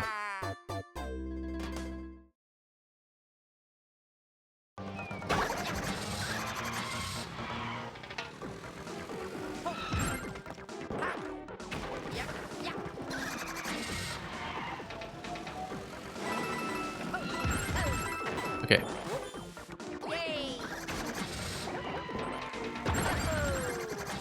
Yeah, I guess about the boss in the previous level, I wouldn't be too concerned about people just doing it accidentally. I mean, maybe you would be concerned, but I think in its current form, I mean, it's satisfying to figure out if you do have to figure it out, and if it's possible for players to just do without understanding what's going on, I don't know if there's a very elegant way to prevent that, but maybe something will occur to you. Meng also stole one's heart. I wonder who that is. Yeah, what mystery.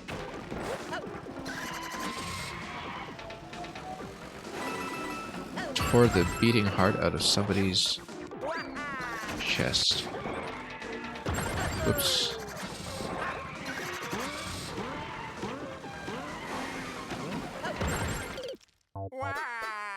Indiana Jones and the Temple of Meng. Anyway, let's get over here. What have you been up to, Electrodude? Well, Electrodude just showed me a new level. I mean, he actually had an upload today. Or this week, rather.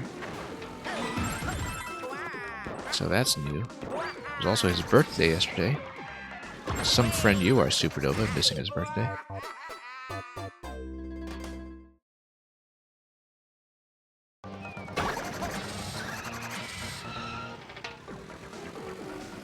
Whoops.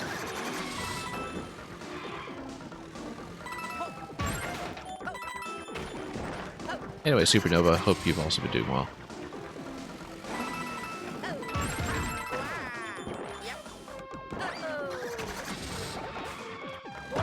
Oh, still going too early there. Yeah, understanding the POW chaining and how the collision detection is going to work relative to detonation animations is pretty critical here. Whoops.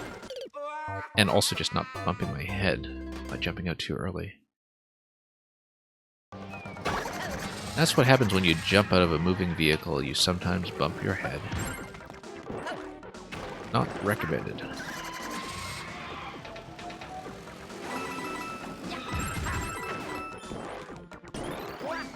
Okay. Standing too far to the left.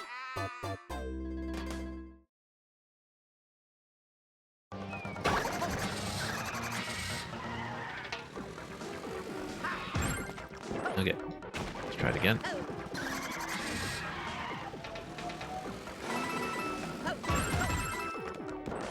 And what do we have down here? Let's stand a little closer this time. Very good, right into the vehicle. As we kind of need to do, I think. Whoop. No. Jumping off the platform a little too early, which is why we're ending up on the left. It's going to take a little bit to sort out.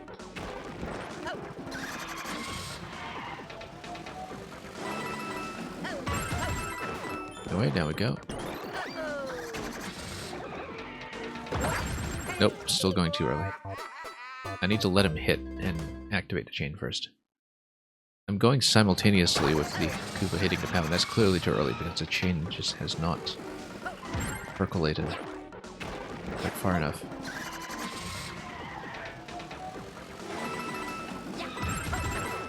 Alright. Let's... There we go, much better. There we go, much better. First time here.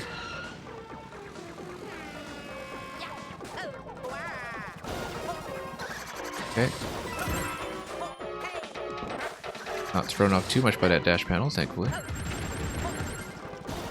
Oh, don't push the car off the edge. That would be maybe not advisable. Oh, that's it. Okay, great.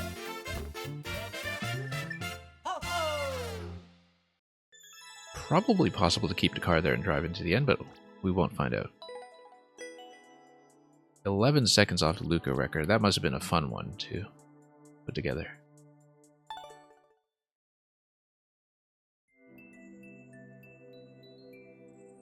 Well, thank you so much.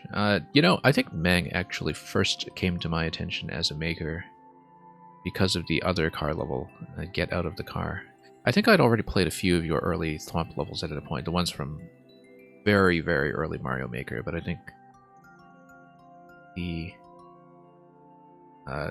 first level I played where I kind of began to recognize Meng as a maker was the other 3D World car level, and so it's nice to finally bring this full circle and play this one as well.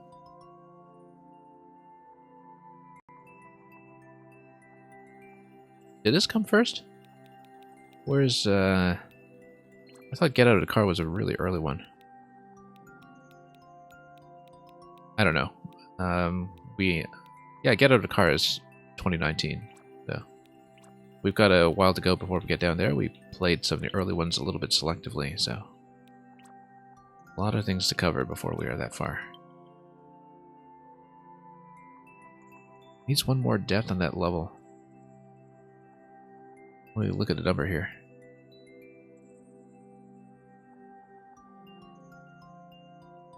I know that we're kind of in the 6900s here in terms of attempts. I guess that's close enough.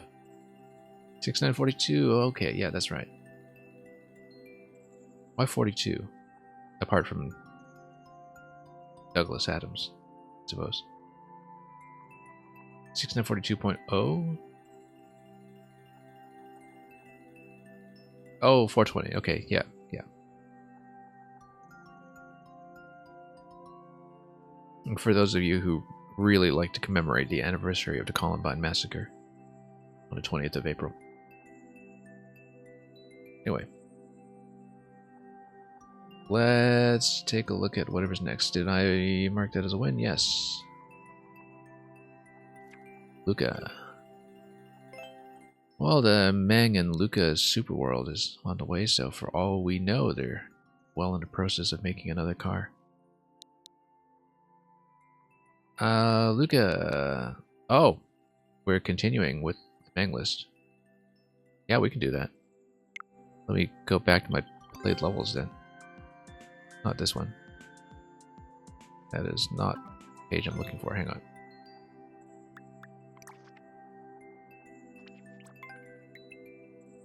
Let's continue.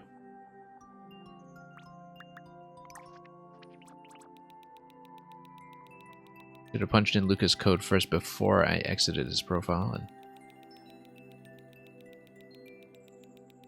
we'll do a bit more of banging then. Kinklink. Or K-Inklink. One of the two. Stab the spike ball to gain momentum. This is March 2020, before the final patch, but a few months after the patch. And we just have 2 more after that, right? We have Lord Pengu and Green Heroes. Thank you for staying, everyone, by the way, as usual.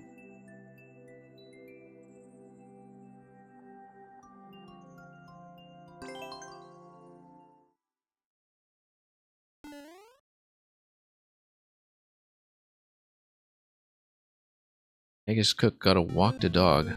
Isn't that something you can do with a yo-yo? Like there's a maneuver called walking the dog, where you roll your yo-yo in a certain way. I think I only know that because of the yo-yo moveset in Bayonetta 3. Oh yeah, we need to tap this and then go backwards. Anyway, I have this image of, I guess, kind of needing to play with a yo-yo all of a sudden. There we go. Nope. Okay, we just need to get the input sequence down for how much time I need after the tap to change directions. Because we're going to be in a much more time-sensitive setting here, as you can see. We need to be rock solid with this mechanic. Take it forward. Her birthdays are just regular days, but that's my choice. You should at least treat yourself to a nice meal from time to time. If it's all you're going to do. Take advantage of some birthday discounts. Whoops. Not going to outrange that to reset it, unfortunately.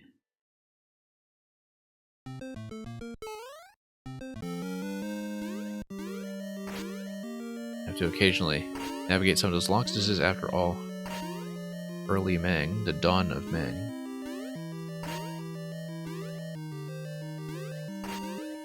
Hang on.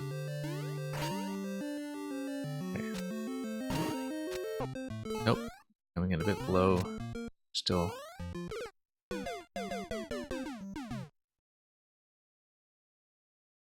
Ink Link. Well, I mean, Supernova, your mind wants to go there. That's your prerogative. Oops. We won't be shaming anybody. No Link shaming on this stream, even if you are terrible at playing Zelda levels. Whoops.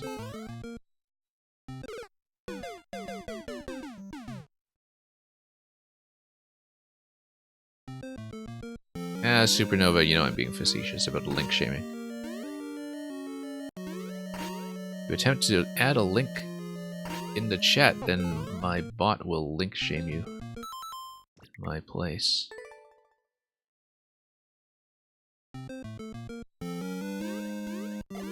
Oops. That was a bad idea. We know the concept, we don't quite have the timing down for a falling platform. As you can see, we're not very consistent.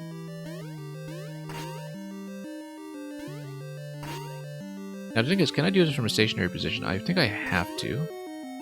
Yeah, you can do this from a stationary position, hug the wall. Whoops. Let's not try to hug the wall too early before I to make it down on a platform. So yeah, you can hit from a stationary position, and that's important to know because it's just a reversal that matters. Coming in a bit low. Right idea? Coming in low. Yeah, that's important to know because then at least I can have a bit of finesse here with doing things. You just add the momentum of the initial takeoff. Very poorly, apparently.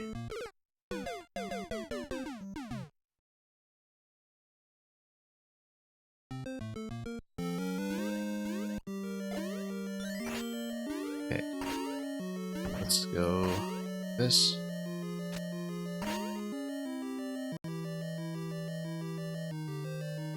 Anyway, back then you would make a level in a day or two and then upload it. Yeah, no, you've also deleted a lot of early levels, and I know because I had a bunch that were still unplayed that disappeared on me.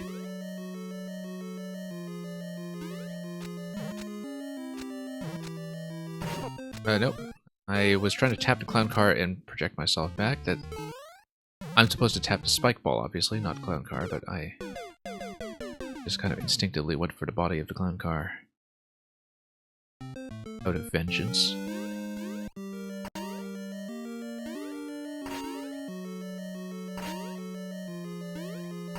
Yeah, I mean, even in these older levels, you know, still tons of stuff going on conceptually that's different from one level to the next. A chat is only as strong as its most broken link. Is that something that can be compared, though? How can you be a most broken link? Or for that matter, a least broken link?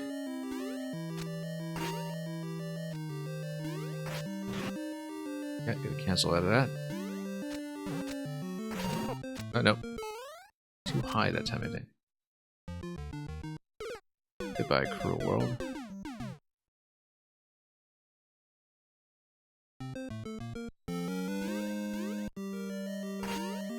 Yeah. Tap. Tap. Tap. Oh, nope. Yeah, I guess if you're pretty accurate right on the line, you should be fine. Kind of had to hit the top of the spike ball. Or it's exposed, perhaps. Because we're definitely going late on a lot of these hits. Whoops. Completely missed that.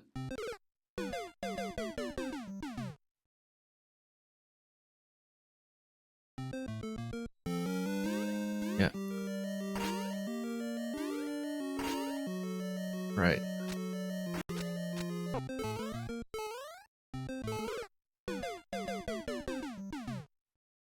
Yes, by the type of error that comes out.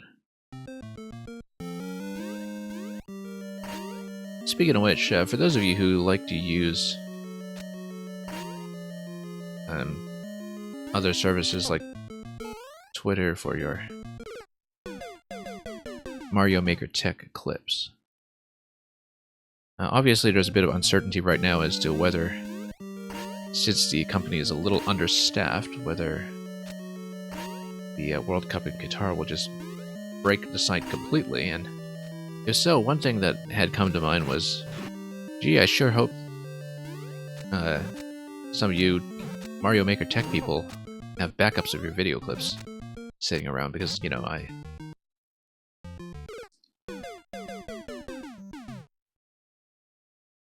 don't want to lose my reference card for direction detection mechanisms or whatever. State detection. All these other things that I haven't actually fully used in my own creations. But might someday.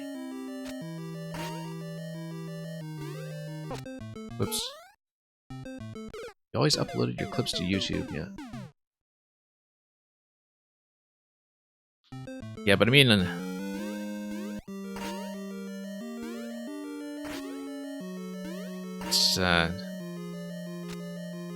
It's funny because I'm not actually active on Twitter. I stay far away from video game Twitter, but the one thing I do consult it for from time to time is some Maker Tech.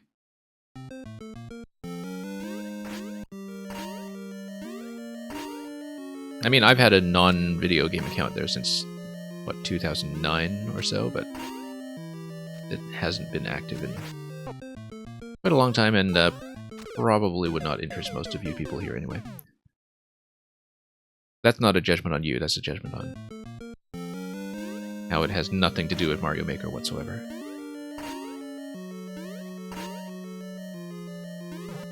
And moreover, I haven't been using it very much in the past few years. Lord Pengu, what's a Twitter? Well, it's kind of like a Pengu in that it's implicitly bird-like.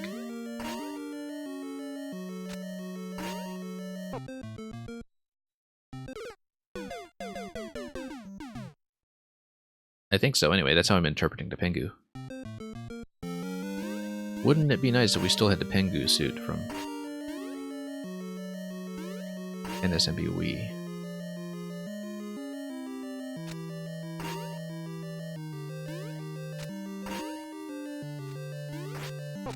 Whoops, no. Cancel out of that one too quickly.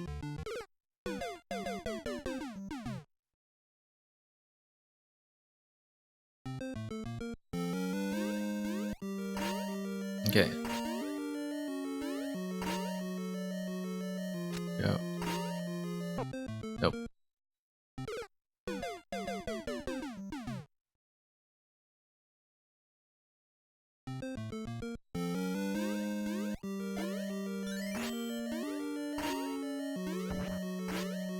Yeah, the thing is, I typed TW in my address bar, and pretty sure the autocorrect would be for Twitch. And I'm sure that's the case for many of you folks as well, so...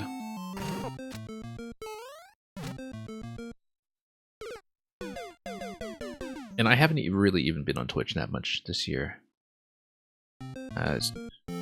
Not as much as I used to as a streamer, and certainly not as much as a viewer.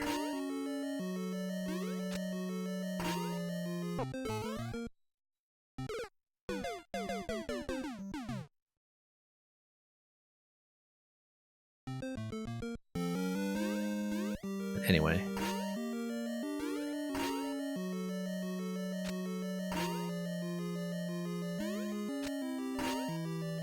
Okay, let's go down. I want to cancel out of that too early. Nope. Keep missing here. I'm clearly supposed to push against that, but because it's not like I'd get enough momentum otherwise. And the spike ball is within range, within the same range on either side, so shouldn't have any problem with that. Interesting thing here is that the spike ball is offset the way it is by the clown car, and also kind of in the wall because it's in the clown car layer. But is of course still perfectly tactile when it comes to tapping it with a sword.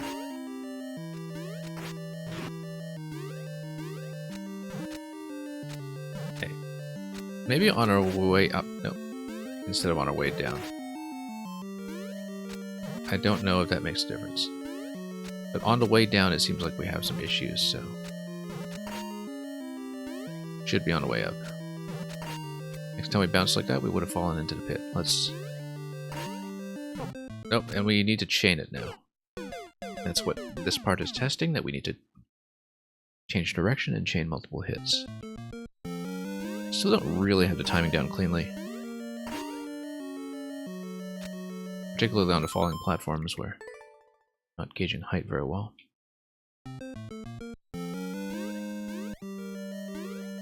Yeah, do it early. Yeah, it should be done on the way up for sure. That was the issue I had. Go. You have to get used to the fact that you don't need initial momentum. You just need to tap accurately from a standstill, and that's enough. Okay, there we go. It's not like you need to conserve speed or anything. Yeah, so you'll have vertical lines now for further chains.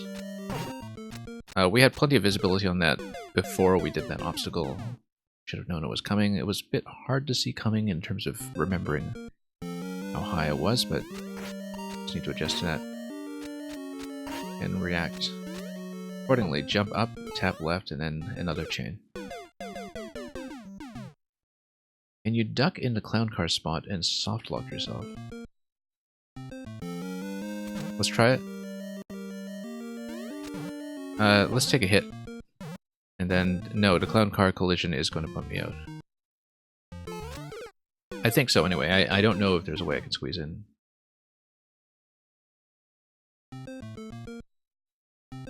And no, I appreciate that Electrodude is checking these things. I don't know if there's anything here that's dependent on pre-patch physics from March 2020, but I know that was the case for some of the Meng levels that we previously played this far back, that some of them cannot be re-uploaded. And it's not like this is a re-uploading offense anyway, I'm just saying. Even if it were a lock.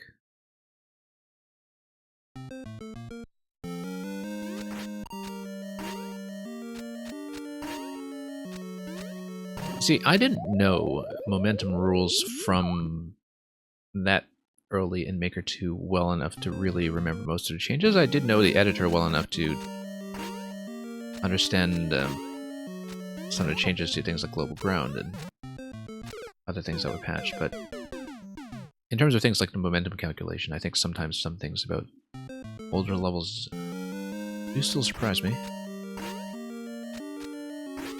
Oh, oops. Talking about the one right before CP1, okay.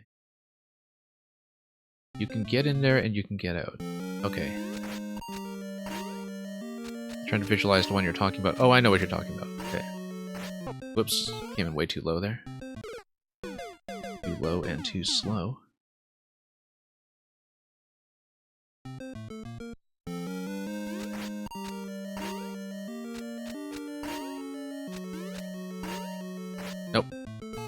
Wonder why I'm not quite getting the full jump there. Probably going too late. Kind of an awkward landing on that platform for me, and I'm probably just striking the sword much later than I should be. Nope, still way too low. I wonder if I'm just not holding the jump well enough. Like how that one clown card, you just put two completely useless one-ways. Let's see if I know which one you're talking about. Oh, yeah, I see what you mean. Well, it highlights his position or something, I guess.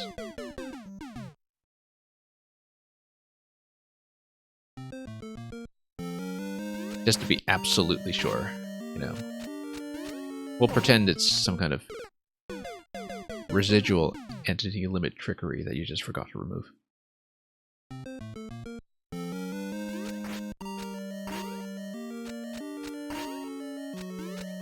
Or just the copy and the multi-grab in the editor being finicky. Ways that left those elements behind.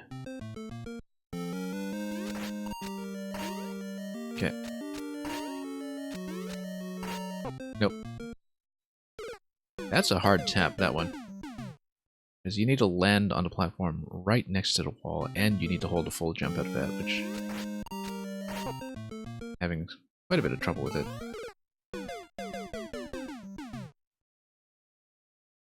But we'll see if we can fix that.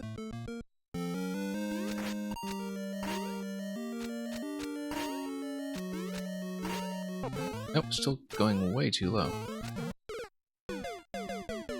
Consistently too low.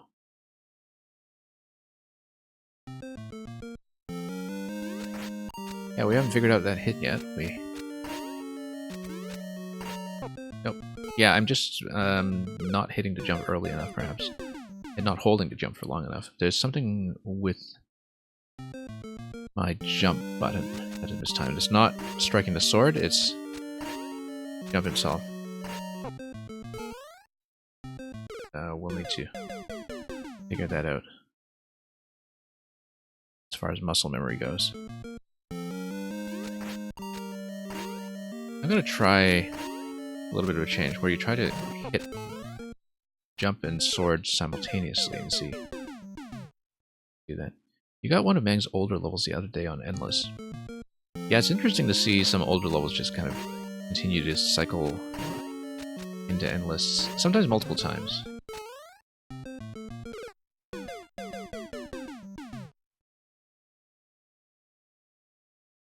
I know from my notifications at some point that I think Orator had actually hit my... Whoa, we made it for once. Hit my 4YMM level multiple times in Endless before. And fortunately, it's one that he actually liked. Whereas I think the Thwomp level in 6YMM, he had a much worse time with it.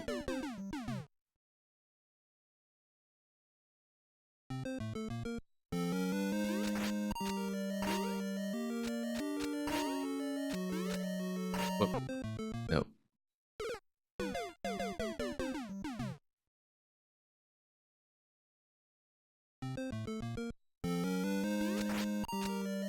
Okay, let's try it again.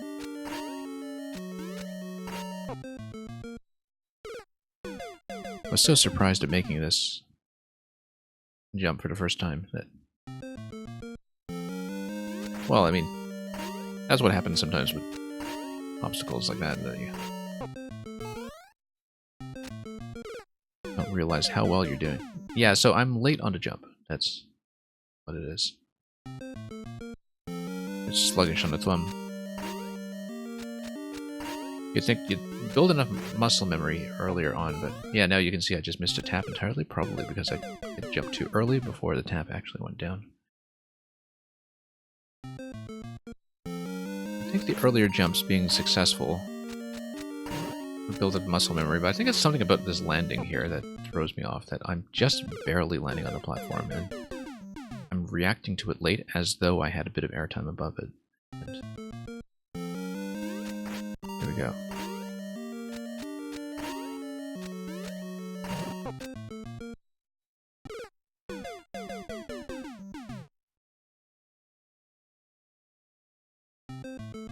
Yeah.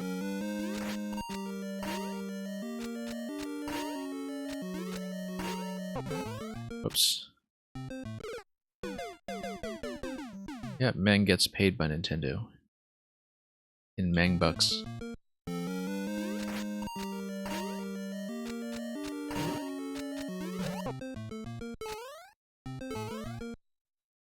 Mang gets paid by Nintendo to keep quiet about a lawsuit.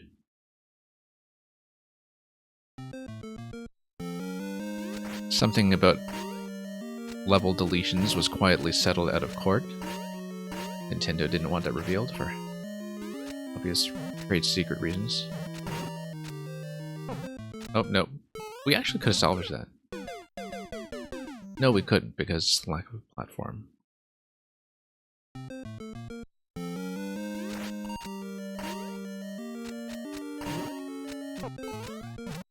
Okay.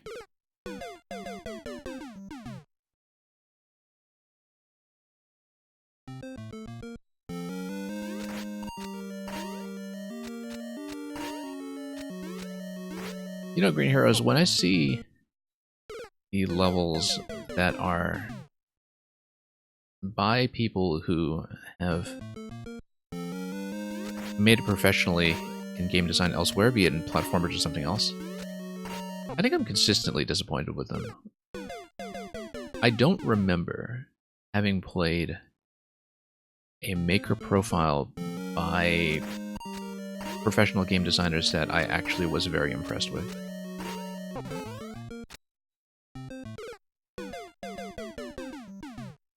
Since I wasn't that active with the community in Maker 1, it took me a while to realize that Dan Salvato, the creator of Doki Doki Literature Club, was actually really active in the Maker 1 scene and was involved with some of the GDQ levels and some other projects. Like, he used to be somebody who was definitely known in Mario Maker before he was known for Doki Doki Literature Panic. Or not Doki Doki Literature Panic, Doki Doki Literature Club, as opposed to Doki Doki Panic, which is, of course, SMB2. Anyway, I didn't think that much of that game either, to be honest, but I'm thinking about how, like, the designer of Celeste, I think, their profile I didn't think was very impressive. And it was, of course, one of the ones that was most widely played, since among the first-generation casuals in Maker 2 looking for content, that was naturally someone they gravitated towards. Nope. Still missing that.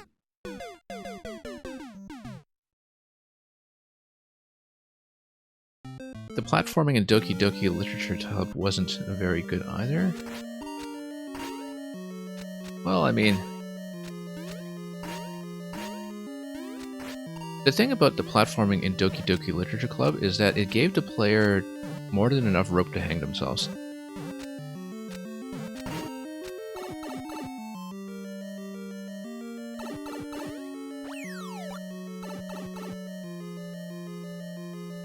Anyway, let's, why the one-way panel from up top? I feel like something's maybe supposed to drop in there. Maybe not. Okay. Nope, supposed to push in and then continue.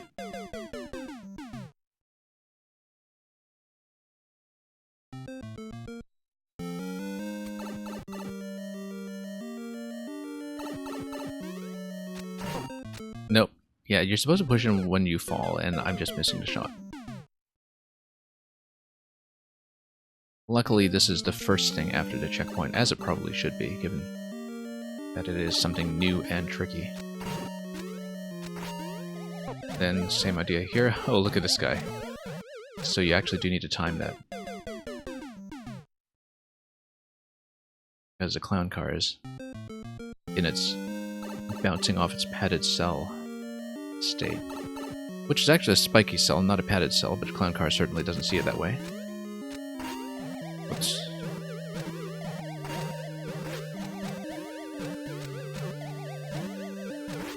Nope, missed. Fun idea, we almost had it.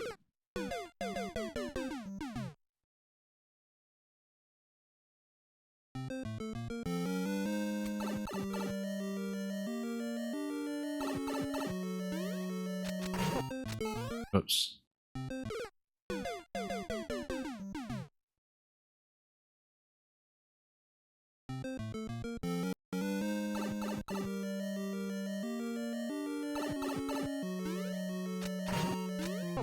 Anyway, if I'm trying to think of notable puzzle designers who might have had Mario Maker profiles. I know we actually did at one point ask the creator of Baba Is You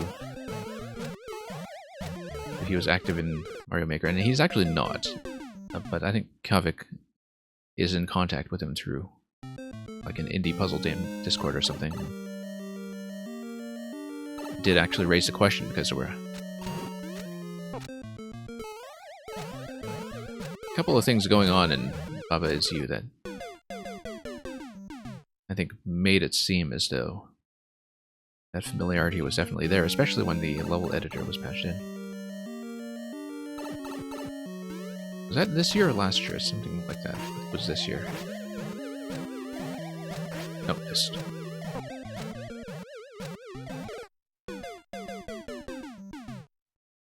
Luigi will take a moment to reflect on his sins as he takes a slow death in the pit.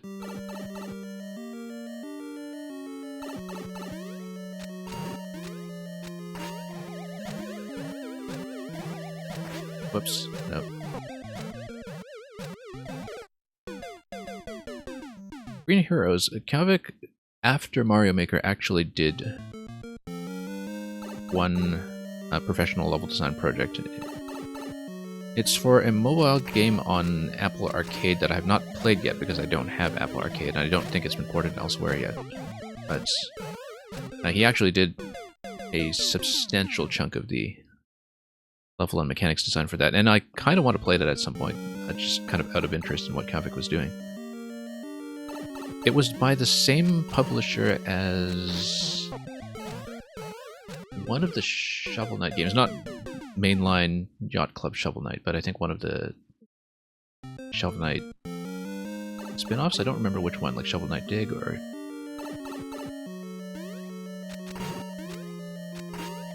I'm trying to remember. Super Leap Day is the name of the game. Super Leap Day. One moment.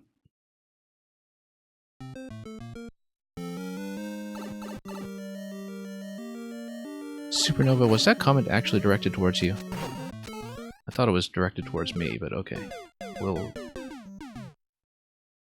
come to an agreement about that. Wasn't there also a Sonic game he did some stuff for? I'm not sure, Electro Dude.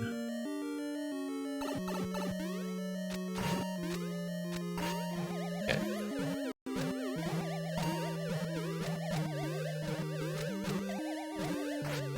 Nope, missed.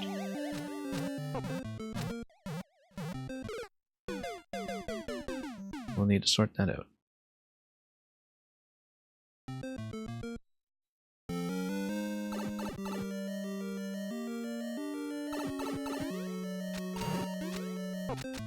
Nope. We're getting there.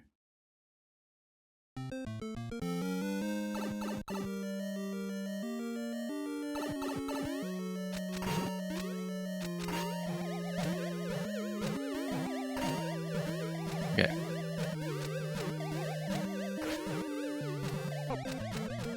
Or clown cars, yeah, I know. I think the clown cars are going slightly mad after everything we've put them through so far in this level. Yes, Mang, yeah, no, that's the story behind it. I think you're correct. That Super Leap Day was the game that was originally pitched as a Sonic game. Yeah, now that you mentioned that, I think that rings a bell. And CGDEH, I actually don't know how you want your name to be pronounced. I should have asked you the other day when you came in. Welcome anyway. CG, CGD, etc.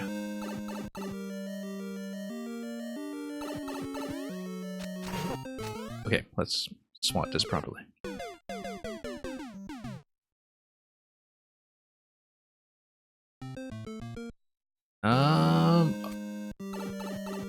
I think so. I think you came in with one of the raids and said hello. It's alright if you don't remember.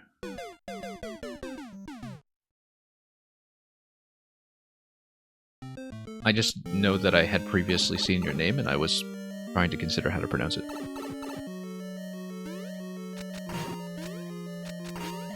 Which is poetic justice, given how much pronunciation trouble I put other streamers through.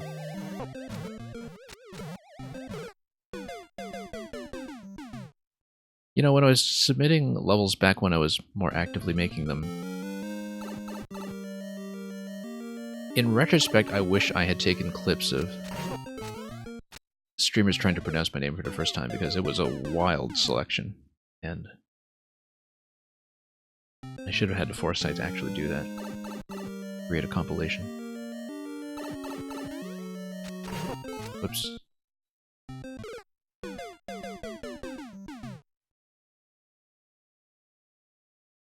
I'm sure some of you have that experience as well.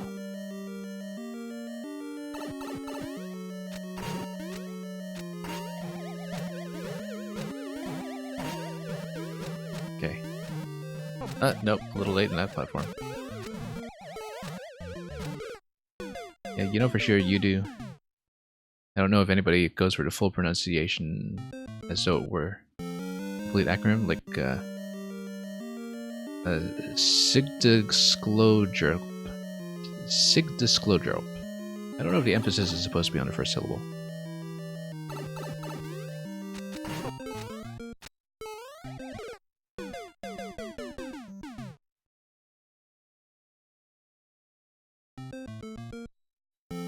Of course, in my head I'm trying to anagram it to see if there's actually a word buried in there. But the string is a bit long to do so conveniently. Whoops. Come on, we can do this. Need to get back to that upper segment that we've been having so much trouble with so far. Nope. Age to shake logic her loop words. Yeah, exactly. I think Green Heroes has the right idea.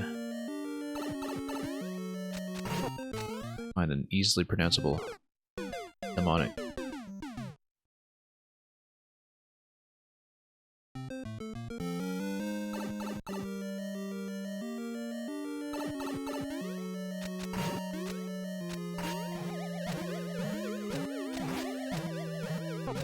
Unless it's actually an abbreviation of something like, you know, CGDEH, come get donuts every hour.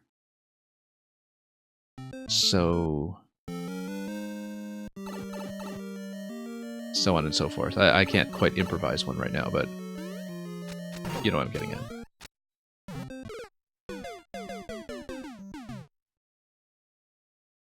You wish one-ways didn't make an annoying noise. Oh, you mean the little clickety-clackety noise, like they're a filing cabinet you're trying to shut? It's not too bad. I find if you're actually driving a clown car, clown cars bumping into spikes is just a worst feeling. If they're just bouncing around by themselves, then it should be okay.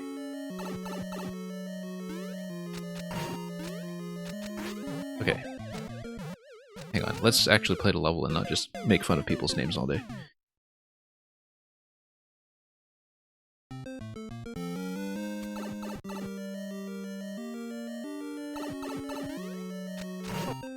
Oh, hang on.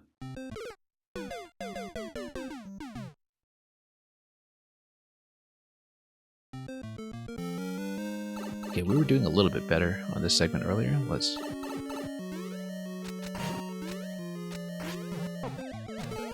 try to get this right.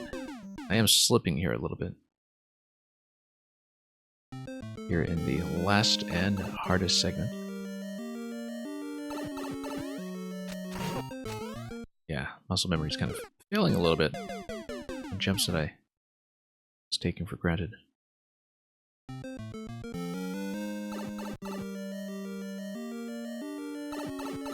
Yeah. Nope. Yeah, I'm just facing the wrong direction here. Trying to anticipate the jump. Forward momentum that we need from it. When the tap needs to come first. Nope. Seemed like I was having an easier time earlier, but... think is that we do need to change our facing direction now. We have to face right before we face left. No, we don't, because of the one-way panel. What am I talking about? Which did not ease things much. Kind of playing afraid of that spike when the one-way panel was right there and protecting us. Not that it helped. Wow, what jump was that? Not a very good one.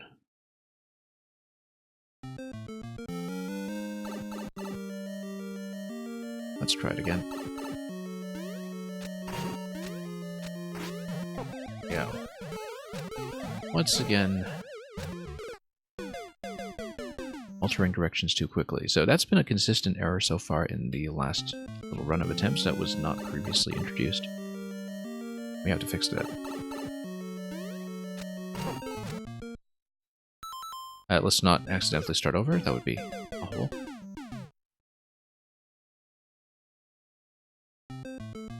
Okay, I do want to get to the remaining levels after this, so hopefully we can push through this. I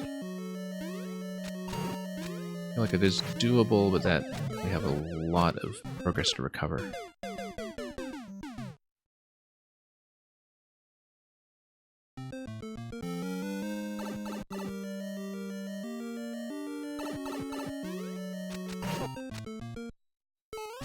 Am I going too high or too low now? I'm just falling straight through that thing, I think.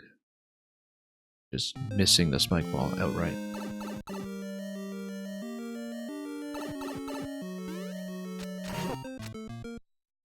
Too high, I think. Because I'm just slapping and missing.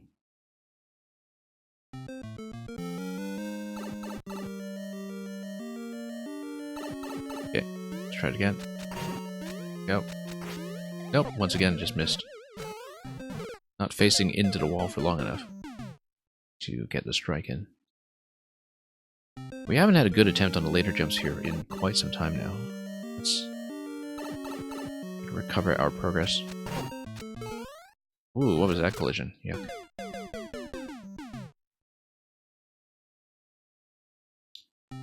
It looks hard. It's It is a bit of a tricky timing. We had plenty of practice in the first two sections that was going pretty well, and then muscle memory's starting to fail me a bit, so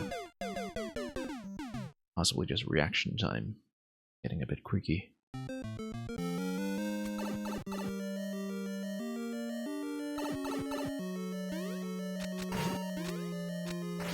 Yeah, I've been missing this consistently. We need to hug into the wall and get a slap down. Because look how I've been consistently turning away from the wall before striking the sword. I am trying to correct that, and it's just not happening. Nope.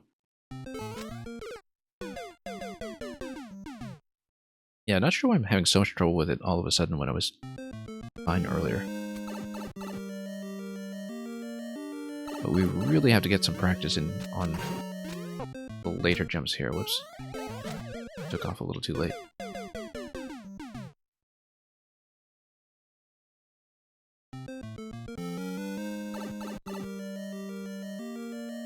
Alright, let's try it again. There is some chance we may have to postpone the rest of this one to next time and start over, but we'll try not to. We'll try to get the rest of it away for now. But I'm just thinking about ensuring that we do play the remaining two as well. Oops.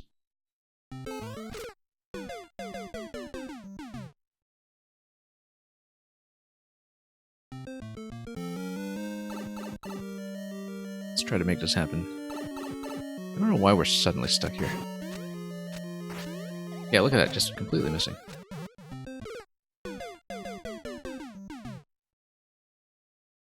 Like I'm standing too far away or something.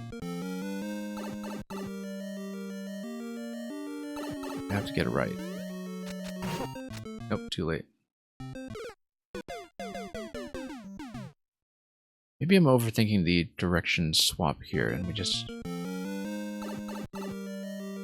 need to stand still a little bit. And yeah, we just need to let the momentum carry me a bit, and then I'm consistently switching directions prematurely.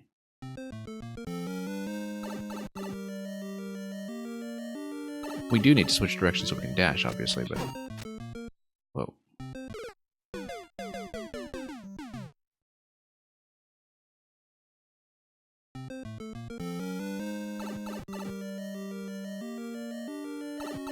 Let's try it again.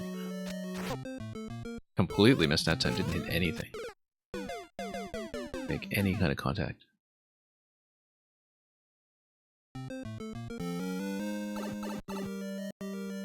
Anyway, hold to the left and slap it. Nope, too late.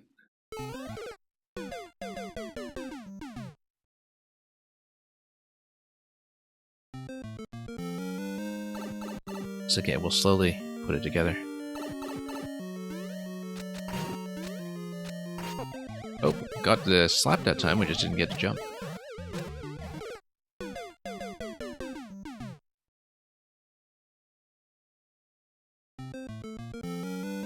Yeah, maybe I never did properly develop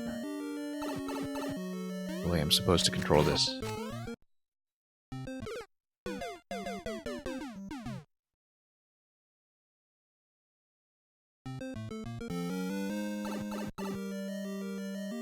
We have been here for quite some time.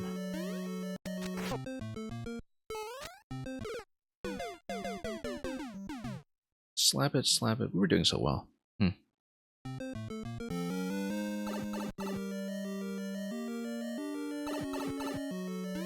Now... not so much. I think maybe my reaction time is just flagging a little bit. Like, the time it takes for signal to get from brain to finger might have slowed noticeably over the course of playing this level, and then so now the responsiveness is just not there.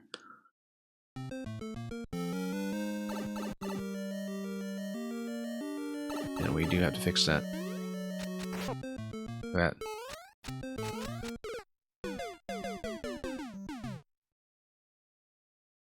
Because we had so many attempts where we just did not have trouble with this drop. All of a sudden,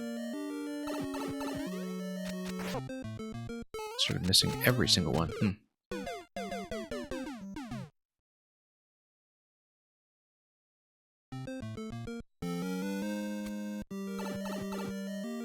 You might want to play it again some other time because you think there's something more at the end. Yeah.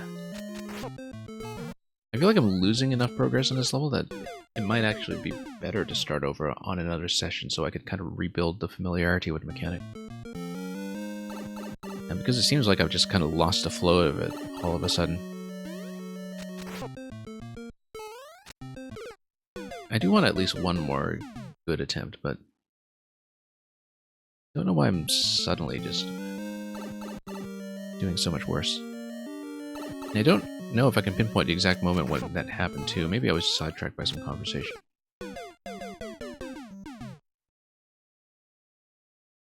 Yeah, we'll probably call it on this for now pretty soon. Let me just give it a few more slaps to at least get the first jump down one more time, just to be satisfied with it.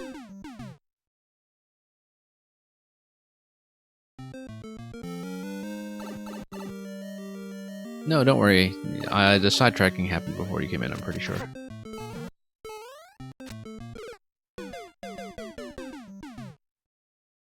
What is going on?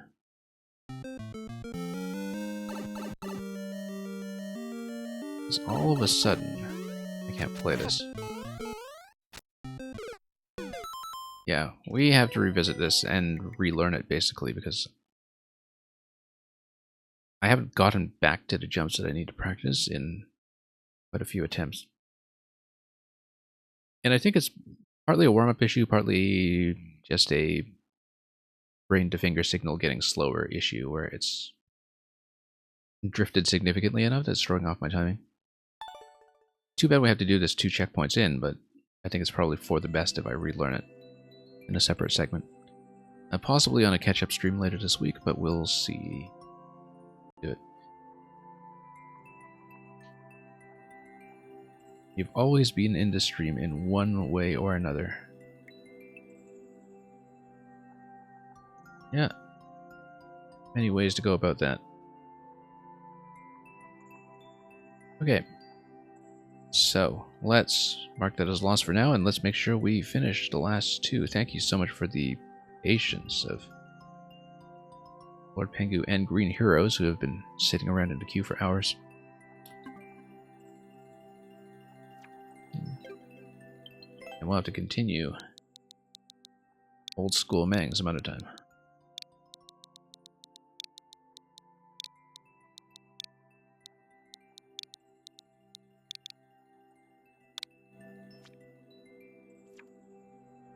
These perilous platforms. Oh, looky, a level.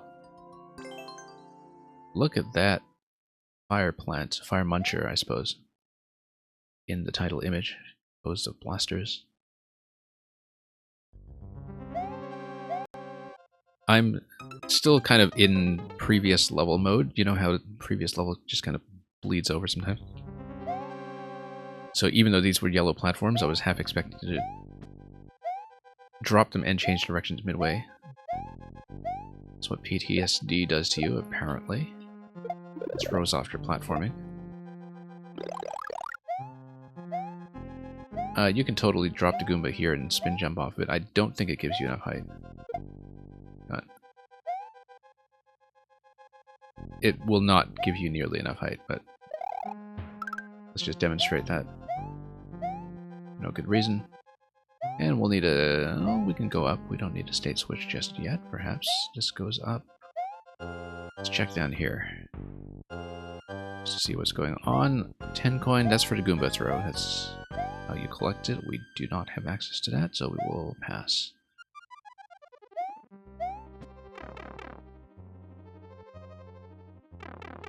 Alright, down to Broken Staircase. And we've got some very likely spawn blocks going on here as we find an on-off switch and reverse our way back up, perhaps. Bad idea, but we can take damage, so we'll do it. Maybe not the best way of doing that. Takes advantage of the Muncher collision priority over the bridge. Go down this way, and oh, there's a Boom Boom. The lack of a boss music change here actually feels strangely weird. I've just become so accustomed to that by now. I'm not saying you have to have it, I'm just saying that I was surprised that the music didn't change, which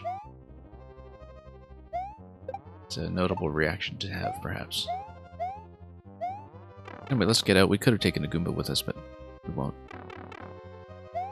But we can also go down. See what lies over here. Oh, but why don't we check the left side first then, in this case? I would need to jump on something.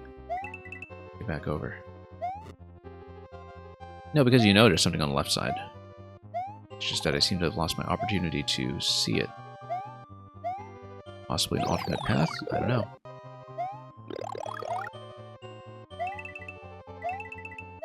Yeah, just guessed wrongly when it came to deciding what's the main path and what's the side.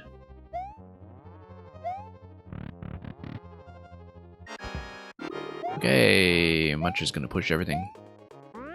And not in a strictly even order because the pipes are of different colors. That's a nice pattern, actually. I quite like this fight.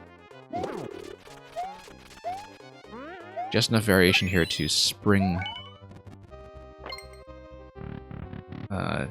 the boss left and right, as well as... Oh, look at that Wendy running away here, like she's being loaded elsewhere. Yeah, I enjoyed the boss room very much, actually. It was a very brief fight in some ways, but just enough variation in the movement to get the shell form to potentially be a bit of a risk, and also just bounce Iggy back and forth in his standing position as well, especially when he just backs into things the way he does. So one of those where, you know, it's easy but it's mechanically interesting to engage with. I kind of wonder what was on the left side. I want to play this again briefly just to check the left. And we won't necessarily go through the whole thing. It was supposed to be from Morton originally. Oh, so you can get a stun lock on you, right? Whoops. Let's not do that. And egg is cooked. Nice SMB3 gold card emote, by the way. I don't think I'd seen that one before.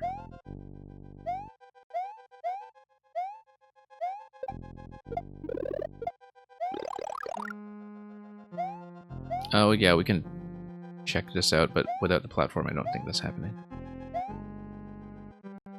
Hang on, let's toss this first. Here. Yeah, nope. Without the platform to bounce it over, that's not going to go. So yeah, we'll just hit the switch and we'll go back to the left side. That's all we're doing. Just want to take a peek there, and then we'll go on to Green Heroes, and then that will be the thing that closes out the stream. Yeah, you need to jump to this right away. There's a way to do it safely, we just hit the middle platform too soon. Nice of the skulls over the pipes to totally disambiguate that, yeah, you really do need to watch out for the puncher hitbox.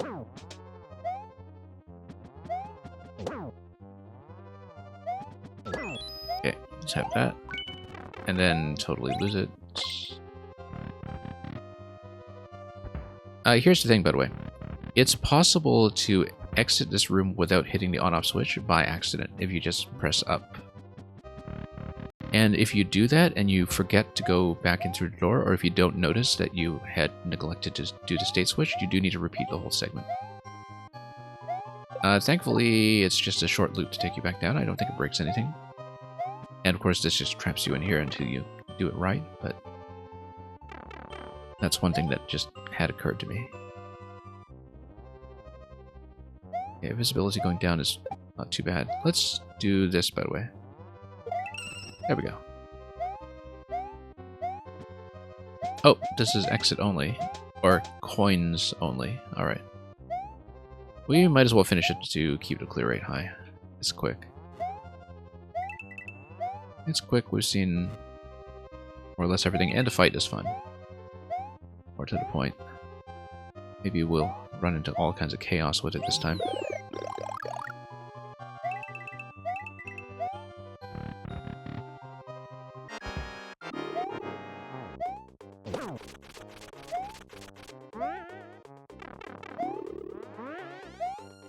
And here we go. You're kind of mixed on this level, you're saying? Yeah. The fight is really good, I think.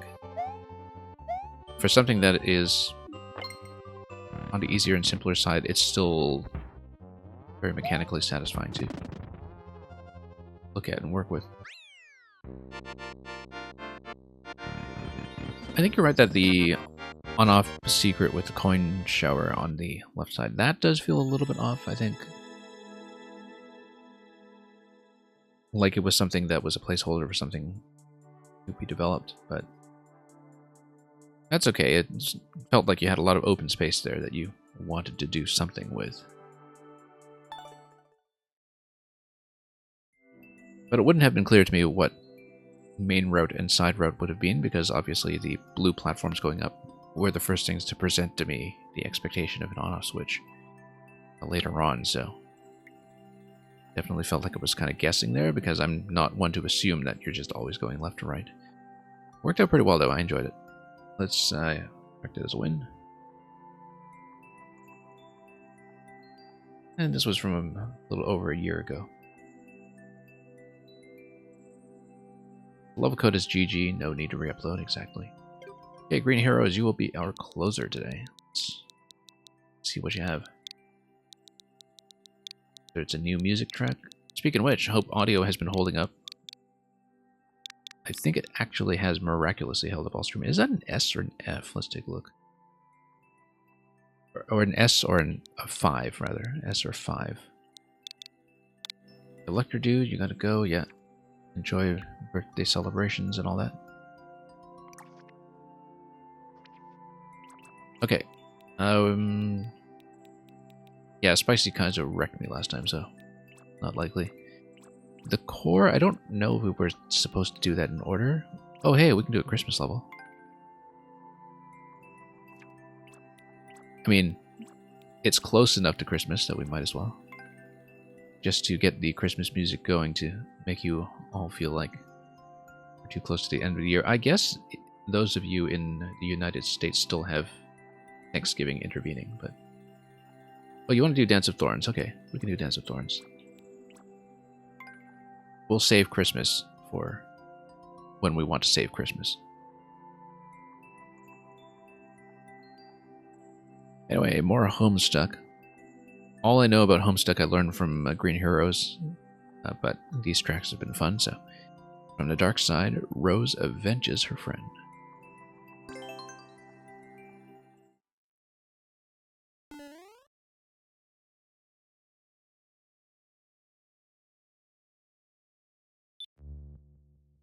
Okay. Pretty familiar Green Hero structure where we'll be looping over things with state switches a couple times until we eventually hit the sequence of exits that we want.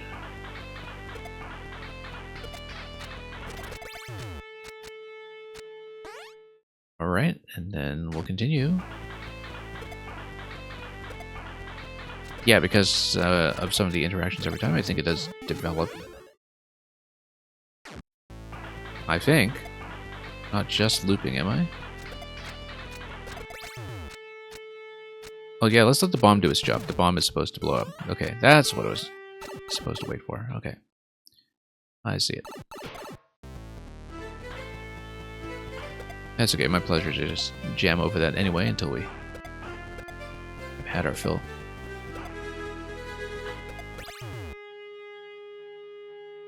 We will, of course, let this wailing solo finish his job. Maybe not too long, because the Cannibals will have a word with it. Well, you see, the thing is, Lord Pingu, I'm so accustomed to the idea of deliberately looping over repeated sections in Green Heroes levels with things like the state switches, that I'm listening to minor variations in a track, and it sometimes takes me a moment to notice that maybe I am just looping over the same thing.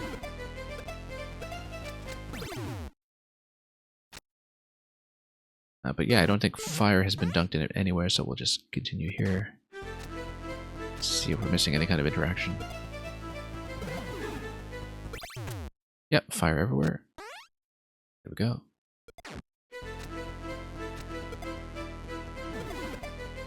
As usual, packing a ton of music into the available space. With the helmet, nice that the fire drop there actually did a pretty safe. Look at a shell we're racing. I don't know if there's something thematic going on there, or if it's just there to unlock a pathway. It's there to get rid of that guy so he doesn't fire missiles in our face the whole time while we're hanging around. Instead, we're going to deal with hammers, but we have a helmet, so no big deal.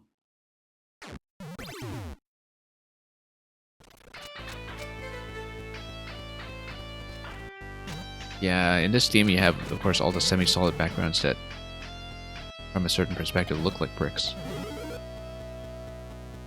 So, a couple of surprising overlaps in the artwork there. And look at that, we can just see this hammer grinding machine do its thing.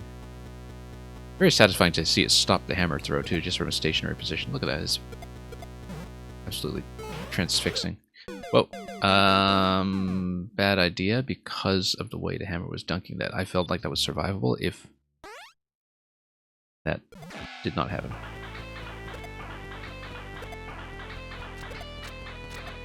If the hammer were not jumping there, I would have just bumped a muncher and entered, right? With no issues. Oh, totally intentional, of course. What else would it be? Anyway, it just means we get to listen to this all over again.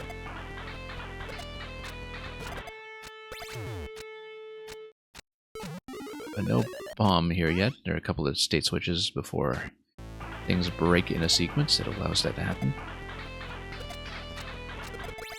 Here's the bomb. Let's not get trapped.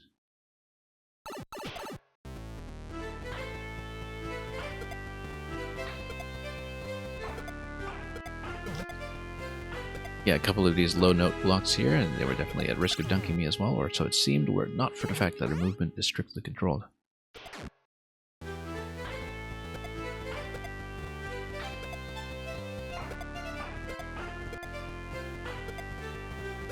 Anyway, let's wait this one out. Up we go.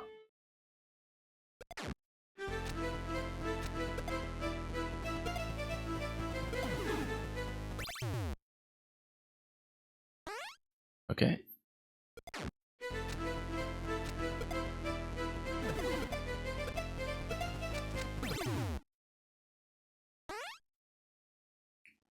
And round and round we go. We'll have to watch out for that hammer.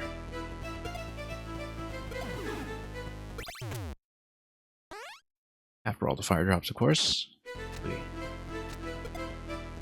you recall how far we made it previously? The coin collection is a nice touch at the end. Perfect little chime. Anyway, here's the shell race.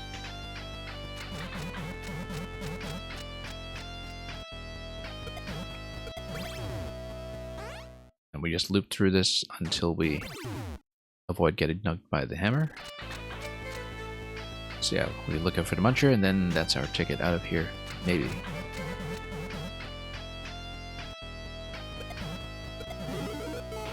Let's go quickly to some... Oh, you know what? That's totally not it. You can't actually enter. You can't enter. That's surprising.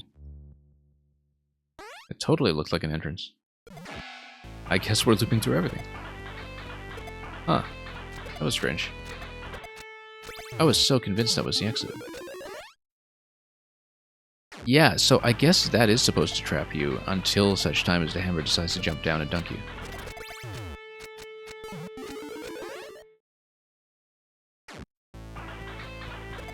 Interesting.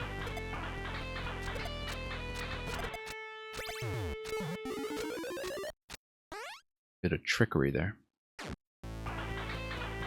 Maybe not what I expected.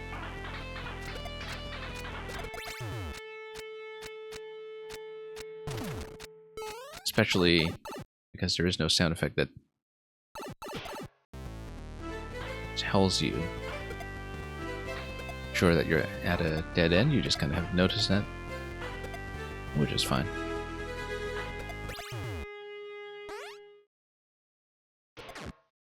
I'm still not totally sure about it, to be honest. That was supposed to be a forced death, because I did try to pipe enter it in case it wasn't clear visually. I know you couldn't have seen what buttons I was pressing, but I did try to enter the green pipe when I bounced a muncher up, and apparently nothing.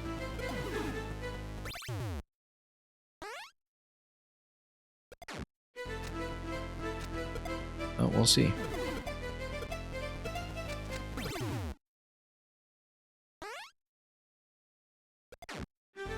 Funny part is, dying there and going back to the start of the music kind of sounds natural also.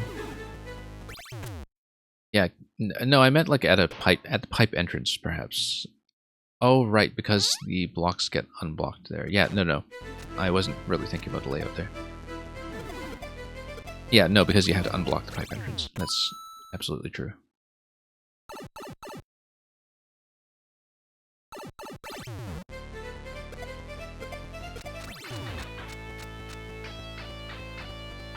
Anyway.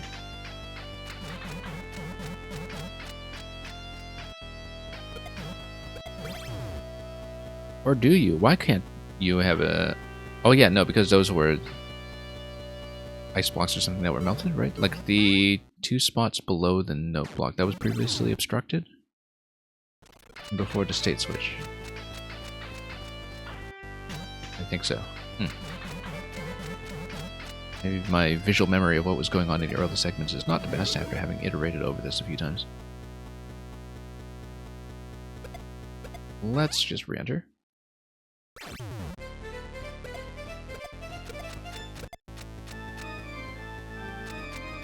Yep, absolutely packed layout. As always, just to get these multiple tracks elaborated. Okay, now we can surely go through.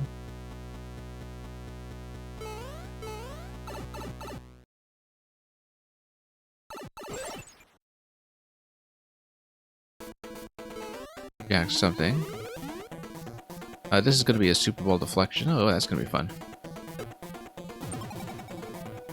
And that is no longer going to be a Super Ball deflection. That is going to be a very sad moment.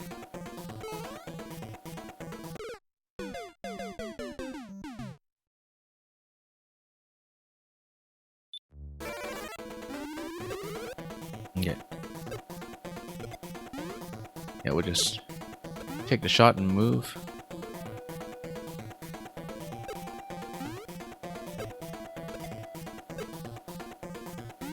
And yeah, playing defensively is more important here. I'm deflecting off the back wall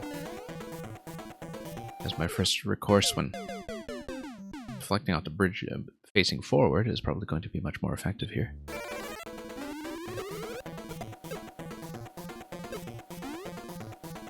But that's okay, the back shot works pretty well for certain circumstances. In some ways it's easier to position. It's not as quick. It's allowed me to perhaps find some kind of safe spot, although nothing's going to be safe from hammers, so...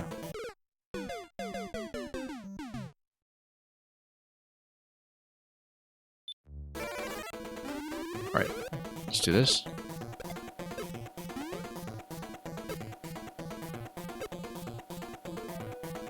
Nope. Just trying to find an opportunity to jump out of that or dodge it, but couldn't quite decide where to go. I like that we can get some shots off right away, though, and we just need to maybe not stand underneath.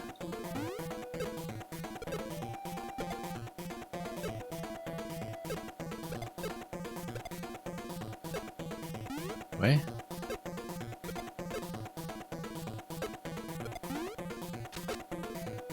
Almost there, maybe? Not quite, we've got a lot of shots left. Okay, that's the first shot. That's okay, because we can get stun locked from there.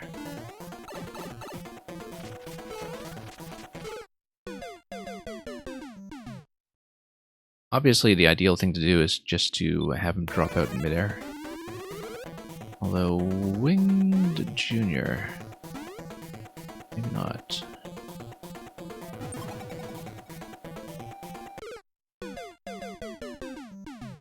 Yeah, pretty close, reasonably close, but...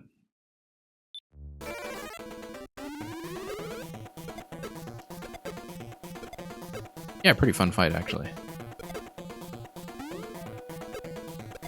One of the better Super Ball fights I've seen, probably. I guess there's a lot you can do with the deflection pattern, both on the floor and the wall, and the spacing is just good enough to make for an interesting experience. Let's not get stun locked. There we go. Oh, I totally could have gotten out into the cloud, too, on that bounce. But it wouldn't have lasted very long. GG. Obviously, we want to fire this. And go absolutely nowhere with it.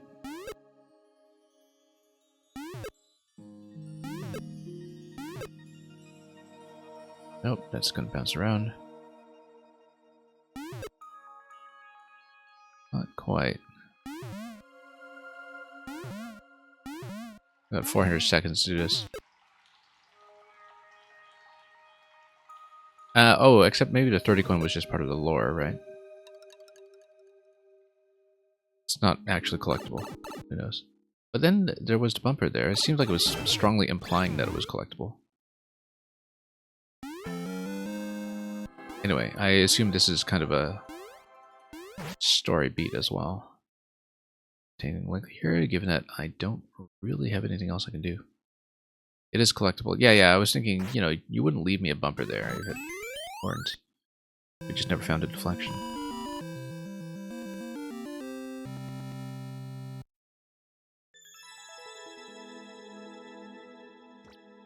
Okay. That worked pretty well, despite a couple of moments there with that hammer and muncher spot near the end of the second main section.